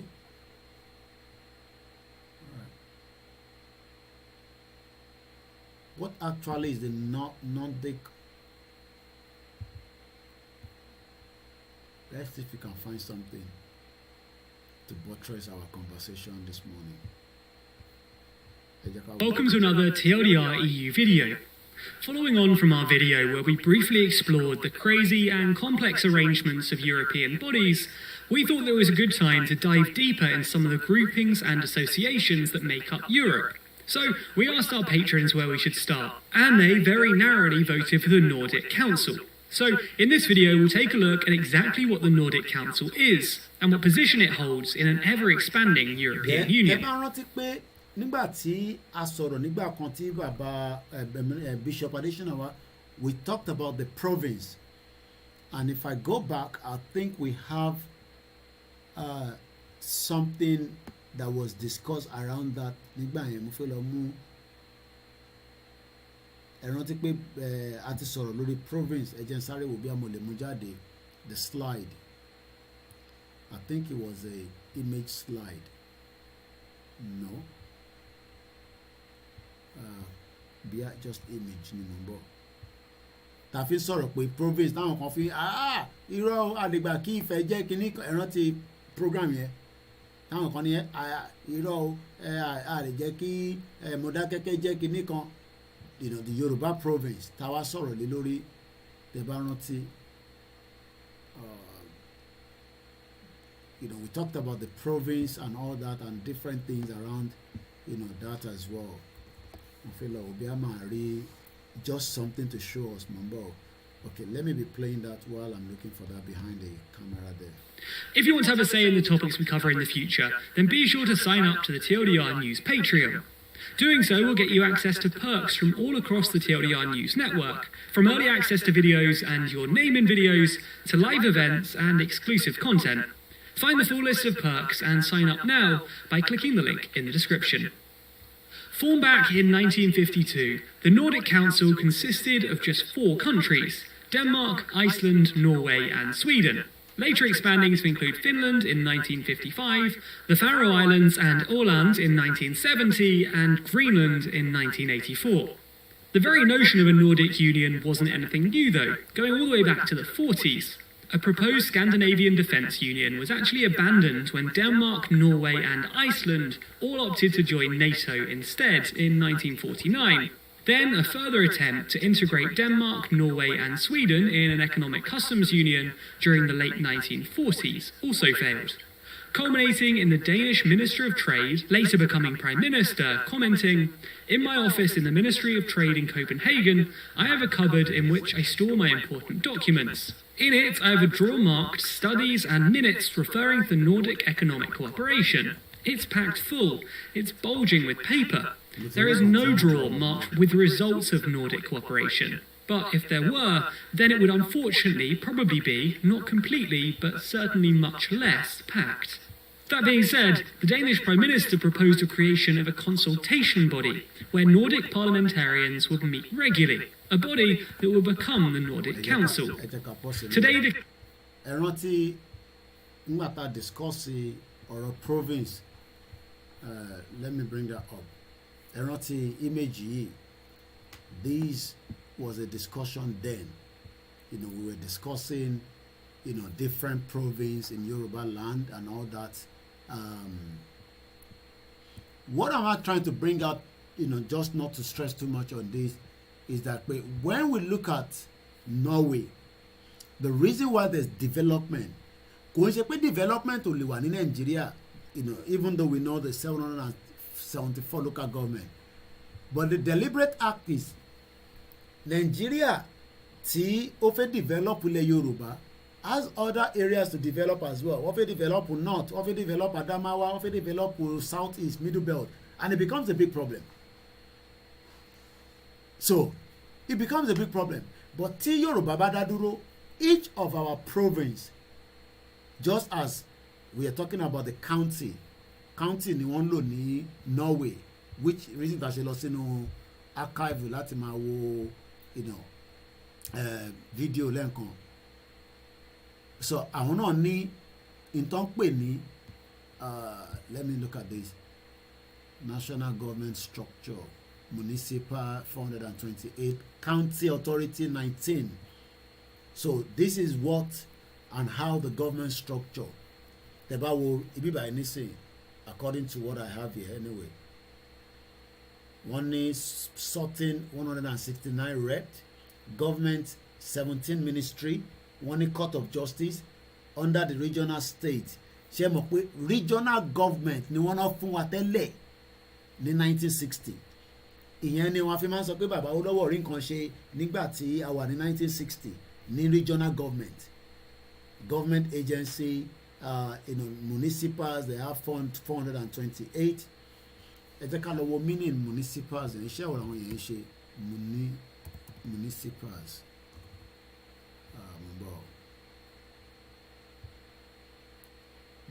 Municipalities. Let's look at the meaning. Kí ni meaning ẹ̀? And let's see if we can get the pronunciation as well. So it's municipality. Okay. Municipality. A town or district that has local government. That is the meaning of municipality. A town. So a lè sọ pé Ìta Ògbólú náà is a town. Ṣé mo right? Tàbárẹ̀ tó fẹ́ support mi ní tí mo ń sọ ní bíbá ẹ má tún gbé wa lọ síbò mi ò ẹ lè pè. Tàbárẹ̀ tó fẹ́ gbé wa lọ sí okay àti ẹ̀hónìkà check population ní Iceland àníkà tẹ̀sí dúró lórí Norway ẹ má ìka ti sá káàkiri ẹ̀gbọ́n mi tó ní ages ẹ jẹ́ ká tẹ̀sí dúró lórí Norway. Ṣé a lè sọ pé ṣé town ní Ìta Ògbólú àbí ṣé kí la máa pè é? Ẹ wá wo town tiwa bó ṣe rí. Yes, you are right. Okay. Ẹ ṣé gan ni bàbá wa Sunday Michael Kayode. Ẹ wo town tiwa bó ṣe rí ní 21st century ní 2022. So when we say that pé development, ìdí tí development ò ṣe ní wá síbí báyìí ni pé because federal ẹ rántí pé bàbá yẹn sọ pé we are federal ẹ rántí bàbá Ọ̀ṣun former senator yẹn I play video wọn lánàá. But nígbà tí Yorùbá bá wà as a country a lè mójútó gbogbo àwọn tó ń pè ní towns tiwa náà. Irú gbogbo bíbá yìí nísìn development adébẹ̀ technology adébẹ̀. Irú ìyá wa tó pè lẹ́ǹkan tán ní ẹ̀rù ń ba mọ́mí àwọn but ẹ̀rù kì í bá wọn. Okay, ìyẹn kan sọ pé ìjú Ìta Ògbólú is a big town. So that means this is a big town. But ẹ wo bí big town ṣe rí.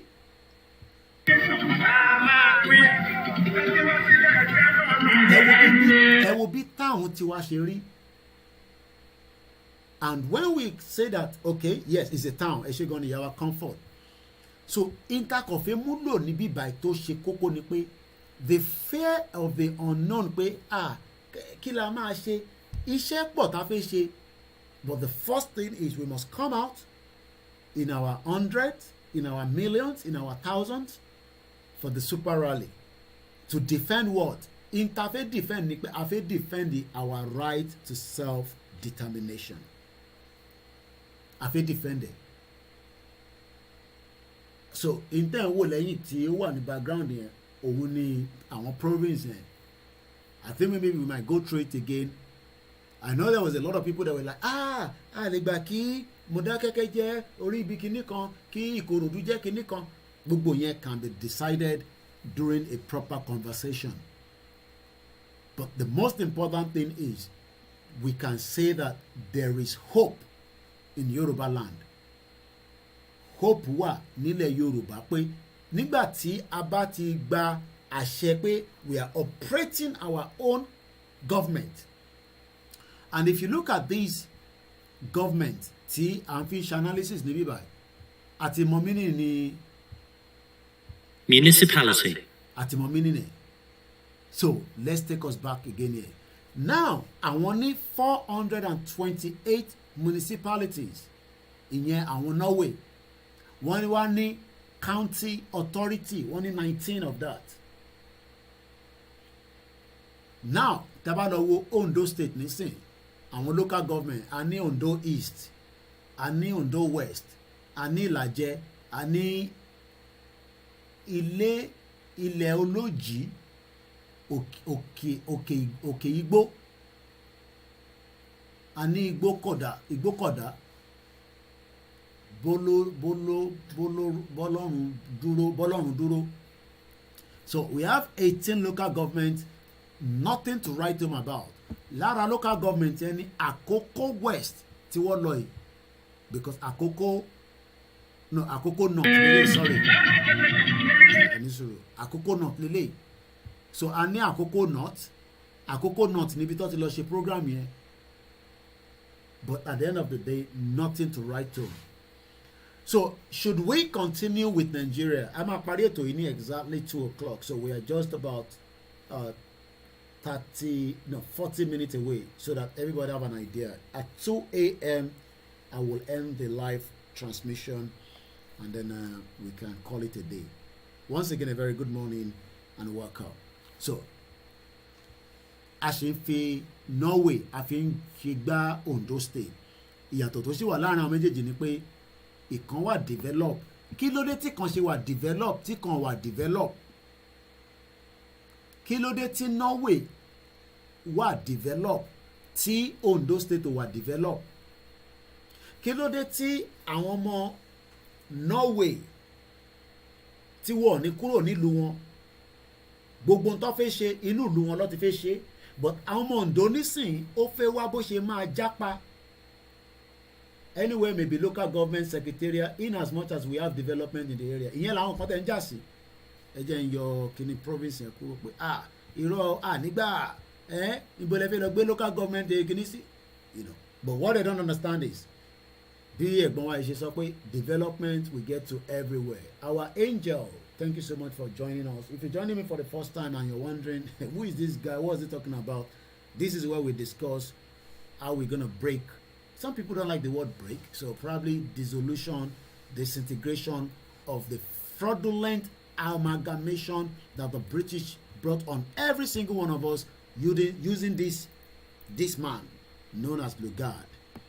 So that is what we discuss here on this channel, because people discuss a lot of things on the social media, but right here we discuss our right to self-determination.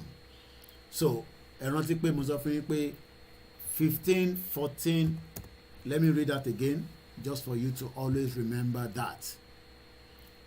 And don't cry for Portugal, don't cry for England, okay? United Kingdom did not sit in this resolution in 1960.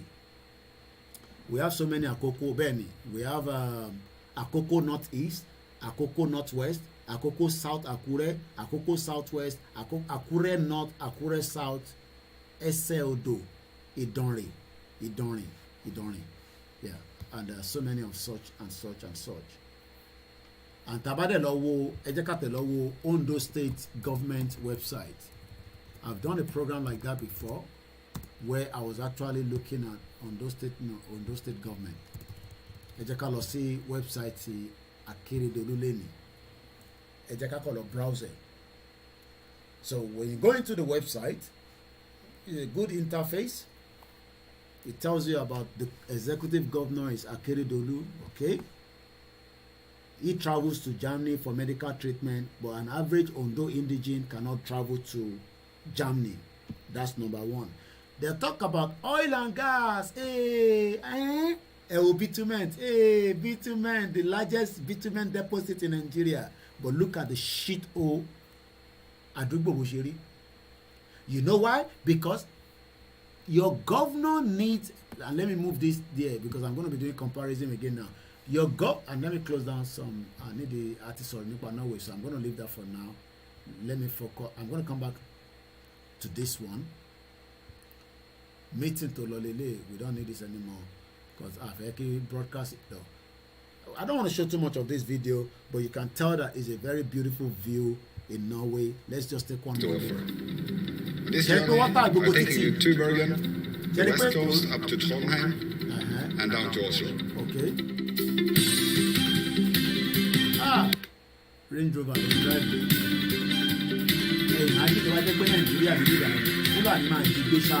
In my opinion, Bergen is the most beautiful city in the world. Okay, and one of the most beautiful cities in the world. Streets of Bryggen, smell the fish market, take Fløibanen, and admire the view over this beautiful city. Norway is known for its seafood. We export 37 million meals a day. The best way to enjoy local seafood is here with Marianne from Bergen Fjord Adventures at Villavet. Ṣẹ́rí gbogbo tó ń gbádùn ayé ẹ̀ yìí bó ṣe jẹ́ kórí náà ní Ondo State náà nìyẹn ní ìta Ògbólú ní Àkúrẹ́ North. but ẹ gbọ́ gbogbo táwọn ìyá wa yẹn sọ, and let me just bring a video. Okay, let's see if we can move this forward a little bit.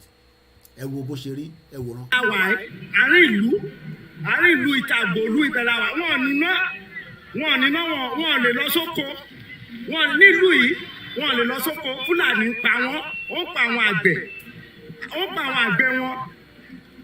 Láì tẹ́lẹ̀ oko ni wọ́n ti máa sá kòkó, but ilé ni wọ́n gbé wá báyìí láti wá sá nítorí ẹ̀rù bojo tí ó bá àwọn àgbẹ̀ ní oko. Fúlàní ò jẹ́ kán róko lọ.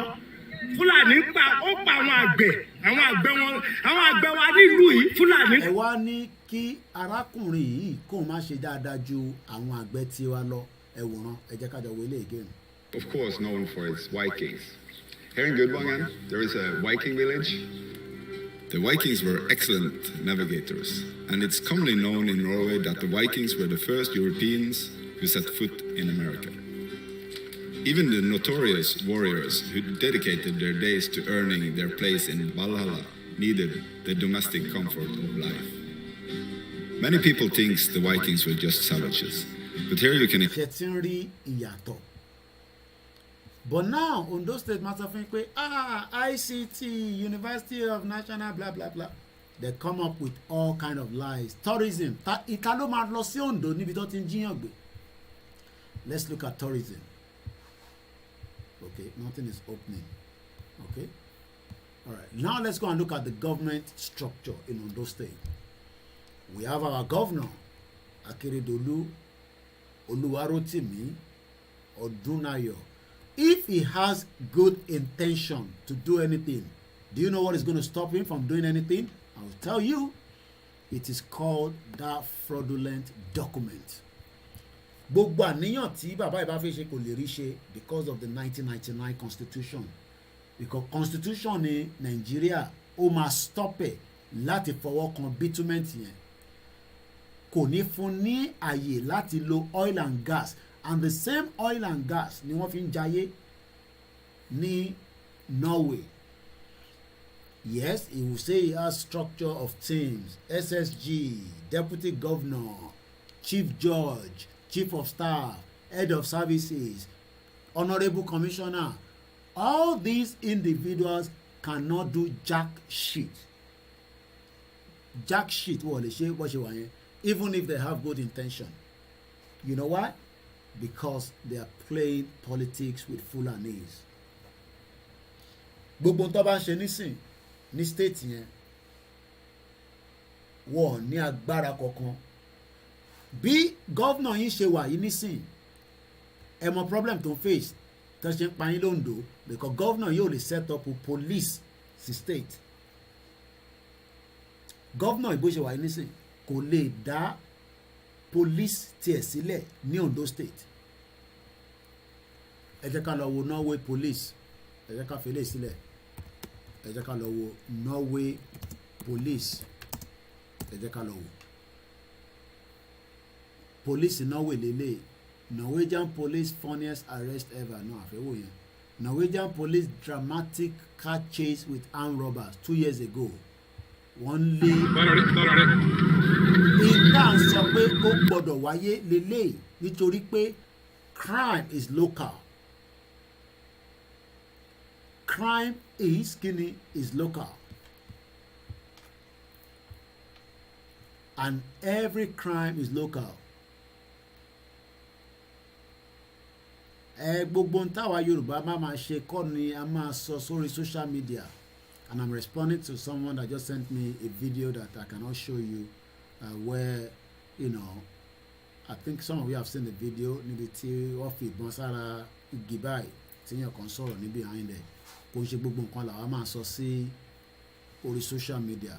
So, you know, let us understand that ìtagbédání kò ń ṣe gúgúrú àtẹ̀pà. Ẹ jẹ́ ká wo ọlọ́pàá Norway ó ń lé olè.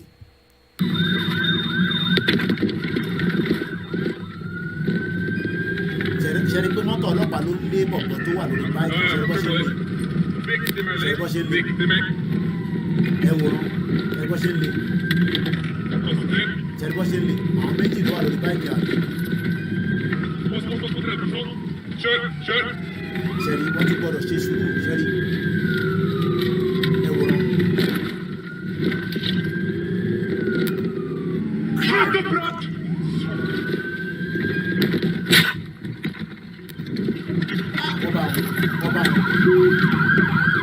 Wọ́n pin ẹ̀ mọ́lẹ̀.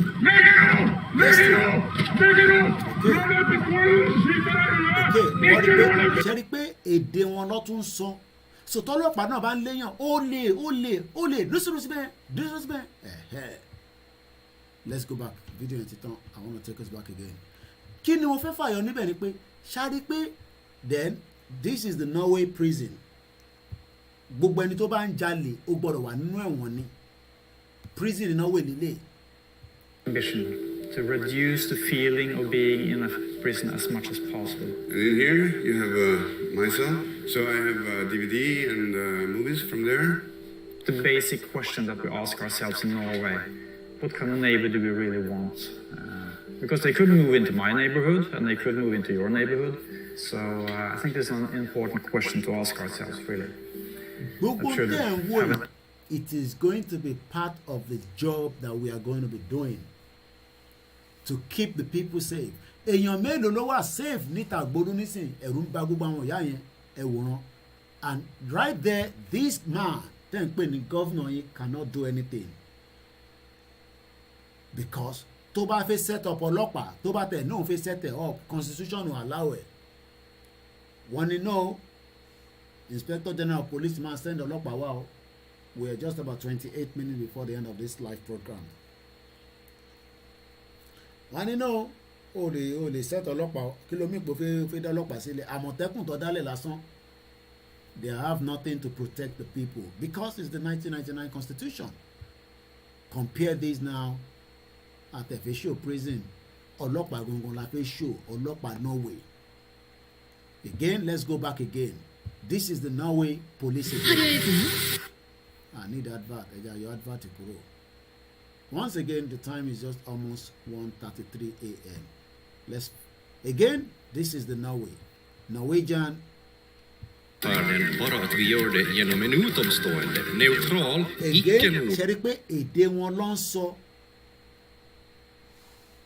Yes. Och egentligen sist och slutligen. Monima change background yeah, we talked about our brother Ijile right before, and we say out of sight is not out of mind. We continue to pray for him and the family, and we hope that he will be released to us very soon. Let's go back again. Har byggt upp. I det här avsnittet ska Peter Whittingham till vardagspolis i Los Angeles, USA få se hur den nordiska... English because it is not an English-speaking country. O ṣe láti máa wá wo translation yẹn. Ṣe gbọ́n ọ̀tọ̀ sọ, wọ́n ń pè àwọn criminal ní customer because they still believe their dignity still has to be protected. But in Nigeria today, ẹni tó normal gan ti di olè, ẹni tó normal gan ti di olè because anytime a police sees you, they see you as a criminal. Ìyẹn ni bàbá wa Bishop Sọlẹ́nkan tó bá wa BMW nísìn, automatically you are a thief in that shito country. Moriembe Waris Jinad. It was difficult for me to wrap my mind around as a police officer. Of course it is, yes. The last time we fired our gun, I know it was last Friday.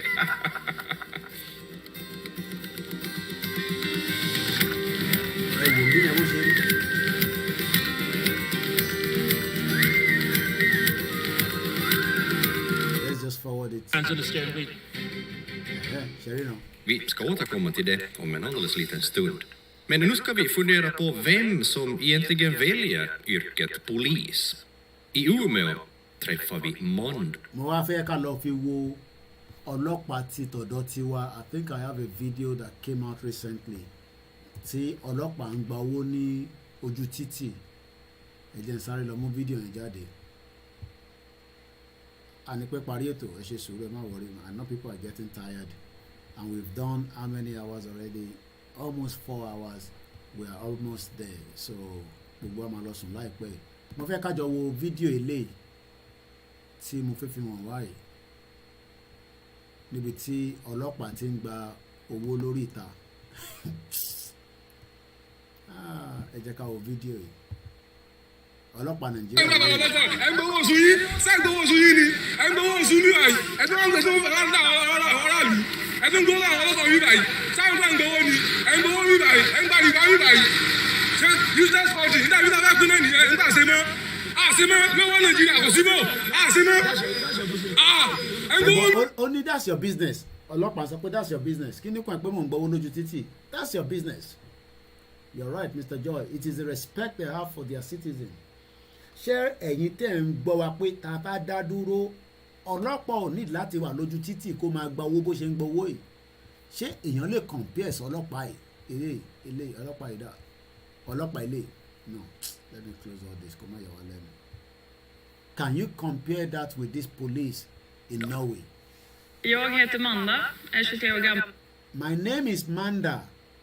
Ẹ jẹ́ kí mi máa pronounce ẹ̀ fún yín tó ń sọ. I am 23. I attend the police academy here in Umeå. Èdè ẹ̀ ló ń sọ. Èmi náà ní èmi ni Ọláyọmí Kóìkì tí wọ́n ṣẹ̀ gbà sí ẹnu iṣẹ́ ọlọ́pàá ní Ondo State. Inú mi dùn. Èmi ni ọmọ bó bá fi join ọlọ́pàá Nàìjíríà ní sèwà tó san owó ni. Everything is fraud. They all have different dialects.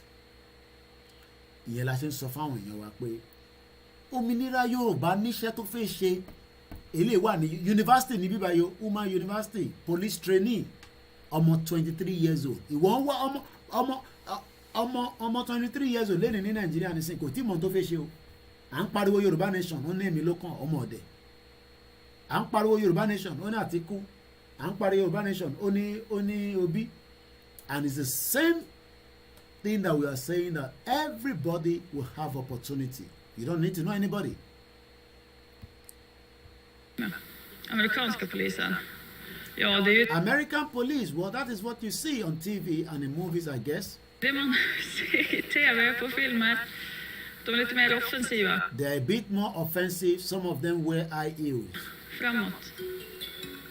Och så sen är de här serierna som springer runt. What you say that, you know. Allt. Welcome. Vid polisakademin i Los Angeles räcker polisutbildningen 6 månader. How long you been here at the academy? 4 terms. So it's 2 years. 2 years? Yes. And I thought 6 months was a long time. So it's about 17. Inne på. So, àwọn èèyàn wa, as we are going to be completing this broadcast, might just to remind us that none of your governors can do anything to protect lives of our loved ones, as you can see here one more time.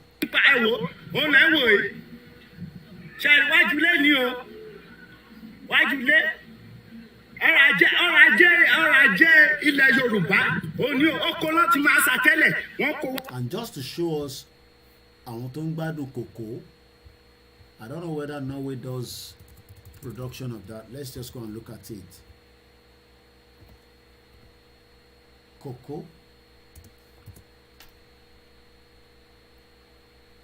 Ewo cocoa powder. Oh gosh. Ìyà ń jẹ àwọn èèyàn wa nílé. Mo fẹ́ lọ wo cocoa production. Norway.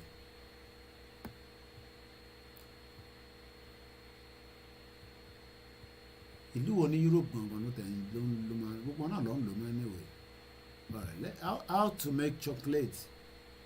This is what we are meant to be doing. What is going to be the finishing product. Compare sí àwọn tó ń sá kòkó ní ojú títì ẹ̀wòrán.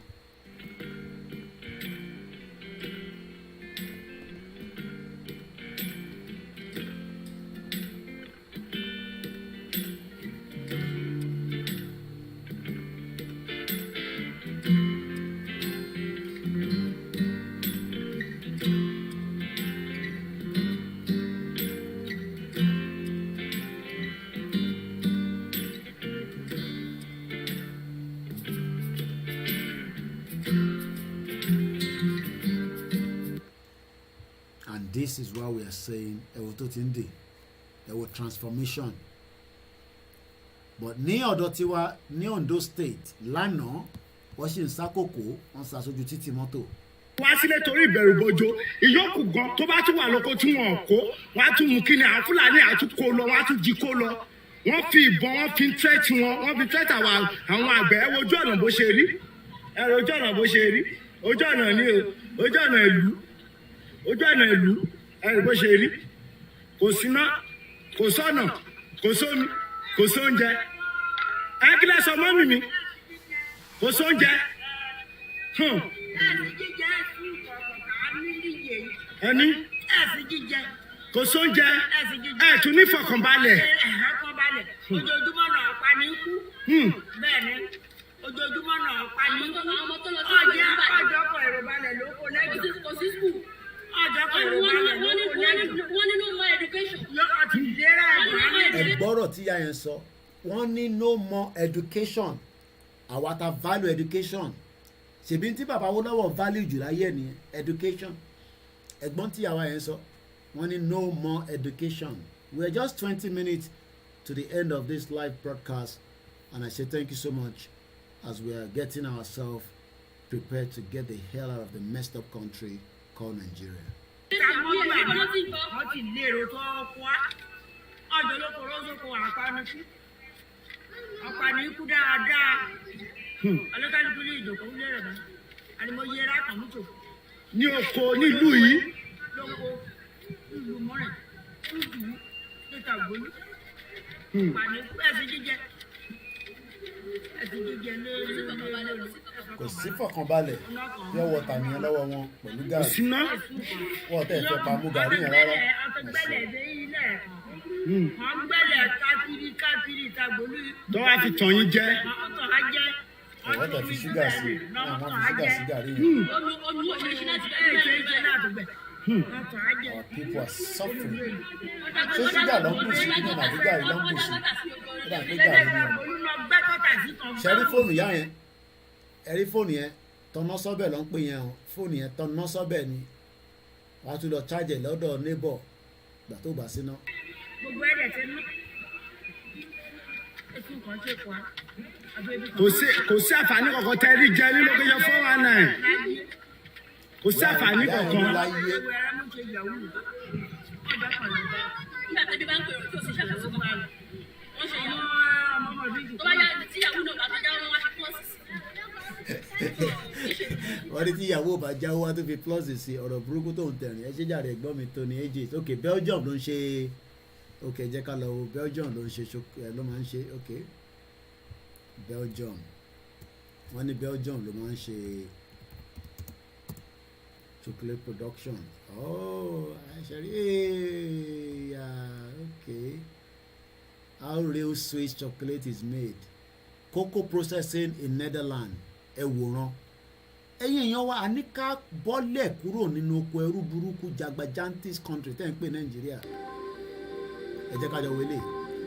Holland has a long history. Ẹ̀rọ pé mi máa ń fẹ́ mú ẹ̀rí wá ẹ jẹ́ kémi náà lọ mú chocolate kékeré jáde nínú fridge mọ́ ń bọ̀. Of cocoa processing. Two important breakthroughs in processing cocoa beans are Dutch inventions: the pressing process and the alkalization technique. Both inventions date back to the early part of the 19th century. Gherkens is the meeting point of this Dutch tradition, with the use of advanced technology to generate maximum value for its customers. Cargo has 4 plants, conveniently located along the river Zaan, about 15 kilometers north of Amsterdam. In an effort to drive costs... ṣẹ́rí èyí tẹ̀ wá ń lé tábà kúrò nínú Nàìjíríà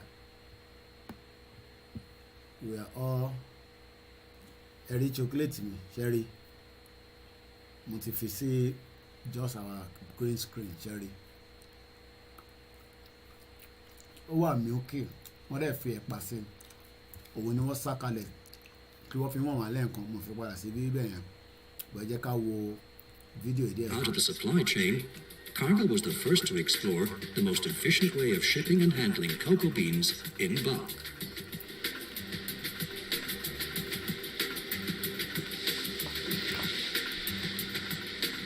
The 225,000 metric tons of beans we process in those plants are predominantly from West Africa. We grind beans from the Ivory Coast, Ghana, Cameroon, and Nigeria. Ẹ̀gbọ́n kan tó sọ mẹ́ẹ̀ ẹja máa wo background ẹja ìyá green screen kúrò. Ẹ̀gbọ́n tó sọ wọ́n ní àwọn ìlú tó ti ń bọ̀ ó dà wọ́n mention Ghana, Cameroon ẹja padà sẹ́yìn díẹ̀ sí. We grind beans from the Ivory Coast, Ghana, Cameroon, àti Egypt. The sourcing capabilities of Cargill in all main cocoa. Àwọn èèyàn wá ń ṣe wàhálà nínú oòrùn. Àwọn bàbá wa ń ṣe wàhálà nínú oòrùn. Àwọn Belgium ń bá wa ṣe ní chocolate ní finishing product. Wọ́n tún wá dá padà wá sí Nàìjíríà, wọ́n tún wá tún tà. Growing areas allow us to blend beans into a consistent mix. The main products we produce in those plants are a full range of cocoa liquors, whereby specific bean origins are possible, deodorized and non-deodorized cocoa butters, and One island is only 26 county. West Africa, okay, high and low-fat cocoa powder in many different color and flavor profiles. The cocoa products produced in Holland carry the traditional brand Gherkins. The products are exported all over the world. Àwọn máa kọ́kọ́ gbà ní West Africa wá ṣètò wá export ẹ̀ jáde padà àwọn fi ṣe coffee ó bá dàárọ̀ ní sèmi náà mú coffee gbogbo àlà mú coffee l'Amẹ́ríkà gbogbo àlà mú coffee ní UK gbogbo àlà mú coffee ní Thailand ní Malaysia ní United Arab Emirates but àwọn èèyàn wá ń jìyà nílé gbogbo àlà ń ṣiṣẹ́ ní coffee shop ní McDonald's fáwọn tó ń ṣiṣẹ́ ní McDonald's àwọn tó ń ṣiṣẹ́ ní Starbucks. The main cocoa butter and cocoa liquor markets are located in Europe. The USA is the largest market for cocoa powder, followed by Germany, France, Italy, and Japan.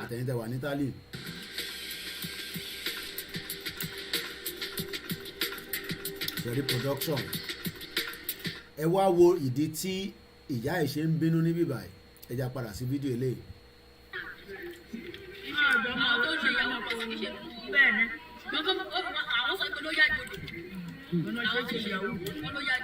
Mọ́mí mi ẹjọ́ ìjẹ́ yìí nígbàgbọ́ pé tá a bá gba Yorùbá nation pé gbogbo kan wọ̀nyí kò ní sí mọ́. Àpàrẹ́.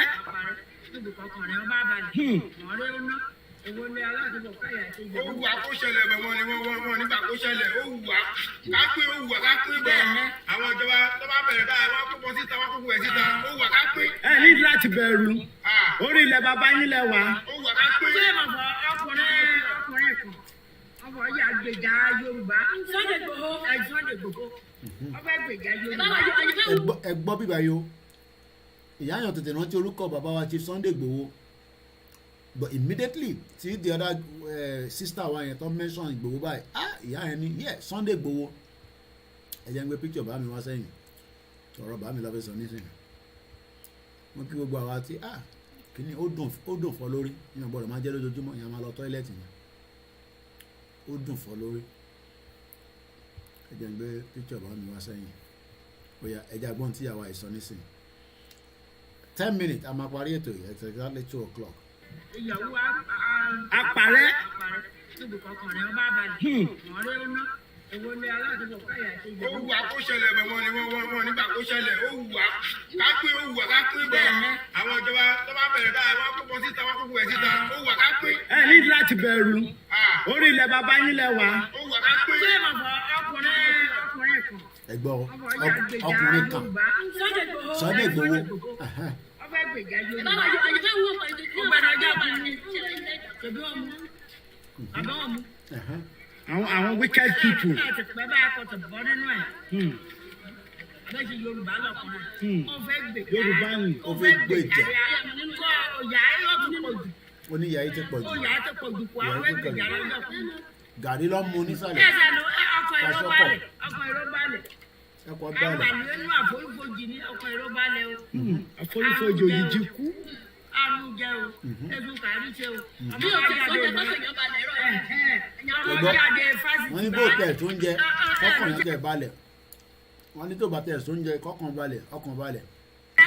àrùn ló jẹ́ ọmọ jalè ká yọ ọmọdé kan lẹ́yìn ọgbọ́n owó dé ọ̀rẹ́ ò lè lérò ọ̀nà ìbọn ọmọ ọlọ́mọ lọ́sàn ọ̀wọ̀lẹ́ àbá ọ̀wọ̀lẹ́ àbá.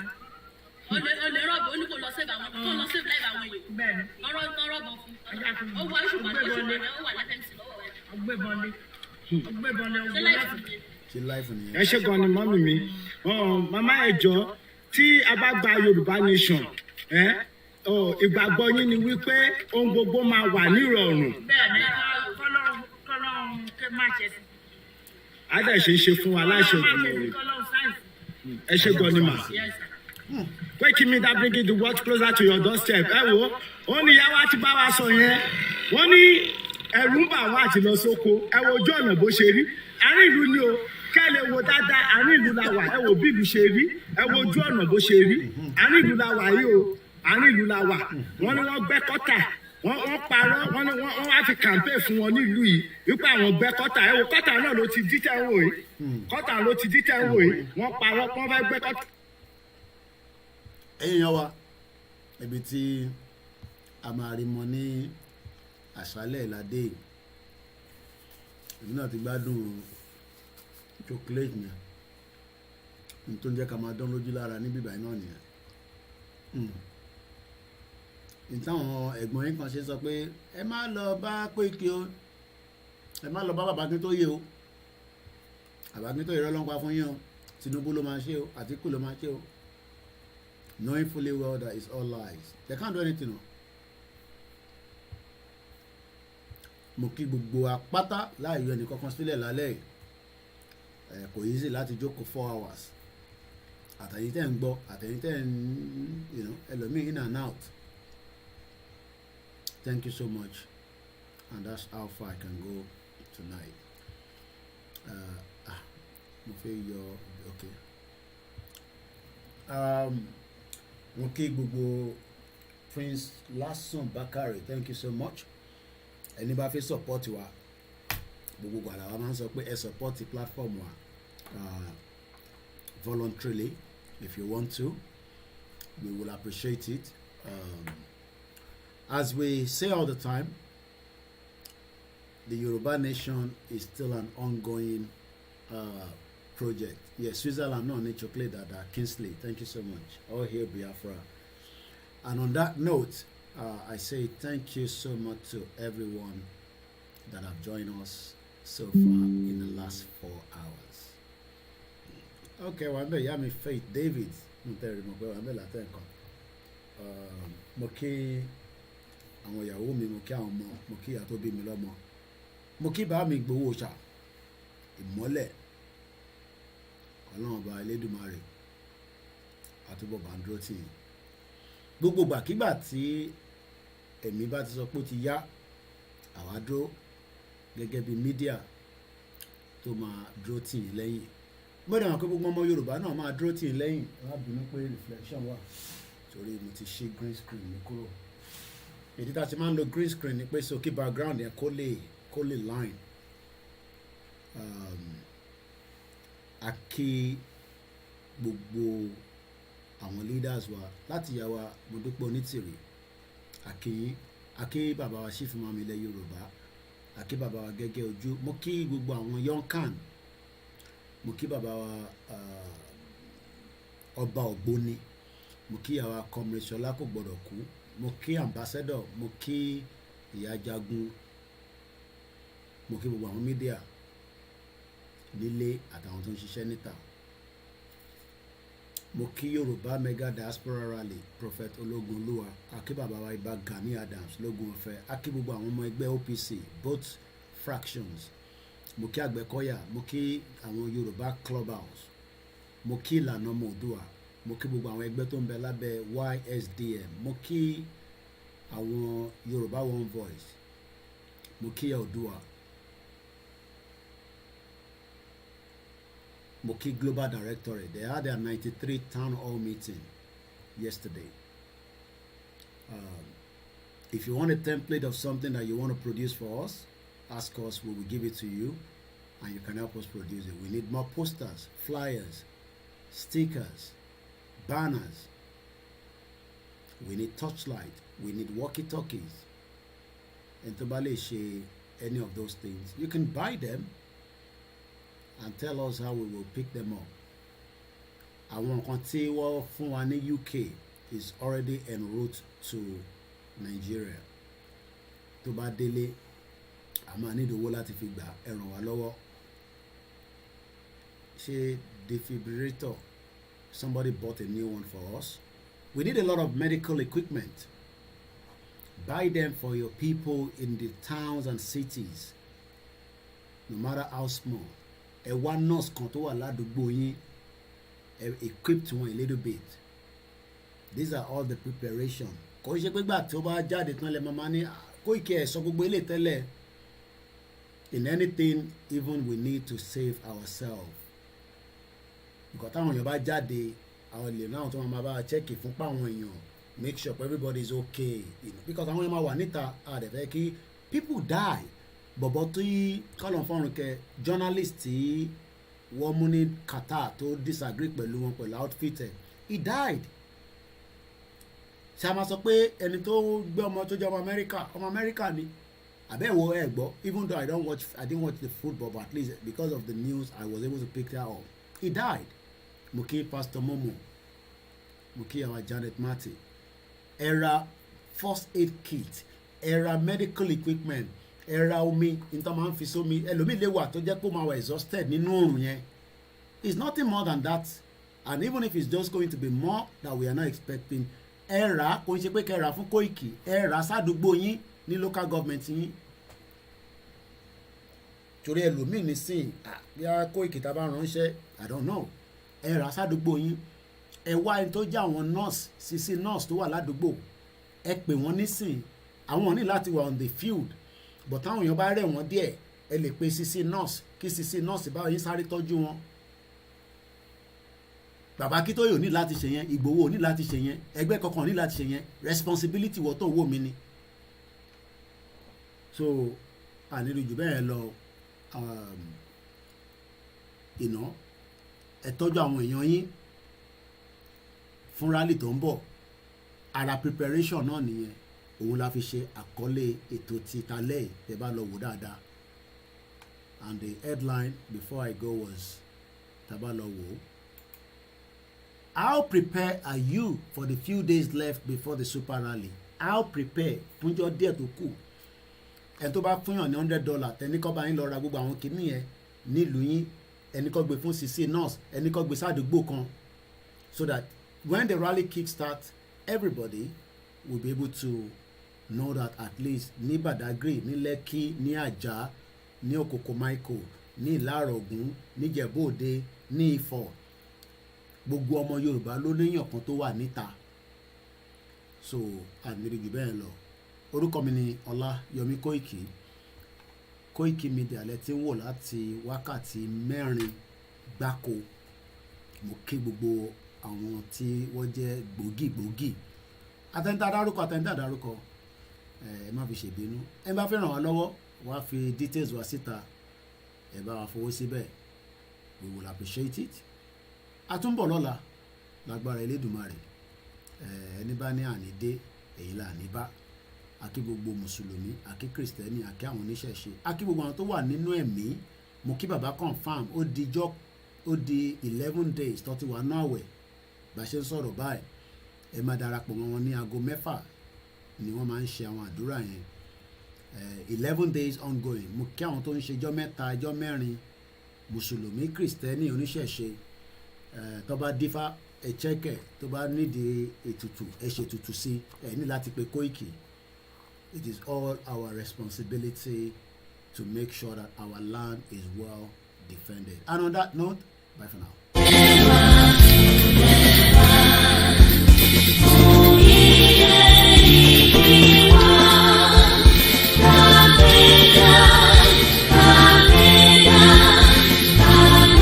Down.